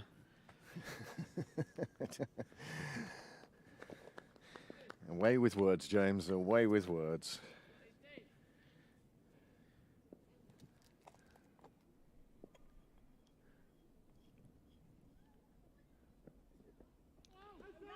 Oh. Got to catch it first. It signalled a wide anyway. Yep. No contact there as far as the umpire was concerned. No, definitely. He really steamed in there trying to actually get that bounce and lift and take off Tucker's head, but he lost his line.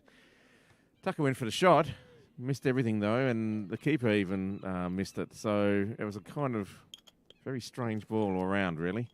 Anyway, it results in an extra run for Pembroke and an extra ball that Rush have to bowl. Not really what they need. They need to be really tight on their extras.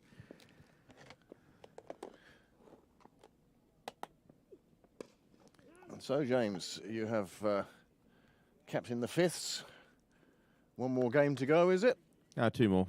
2 more games to go, and you have the awards night coming up. Yeah, absolutely. So Where you'll be naming your MVP. I will indeed. There's been a couple of contenders. There's going to be some very disappointed people. Well, you know, it's a as a captain, it's a good position to be in and to agonise over who you should give the MVP award to. There's a couple of players that have played on multiple teams and are in contention for an MVP for more than one team, so that makes it a bit interesting as well. Oh. But we've got some very good batters and good bowlers that have come through the fifths this year.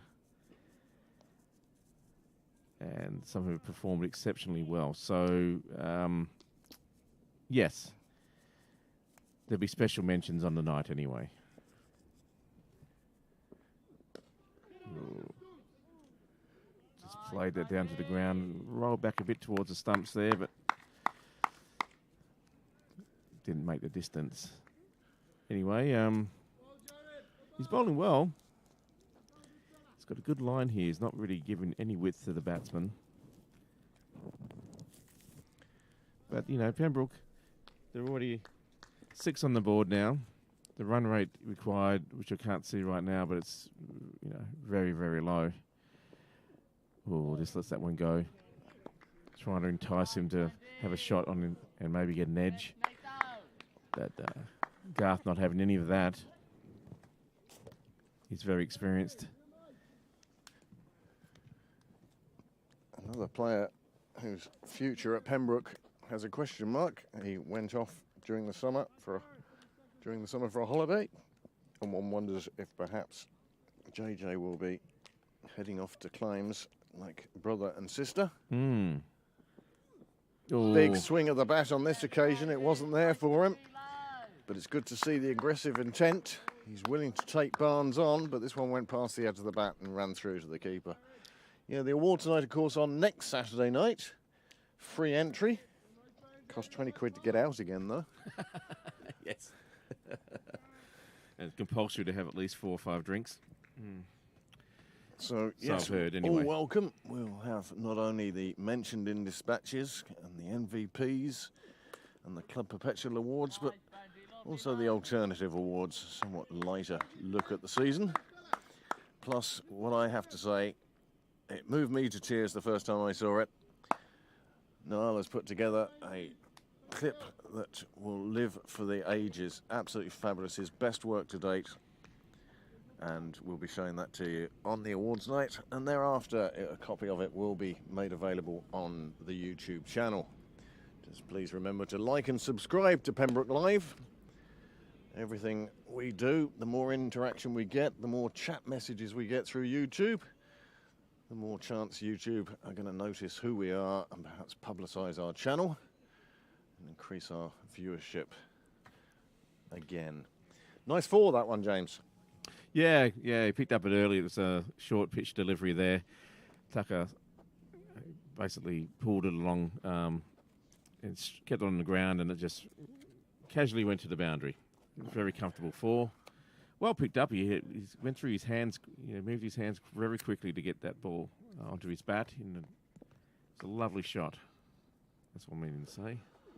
Oh, that is an absolute fabulous shot. It clears everything, the field, the sight screen, the fence. One thought that the houses themselves may have been in danger there, but that was a glorious straight six to end that over, and that turns out to be a very good over for Pembroke. They've moved on to 16 for naught at the end of 3 overs. Yes. That almost looked like it was just an aggressive forward defence shot. He just hit that beautifully. Didn't really follow through. No, It exactly. was just almost a push. A punch, if anything, yeah. So in one way, I thought, when he hit it immediately, I thought, oh, is there someone down there that can catch that? But then it was just kept on going and going. He timed it beautifully. And that's the secret of it. It was the timing. The 2 umpires heading to the pavilion. Let's see what new balls we have. Theo Lawson throws one out. That's satisfactory to him. But that was an absolutely fabulous shot. What a corker. Absolutely. It looked like there was hardly any effort put into that. The timing was spectacular. It was the final ball of the over. Barnes won't have a chance at redemption until Alan Eastwood has had a go from the St John's end with the new ball. When I say new ball, it's come from the sidelines. Yeah, I wonder if this will make any difference to how it swings, or if he's going to get the same sort of bounce from it. Still seems quite a shiny ball, that one. Yeah. Nice gleam off it as Eastwood gives it a final rub before commencing his run-up. Left foot, right foot, left foot. Still bowling, Max. Oh, that's a lovely shot. Just clipped away. The fielder has got round, put his body behind it, and has saved 3 runs there. But nice shot all the same. Good way to get down the other end. They're looking very comfortable, these two batsmen, aren't they? They are picking up the ball well. That's a glorious shot, just whipped off the legs. Unfortunately for him, there was protection down there. Unfortunately for Rush, they were able to save 3 runs there, 3 valuable runs. But it was a great shot. I think Allen's just drifting down his line a bit. That's a much better ball. Good height. Comeback. Going through to the keeper. Pembroke still need now another 114. But again, once they cross that 3 figures becomes 2.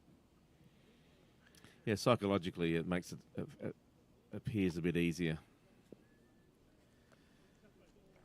I think the quality of how Pembroke have been performing this year, they wouldn't feel under really any pressure at the moment. Big flashing blade outside off stump. It was wide enough there to be hit, but Pace took it through to the keeper. Another dot ball. And this isn't a bad start from Rush. That 6 makes such a difference to the score. I mean, if it was 11 and we're in the 4th over, you'd be saying Pembroke are going along very steadily. 17 and we're in the 4th, and Pembroke are going along nicely. And all the difference is that one shot. Hit. Makes a big difference, though.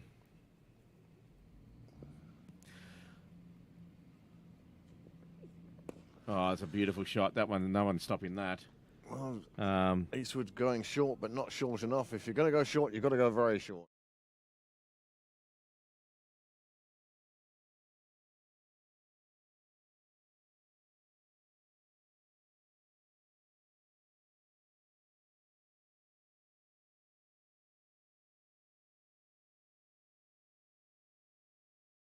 A bit more off stump. So, yeah, okay. 21 without loss. Well, that'd take a lot of pressure off the opening batsman. They'd feel very much in control at the moment. So it's up to Rush now to sort of build that pressure again. Oh, there we go. There's no one in the Once ring. outside the circle. It was close enough to the fielder, but the fielder wasn't ever going to get to it. And Garth is well aware of that.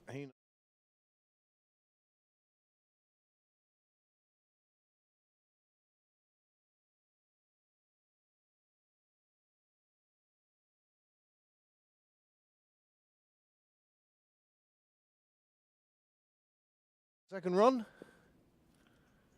Yeah, it's quite a big gap here. They're taking on Eastwood now, aren't they? They are indeed, and there's big gaps on the leg side. Oh, that's a lovely shot. Just waited for the ball to hit the bat, really. Just played it down to deep backward point, or deep gully. Anyway, another single to the total. Another successful over for Pembroke. Picked up some good runs there. And after 4 overs, the score has moved on to 24 without loss. Run a ball so far for Pembroke. And that total is just 107 away now. And that's how close they are to what could be the championship title tonight. But they've still got to get there first. Craig doing his best to put commentators' curse on the whole entire season. I've got a question for you, just hypothetical. I know it's very early in the oh my in the goodness! chase. Look at that.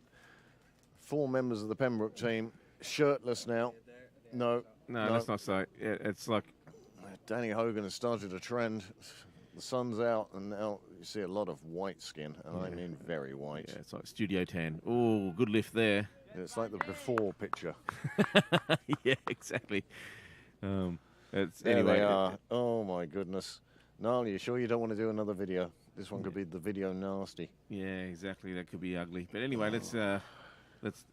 Yeah, I won't sleep tonight now. I'm scarred. Would you think about shaking up if you were to Rush captain? Would you stick to the plan, knowing that you only have a few to defend and they're on 24 already, or would you think, okay, do I bring in spin or? Well, the chances are it's not going to matter whether it's the power play or not. You're not going to spread the field. You've got to chase wickets here, no matter who's bowling. Now, if you bring on an off-spinner, perhaps from Barnes's end, then you are going to need the long on. Yeah. You are going to need the deep cow. But they're there as attacking, catching players as opposed to just trying to keep the runs down, because that's not going to work here, is it? No, well, that's it. Just want to highlight the predicament from a captain's point of view, especially when you're down one man in the field, which is making it just the gaps just appear enormous all of a sudden. When that's a super shot. There's no field going to stop that. Even Peter Prendergast over the side there was signalling 6 very early on for that. That's a super shot. Jonathan Garth.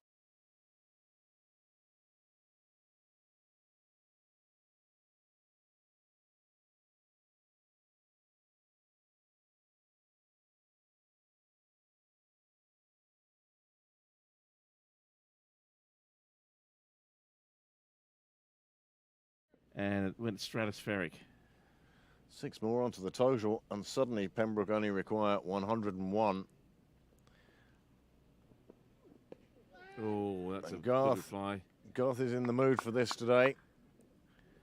On this occasion, a single bit of plastic protecting the family jewels.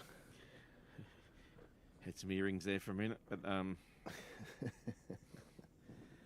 but navigated that one away. No run, and still there. But yeah, he's got a very aggressive mindset at the moment.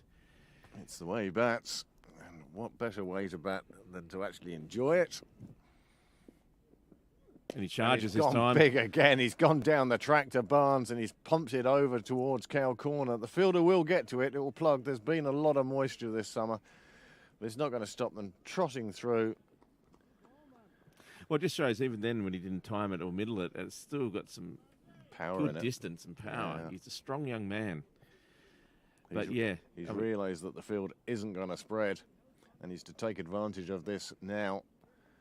Only man outside the ring is third man, just down with us here at the commentary position. Oh, and a deep long leg as well. Deep long leg suggests he's in Dunleary, actually. But he's determined to take on this bowler. Look, he's moving well in this crease. He's charging the last two balls, or not, that one wasn't really a charge, but he's moving towards the bowler. He was aiming to go Yep. forward to him, and then realised how short the ball was and could adjust, and that's very good. Here comes Philip Byrne down Cyril's way again in his car. No, the other end, trying to mow down as many of our spectators as he can. Take out the fence now, Phil, as well. Yeah, we need another fundraiser for a new fence. There he goes. At pace. There's a speed limit there, Phil. Anyway. I tell you, I remember when the beer trucks used to deliver to the car park, and everything had to be carried up to the other end. Oh, that'd be tough. I think it could still be that way, to be honest with you. Eastwood then from the St John's CJK end. Good ball going past the edge of the bat, flying through to the keeper. Doesn't affect Garth at all. He'll just wait for the one that's pitched up, put it away again.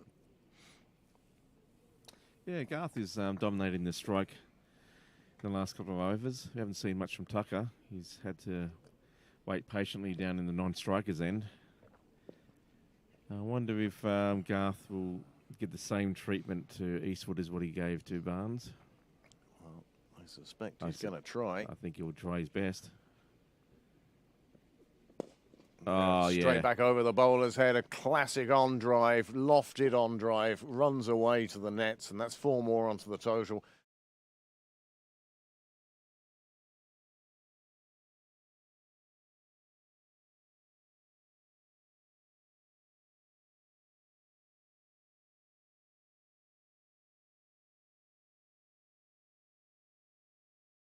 From Garth down the ground, cracker. Garth 37. He moves on to 31 already. He's a man that's in a hurry to get to the annual dinner. Perhaps he's forgotten his tux and he needs to go home first, and that's what he's thinking about. There'll be some celebration tonight if Pembroke do pick up the 23 points they require.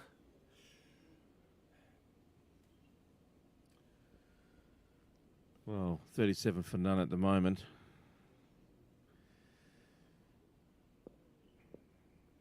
Looking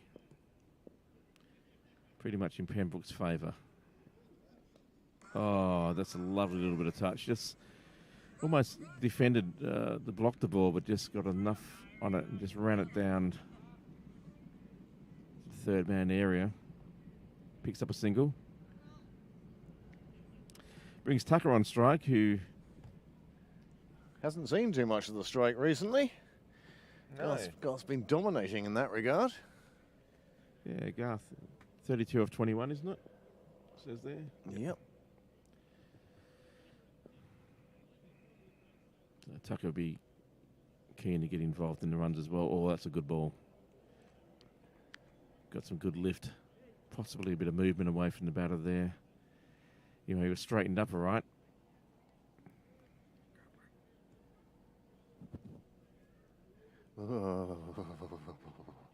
It's a strange day in Pembroke when Bill Dwyer is the...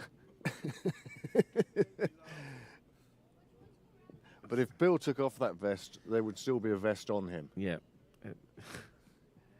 I don't want to go there. It would be a white one. Oh, yeah, that's it. Just played away. Yeah, field is so deep. It's just a single down there every time. Well played, though. Well bowled today, Gav. Thanks, very Excellent, mate.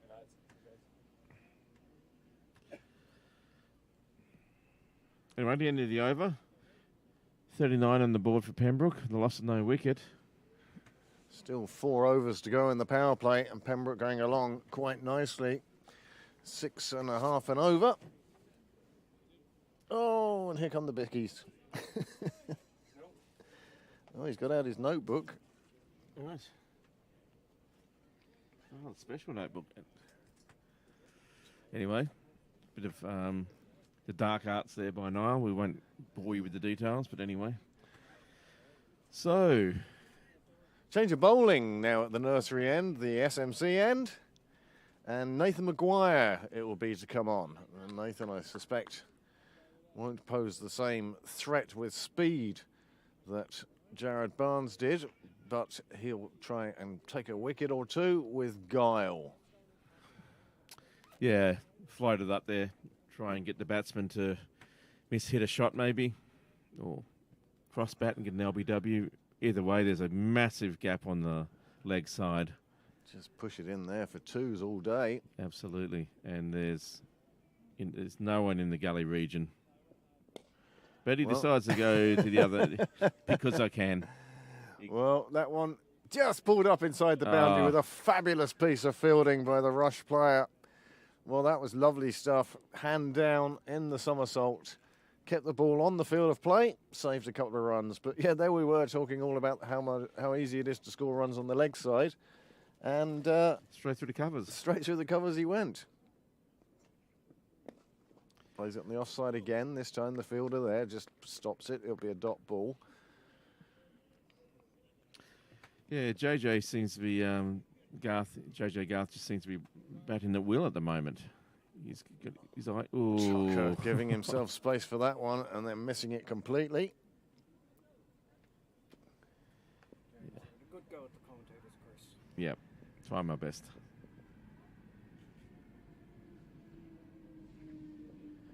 This one given a lot more air, a lot fuller. Good bowling, actually. It's really deceptive. It's making it difficult for the batter to actually make contact. Back in a second.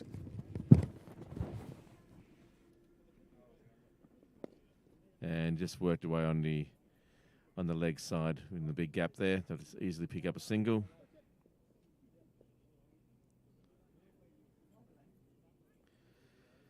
He's bowling quite a good length, this young man, Maguire. And batsman now just taking guard.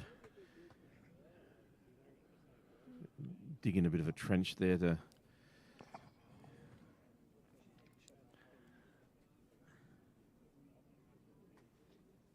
It's funny when you go to bat and chase, you're looking for leg stump or for middle stump. It's that huge big trench that's normally in the middle of the, you know. You can usually have a good guess at middle, yeah, the deepest part of the trench, and then it comes up in steps. Yeah. Anyway, another over down. Maguire going for just 4 off his over. Quite a good over for him, actually. It's was quite controlled. And score now, 43 for the loss of none. It's a good partnership that's been built here. Looking very solid. They don't seem to be having any sort of trouble navigating this attack.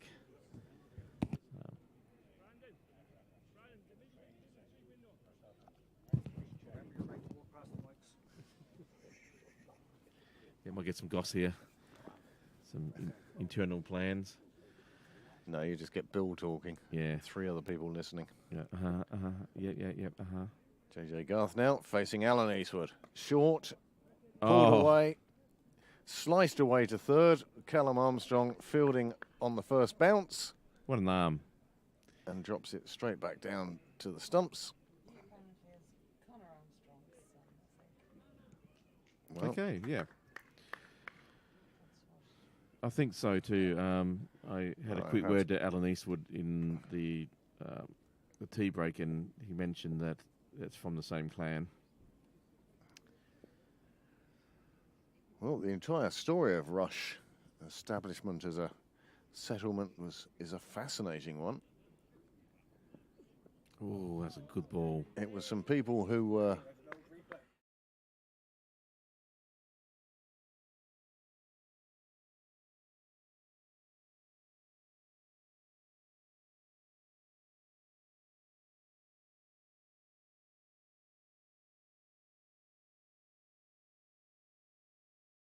spectacular. Really good effort. saved a couple of runs, and it just shows that Rush really feel they're still in this game. Just a couple of wickets away from getting Pembroke into a position of anxiety and stress. But the way it is at the moment, 44 without loss, they're going along quite nicely. 87 more required. That's what Rush definitely need. They definitely need 2 or 3 wickets to fall quite quickly here. Pembroke a third of the way through the chase now. They're hoping the rest of it is as serene as this has been so far. Eastwood into his 4th over now. And what a contrast the cricketing gods are giving him. Oh, that's a good ball. Last time out, 8 for 29 against Terranure. Yeah, that would have been something spectacular. North Kildare. North Kildare, was it? Okay. So That would have been quite spectacular to see. It's a funny game, this cricket, isn't it? It's like one day, you know. the cricket gods are with you. You can do no wrong. But by golly, when the cricket gods have taken it out of your hands, You know, it can be a hard Just road cannot- back. you're just struggling. You just can't find the edge of that bat. Well, this is taking me back 20 years when Alan Eastwood was opening the bowling with David Murphy for Pembroke in Sydney Parade. We weren't covering those ones on PCC, IPTV at that stage. Was there And we anything have back some then? comments in. Any of them readable?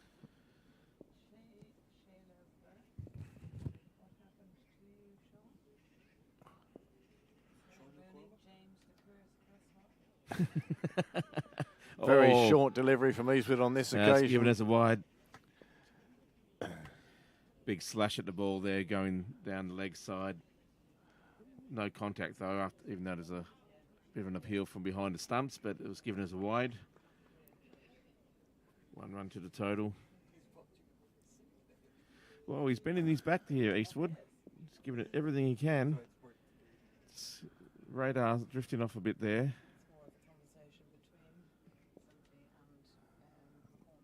Okay.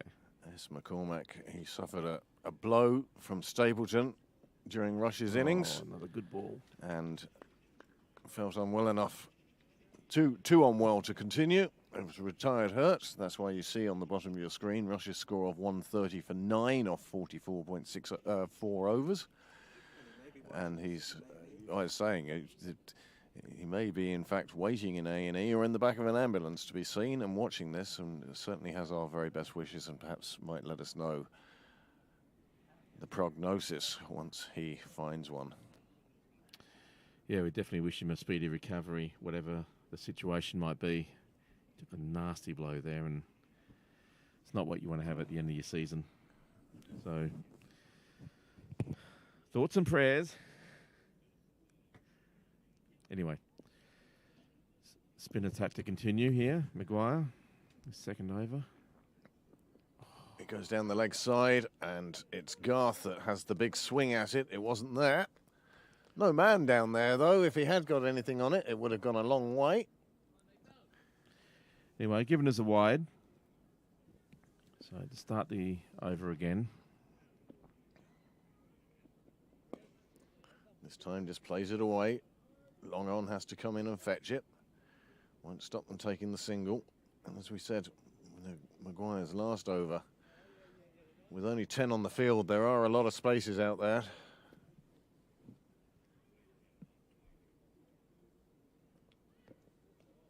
Oh, just Paddled round the corner for a single.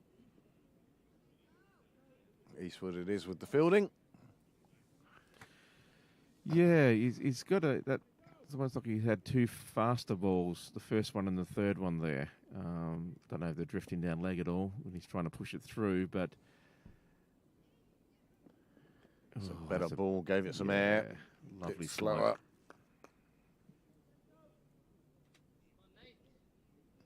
So it's getting a bit of variation.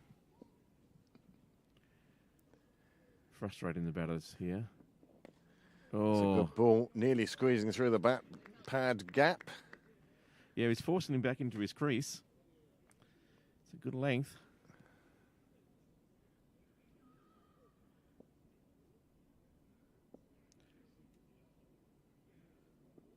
Yeah, Well, he'd had enough. He was waiting for the right one to take on. He found it. He's blasted it down the ground, over mid-off. 6 more runs onto the total. 50 comes up for Pembroke. 55 without loss. And suddenly 130 looks like quite a small total to defend, James. oh, it does indeed.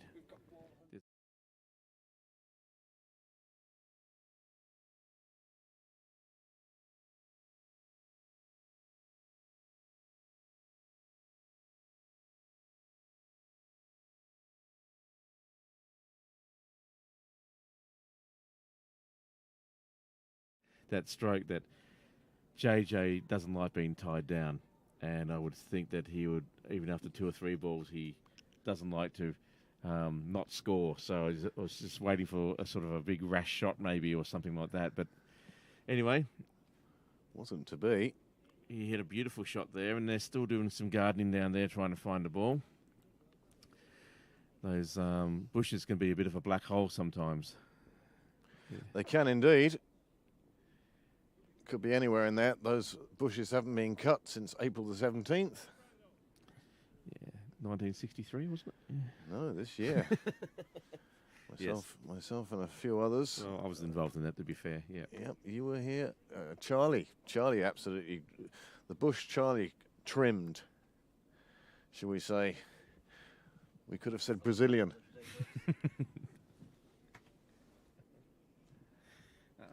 Hey, Alan, how are you?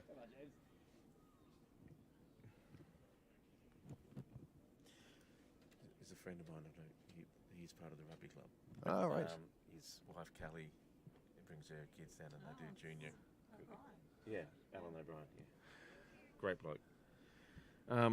Anyway, they're still searching for this ball, so they'll probably have a couple of words from our sponsors if we had that facility, but we don't, so don't go to the golf. Yeah, desperate effort to stop you turning over to the golf. Well, JJ Garth, he's moved on to 41. While we're waiting for the ball. Is that the new flag that's flying? Yes. Oh, it looks good. Yeah. So it's been up there the last month or so. Yeah, so it's not black and orange, it's black and red, our colours, is it? Yeah. Well, there is the Rush card from the first innings. And here is the Pembroke card for the second innings. And you can see it's pretty one-sided out there. The 2 batsmen between them have scored 50 runs, and 41% of them have gone to JJ Garth with his aggressive batting. 82%, you mean? 82%, yes. Yeah. And Dermot Tucker with the other runs scored to date. Well, the search for the ball goes on. They're taking that planter apart leaf by leaf now. And I suspect it won't be very long before the umpires ask for another ball from the sideline. Yeah, it's so thick, that foliage, that anything can get stuck in anywhere. It could be 3 feet up, could be anywhere in that bush. But anyway, that's probably where we should give one of the kids, give you a $5 and go search for that ball for the next half hour. Yeah. There's some who would say that those bushes could do with coming out. If we took them out and put in grass right up to the wall, you'd be able to extend the playing area by a good 2 yards. Yeah. Anyway, there's bigger problems the clubs have. Yeah, maybe a bit more than that. You really can't go too far back because you're going to be into a Besser brick wall there, which would be fun to slide into. Well, the umpires are heading back out to the middle now. We are still 17 overs away from drinks. And you think Pembroke will chase down his total before drinks? Well, the way they're going at the moment, 55 off 8 overs. It's going to take some doing by Rush here to slow this down. 4 overs, so by that reckoning, it would be before drinks. Yeah. But don't forget that the end of the power play will come at 10 overs in an over and 2 balls.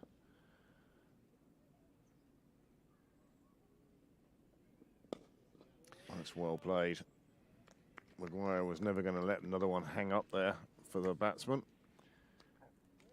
Yeah, it's a good comeback. I just wonder if it's worth bringing on spin from the other end now. These 2 batters are pretty set against pace bowling. It depends very much on the resources the Rush captain has open to him. We don't know too much about the Rush team. And it's only thanks to the miracles of the internet and the live scoring of Ada Lawson that we get to see the names of the batsmen and the bowlers even. True, she does make our job a bit easier. Gives us the information that's relevant that we need. Now they're going to continue with Eastwood. Eastwood now, he'll be going into his 5th over. And Tucker finally gets to face some more bowling. He struggled a bit against Eastwood here. Well, this is JJ. Is it? It is. JJ Garth on 42 sorry. from 29 deliveries. And Alan Eastwood. Oh, my goodness, that's a shot. That's 6 runs. Well, that's 6 straight into the fence. Fence on the full. 6 off the first ball.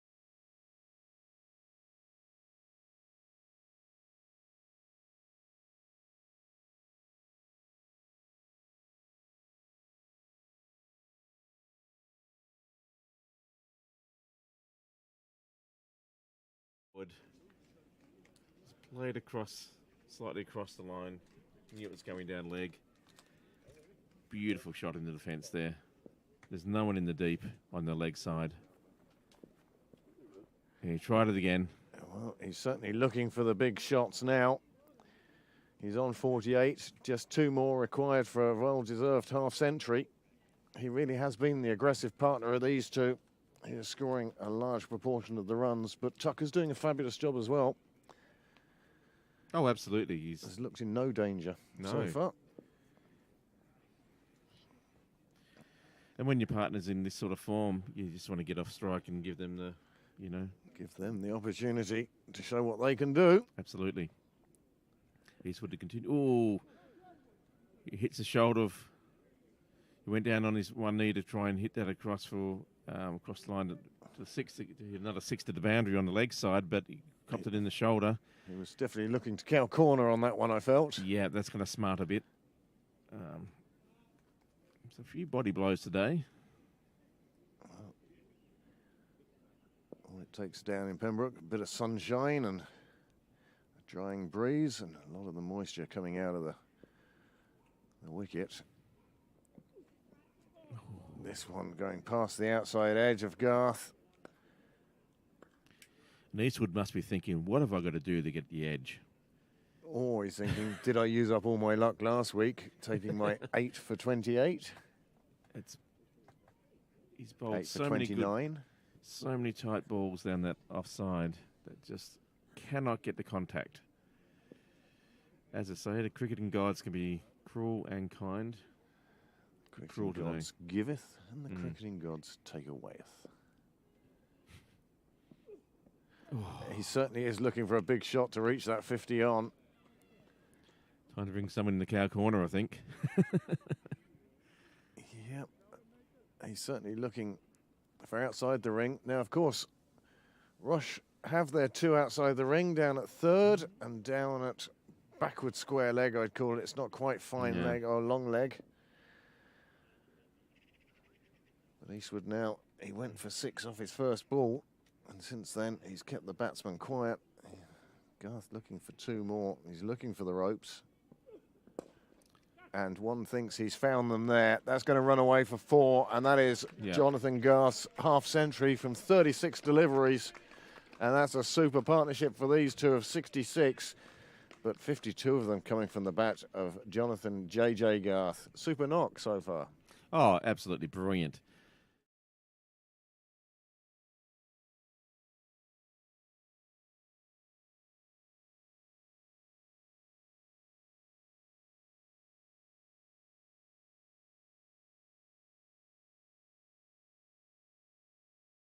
In the right spot. And he moves on to 52. The score now 66 for none off the 10th over. Pembroke going along at a run rate that even I can calculate. And they now require another 65 runs for victory. They're over halfway to their target.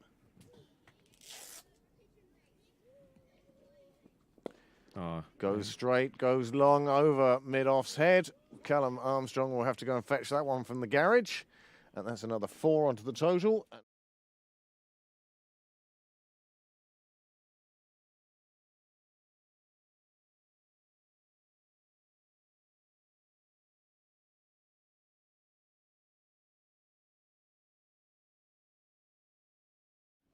Well, it'd have to be some sort of spectacular collapse, you'd think, not to...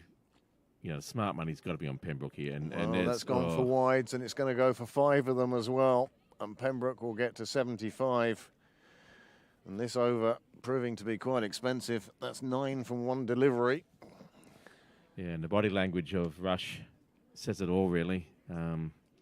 It's just quickly slipping out of their grasp. Just the 3 bowlers used. As James says, it might be time to give somebody else a go. I see Callum Armstrong warming up left arm spin. I don't know if he is a left arm spinner, but he's warming up left arm spin. I think give the guy a go. You know, what have you got to lose? He did a pretty good job with the bat, even though he didn't get the amount of runs he'd like. But he did a pretty good job with the bat for his team. So let's see what he can do with the ball. I think with the batting lineup that Pembroke have, especially the form these openers are in, they're going to get themselves out if at all. They're just seeing the ball. Well, that so one's gone through the yep. field. Yeah. The diving attempt wasn't enough, and it's just a gentle push through the covers for 4. 4 more onto the total, 79. And they're making this look far too easy, really, aren't they, James? Well, they are. And what was class about that shot was that he didn't try to smack the cover off it. He just used the pace of the ball and good placement. And it was,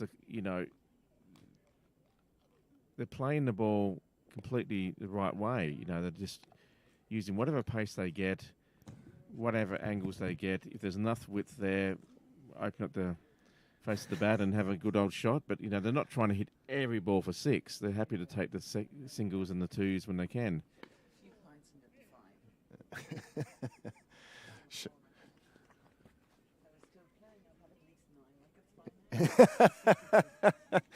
Well, we've just received on the live text, those of you watching on YouTube, you can read these comments on the live text, live chat. But Sean McCormack has added to the live chat and saying, if I was still playing, they'd be 9 down now. Absolutely. Yep. And no doubt they would be, Sean. Yeah. But we hope that everything's okay. And please do let us know what the update is from your current position.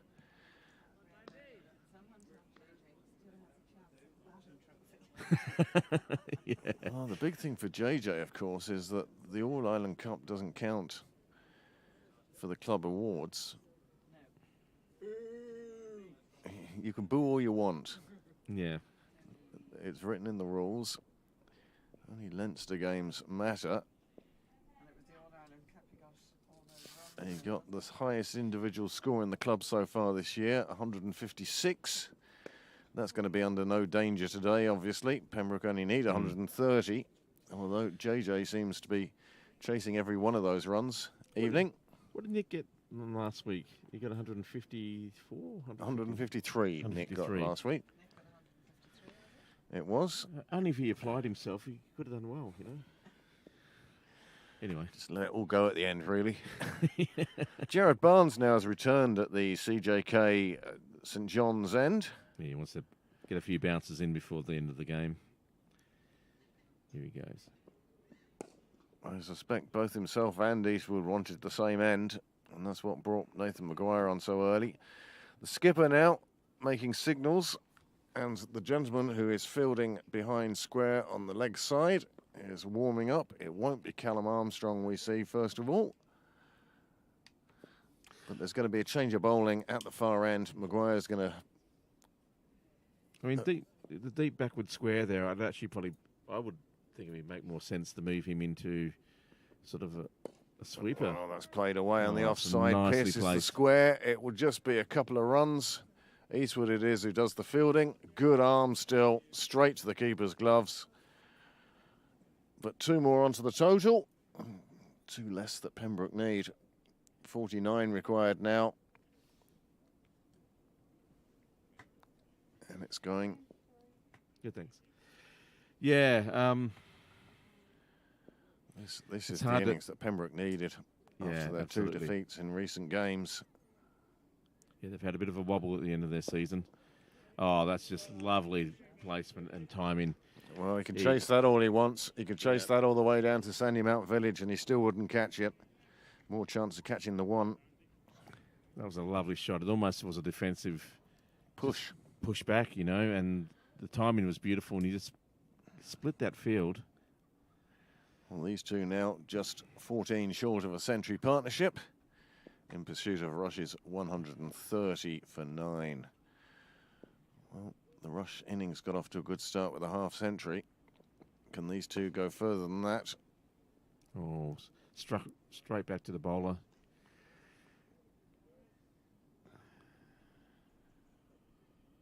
He bowls a good line, this guy.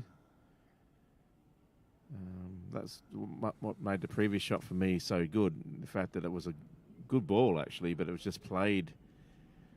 Wow, the timing was excellent, and he got the placement as well.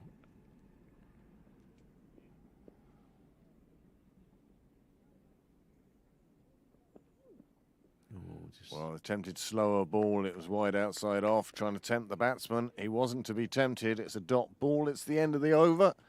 That's 12 overs gone now. 86 without loss. And just 45 runs required by Pembroke now. And it will be a shame if we don't get C. Theo Lawson on his last game. Yeah, it's about time JJ retired hurt. Well, Nick Stapleton will be the number 3 we'd expect to come in. Lawson perhaps at 4. Well, maybe Lawson's decided that might be a bit preemptive, but I'm going to celebrate by going to the bar already. You know, it's not the fifths he's playing for, James. Yeah, it's true. Anybody retiring from the fifths would be bringing their drinks from the bar down to the game. Mm-hmm. Well, it is Callum Armstrong that's coming on next. We asked for his introduction, and now we're to get it. Yeah, let's see what the young man can do. As we said earlier, he really stood up for his team in the batting side. So we'll see what sort of damage he can do here. Maybe he can get the breakthrough. Well, let's hope so, for Rush's sake, and also perhaps for the crowd's sake. Who'd love to see Theo Lawson one more time taking to the middle at Pembroke. However, I don't think Theo would see it that way. No. And Armstrong's first ball has been dispatched for a very big 6 down to the railway line. And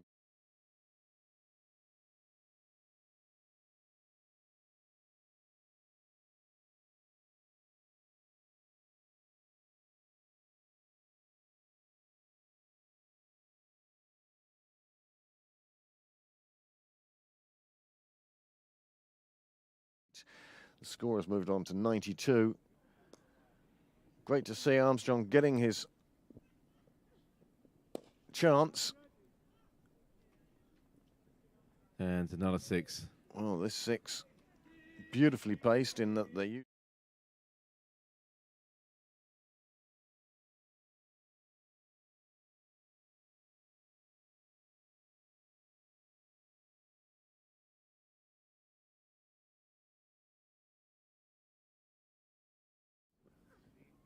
Oh, he nearly got him, nearly got him. He had the thought in his head that I had in mine, and that was that the 6 sixes in an over might have been on.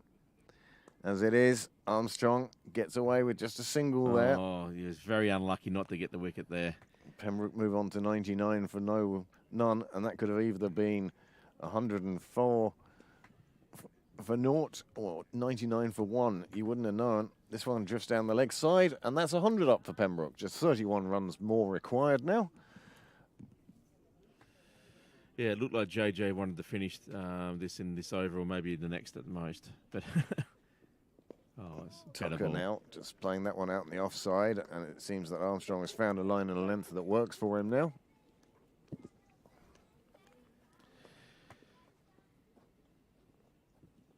Yeah. That's a bit too loose, a bit too... But they only That concede comes one. well, it might be overthrows too, but they decide against that. There's no need for them now. Score just pleasantly going along. Just 30 required now. Pembroke are just 30 runs away from the championship title. Oh, another attempt at a big, big shot. And really, Callum Armstrong not being given any respect by these batsmen at all. They are looking to take him on and take him on big. But he gets out of the over, and apart from those 2 sixes and 1 wide, there were only 3 singles. So it was an expensive over, going for 16, but don't be disheartened. Go again. Oh, absolutely. I mean, A couple these of two, times they nearly had them. That's right. These two batsmen have done everything they possibly could to try and drag it onto the stumps. You know, if he keeps pitching it up and they keep playing that aggressively, maybe he will get that breakthrough. But anyway, it was a good opportunity for him. Good afternoon, Mr. Twamley. How are you today? I've been following you out, James. I've been following you earlier. Good. Listen to you eulogising about young Armstrong. You didn't say who he is. Or did you find out which is he related to? I believe it is. Son of Connor. Well, it's a change of bowling Oh. here. And again, the Pembroke batsmen, they're looking to score runs and score them quickly. It's B. Morris who's come on at the CJK St John's And end. there is going to be overthrows potentially. Oh, there yes, has to are. be there. You can't Yeah. let that go without taking the overthrow. The rule being if you can walk it, you have to take it. Yeah. It's unfortunate for Rush. They don't really need that now. But Pembroke are 27 runs away from returning to the Premiership at the first attempt. It was a shock last year when they went down. And it will be a shock this year if they don't go up automatically. Another 4. Split the field nicely there. Well,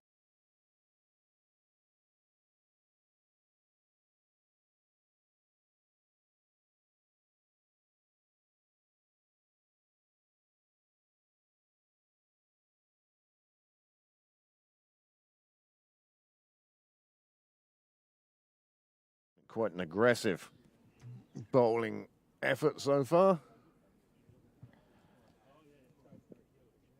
8 and over. He's looking in good form, isn't he, Jojo? There you go again. Well, there's another 4. The no Yeah. fielder's going to get to that. That pace, it either had to be hit straight at the fielder.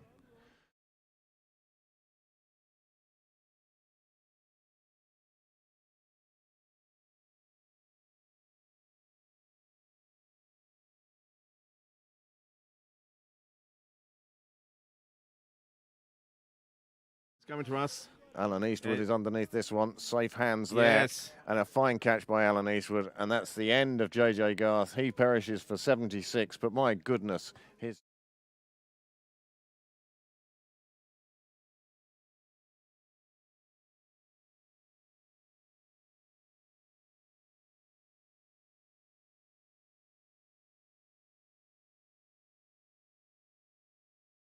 this wicket, and the partnership is broken with the score on 1-1-2.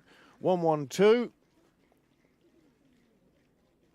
And Pembroke players now have formed a tunnel outside their dressing room to welcome for one last time Captain Theo Lawson to the middle. His last game for Pembroke. And that's great to see.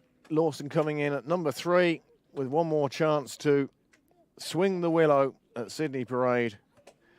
He's been here since 2007, and in those 16 years, he has scored a lot of runs and rescued a lot of situations for Pembroke Cricket Club. He's been a fine captain. He's won the batting trophy on more times than I care to remember.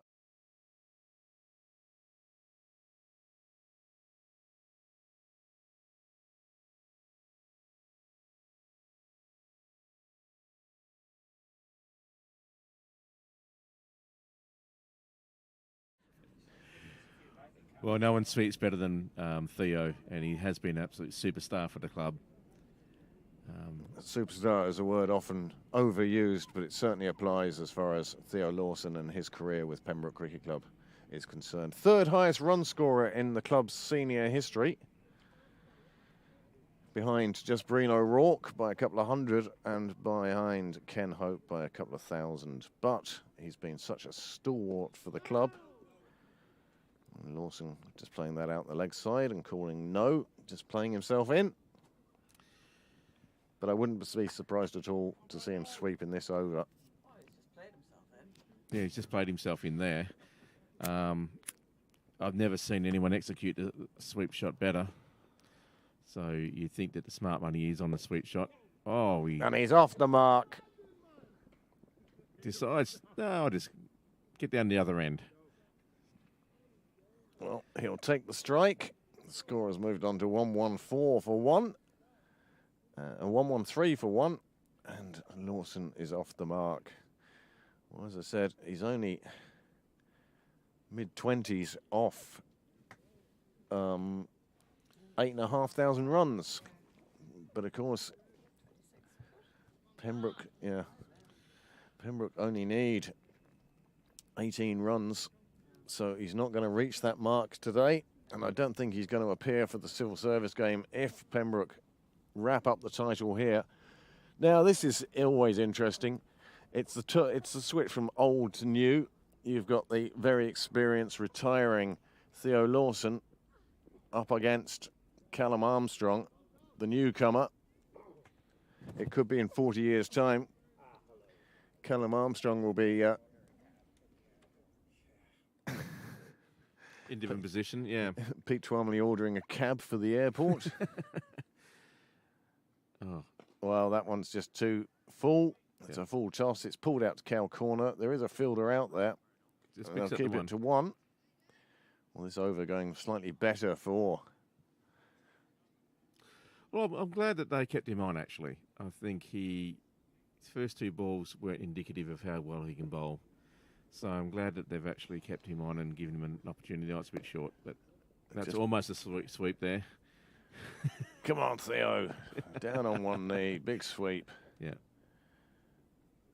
In fact, the fitting way for this match to end, in my opinion, and it's only my opinion, and it won't end that way because I'm not God, would be for Alan Eastwood to bowl to Theo and Theo sweep it.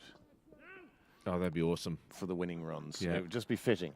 And it goes for 6. Like a flat 6. Yeah, well. Not along the carpet, but about a metre above the carpet, you know. Well, Tucker again, just helping himself. Armstrong straying down the leg side.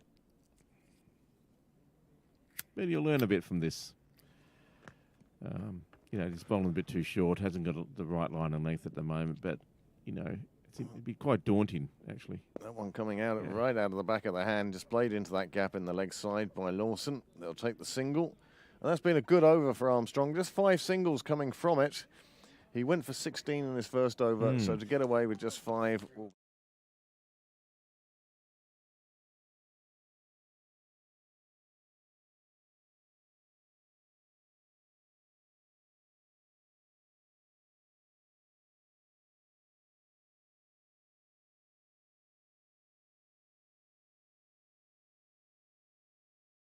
Are you having the chicken or the beef tonight? Or... Well, you're having the beef because that's what the dinner is. Is it? Beef or cow? Is tequila or yeah, Sambuca. exactly. Yeah. Afternoon, Alan. Good catch. Safe as houses, mate. Well, your player has been on the live chat saying if he was still playing, we'd be 9 down now. So I don't think he's too ill. Oh, yes. Well, another one. Tucker goes straight down Alan Eastwood. It's almost inevitable. That's the word I'm thinking of right now. 11 required for victory.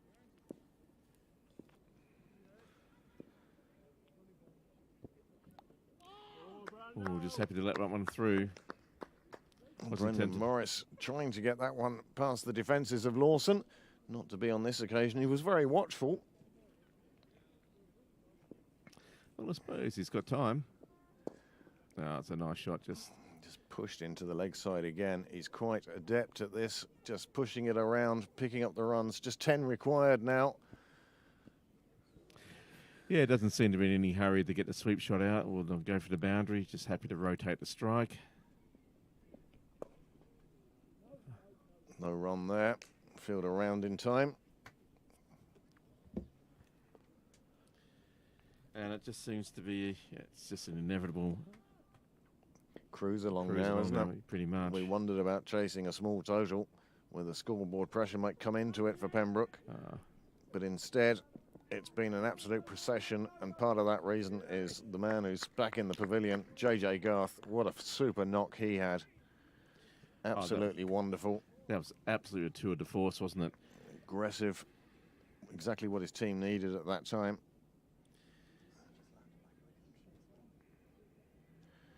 No, the commentary stops when you're showing a replay. Yeah, That's what I just got to from Andy. Thanks, Andy.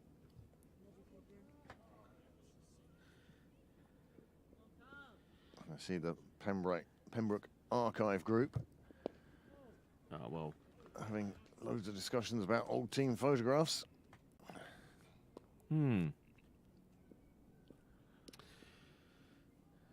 was a good ball there by Armstrong. Just played back defensively for a dot. Well tossed up by Armstrong Yeah. on this occasion. Really let that one get above the batsman eye line. Just played out on the offside as a result, and another dot ball. And this is another good over from Armstrong. He's found his groove now that he's got rid of it. Now that Garth has gone. Yeah, absolutely. I think or anyone would have been hammered against Garth in the form he was in. So, yeah, he is finding his groove now, like you say. It's been a lot, he's progressing a lot better as he goes through. Oh, there you go. Tried to wind up and had the big shot. Tucker looking to pull that one out to square leg. There is a fielder just in front of square, but nobody behind, and that's the space he was looking for. Well, it's been a beautiful afternoon's cricket. In fact, it's been a lovely season. Apart from the weather, on a number of occasions, Pembroke have provided entertaining matches all season long. There's been a couple that I wouldn't watch back, I have to admit. But by and large, we've seen some very good cricket here this summer. And we hope that you've enjoyed the summer, and we hope you like and subscribe to Pembroke Live. It will go quiet over the winter, obviously. Niall's work will still be found on Old Belvedere Women's Rugby. It's always worth a look. But as far as... Yeah, something happened then. Somebody's phone went off. Right. But yes, it's been a good summer. And this is a great way for Pembroke to wrap it up. Rush, don't forget, were third in this league before today. It was only a most amazing game against Phoenix that they lost by 4 runs in the end. And you can see the Pembroke players, well, they look to be in the mood to celebrate. I don't know how. Hope they put some shirts on before they go off celebrating. Yeah, a bit scary. But they're fit young men, it's not as though it's... Yeah, It'd be a bit scary if it's a fifth team doing it. Yeah. Jeez. There'd be a lot more skin on show, that's for sure. Well, I think there's laws in certain countries about that, Anyway. Let's not go there. Outlawed in 17 states. Yes. Anyway, the game is still not over yet. Can Rush pick up a couple of wickets?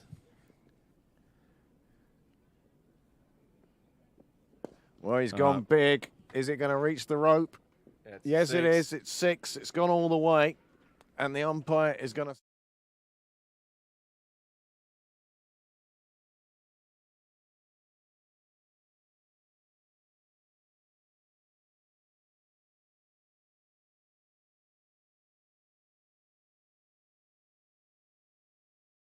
out of any grasp that Phoenix might have.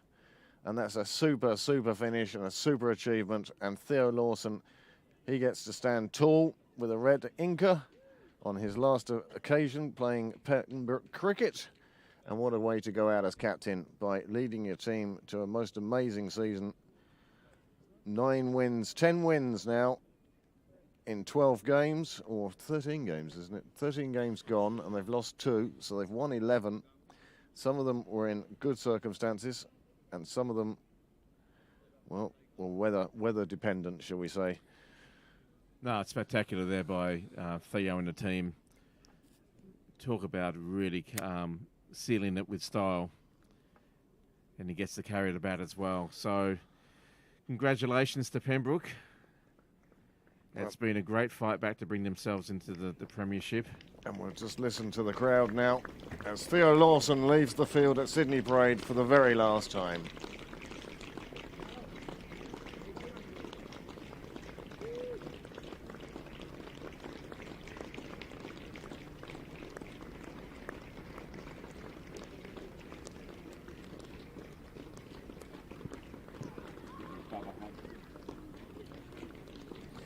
Well, that's lovely. Gets to the end of the tunnel where he's met by his wife-to-be and his child, Jack.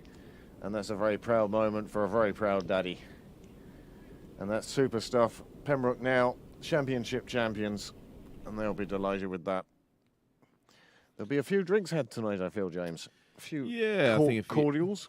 Yeah, there's a couple of cordials lined up, I'm sure, at the moment, but there'll definitely be a few put away, and it's very, well, I was going to say it's a bit rare sometimes to win a league or premiership, etc., but this team has actually been, so solid this year that they, in my opinion, deserve this. Not to put any other teams down, but it's just been a sensational performance. Had a bit of a wobble towards the end just to keep things interesting, but they've shown today their class and their skill. So well done, guys. I think it's going to be a very interesting night, to say the least. That probably has also settled Phoenix's case, their season. They'll probably be in the playoff now against the second bottom team in the Premiership. I don't know who that is. And really, we don't care because we're in the Premiership for season 2024, and in no part would we sort of take away from the first 11. That's been a magnificent season. Not quite matching the All-Ireland winning season. That's one I suspect will live on in Theo's memory banks for a long time. Yes, that was spectacular. But, talk about a great captain. He's led his team to so many different victories over the course of his career. He's led from the front so many times as well with the bat, and won numerous games for his team when they've been in trouble. He's actually been a star for the club, and like I say, a superstar, I believe, for the club. And it's going to be sad to see him go, but, maybe that 8,500 runs will sort of niggle at the back of his brain. He'll think, I have to come back for a season, somewhere along the line, and top that up. Anyway, we'll work on that. But congratulations, Theo. Spectacular career you've had here.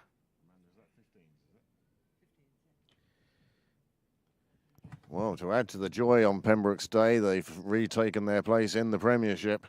The under-15s are showing that the future is also bright, and they have won down in Cork today. 159 plays 67, and that's an excellent win. Many thanks to Bill Whaley for providing that information. Yeah, look, it promises to be a good couple of years coming for the club. There's been a lot of talent coming out through the youths. There will be a Theo-sized hole at the start of next season, but by golly, that's going to give a few people an opportunity. We've seen the likes of Ethan Clark on the seconds, Noah Smith. Yep. These McDara Cosgrave, who's established himself on the first snout, still playing under-15s for Ireland this season. Oh no, spectacular. And, the future is bright. So maybe the hole that Theo leaves will be plugged quite quickly. Well, it looks that way. As you say, there's a lot of youth coming through. Luke and Dan Murray, Bruce Whaley, numerous others. Arian, Vian, all these other guys who are coming up through the youth departments who, a year or two from now will be playing up in the higher levels if they stick with it. So I think there's going to be we're going to be sport for choice in this club for many years to come. So long may it last. Indeed, long may it last. Well, there we are, getting the official picture. Fantastic. That's going to look good on the wall, off isn't it? the side. And yes. Yeah, just got to keep.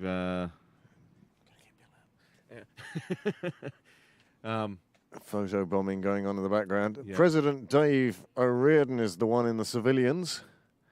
Civvies. And now everyone rushing to get their copy of what will be a historic picture. The championship winning team of 2023 Pembroke Cricket Club. Great to see. Excellent to see, actually. Yeah. There we go. There's the picture that won't be allowed in the bar. Well, let's work on that.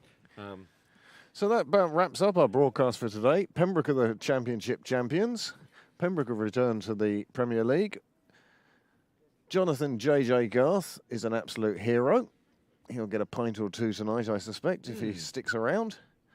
And all in all, you have to say, very well done to the men's first 11. Niall will be back here tomorrow to broadcast the 5th 11 in the traditional day after the dinner sick fest. That will be a joy to behold. Who are we playing, James? We're playing someone else. Excellent. Because We're playing Malahide. Malahide. Oh, that'll be a good game. So actually Malahide this week, this Sunday and next Sunday, and that will be the end of the season. So we'll have some fun. Indeed, we will. Yep. And for those of you coming down for the dinner tonight, have a great night. Have a safe night. For those of you coming down to the awards next week, we'll see you then. Thank you very much for tuning in today. Thank you very much for your comments. And thank you very much, Craig, for leading the commentary team this season. It's been brilliant, and you've made all these broadcasts so much more enjoyable to watch with your dulcet tones and your knowledge. And thanks to Niall for being the technical genius that makes all this work every week. On that, we might leave it there, and thanks you all for joining us. Before you do, yep, Ash Carthy, ladies at home on Wednesday. You're quite right. We've still got a few to go. And Jer, Banks, thank you very much for your message. It's always good to see the interaction on the live chat. We do try to include it as much as we can. We hope you're still listening at this stage. 27 of you are. So with that done, we'll bid you a good farewell. And as I say, Niall will be here, hopefully with a commentator tomorrow for the 5th against, we hope, Malahide. Yep. Good night.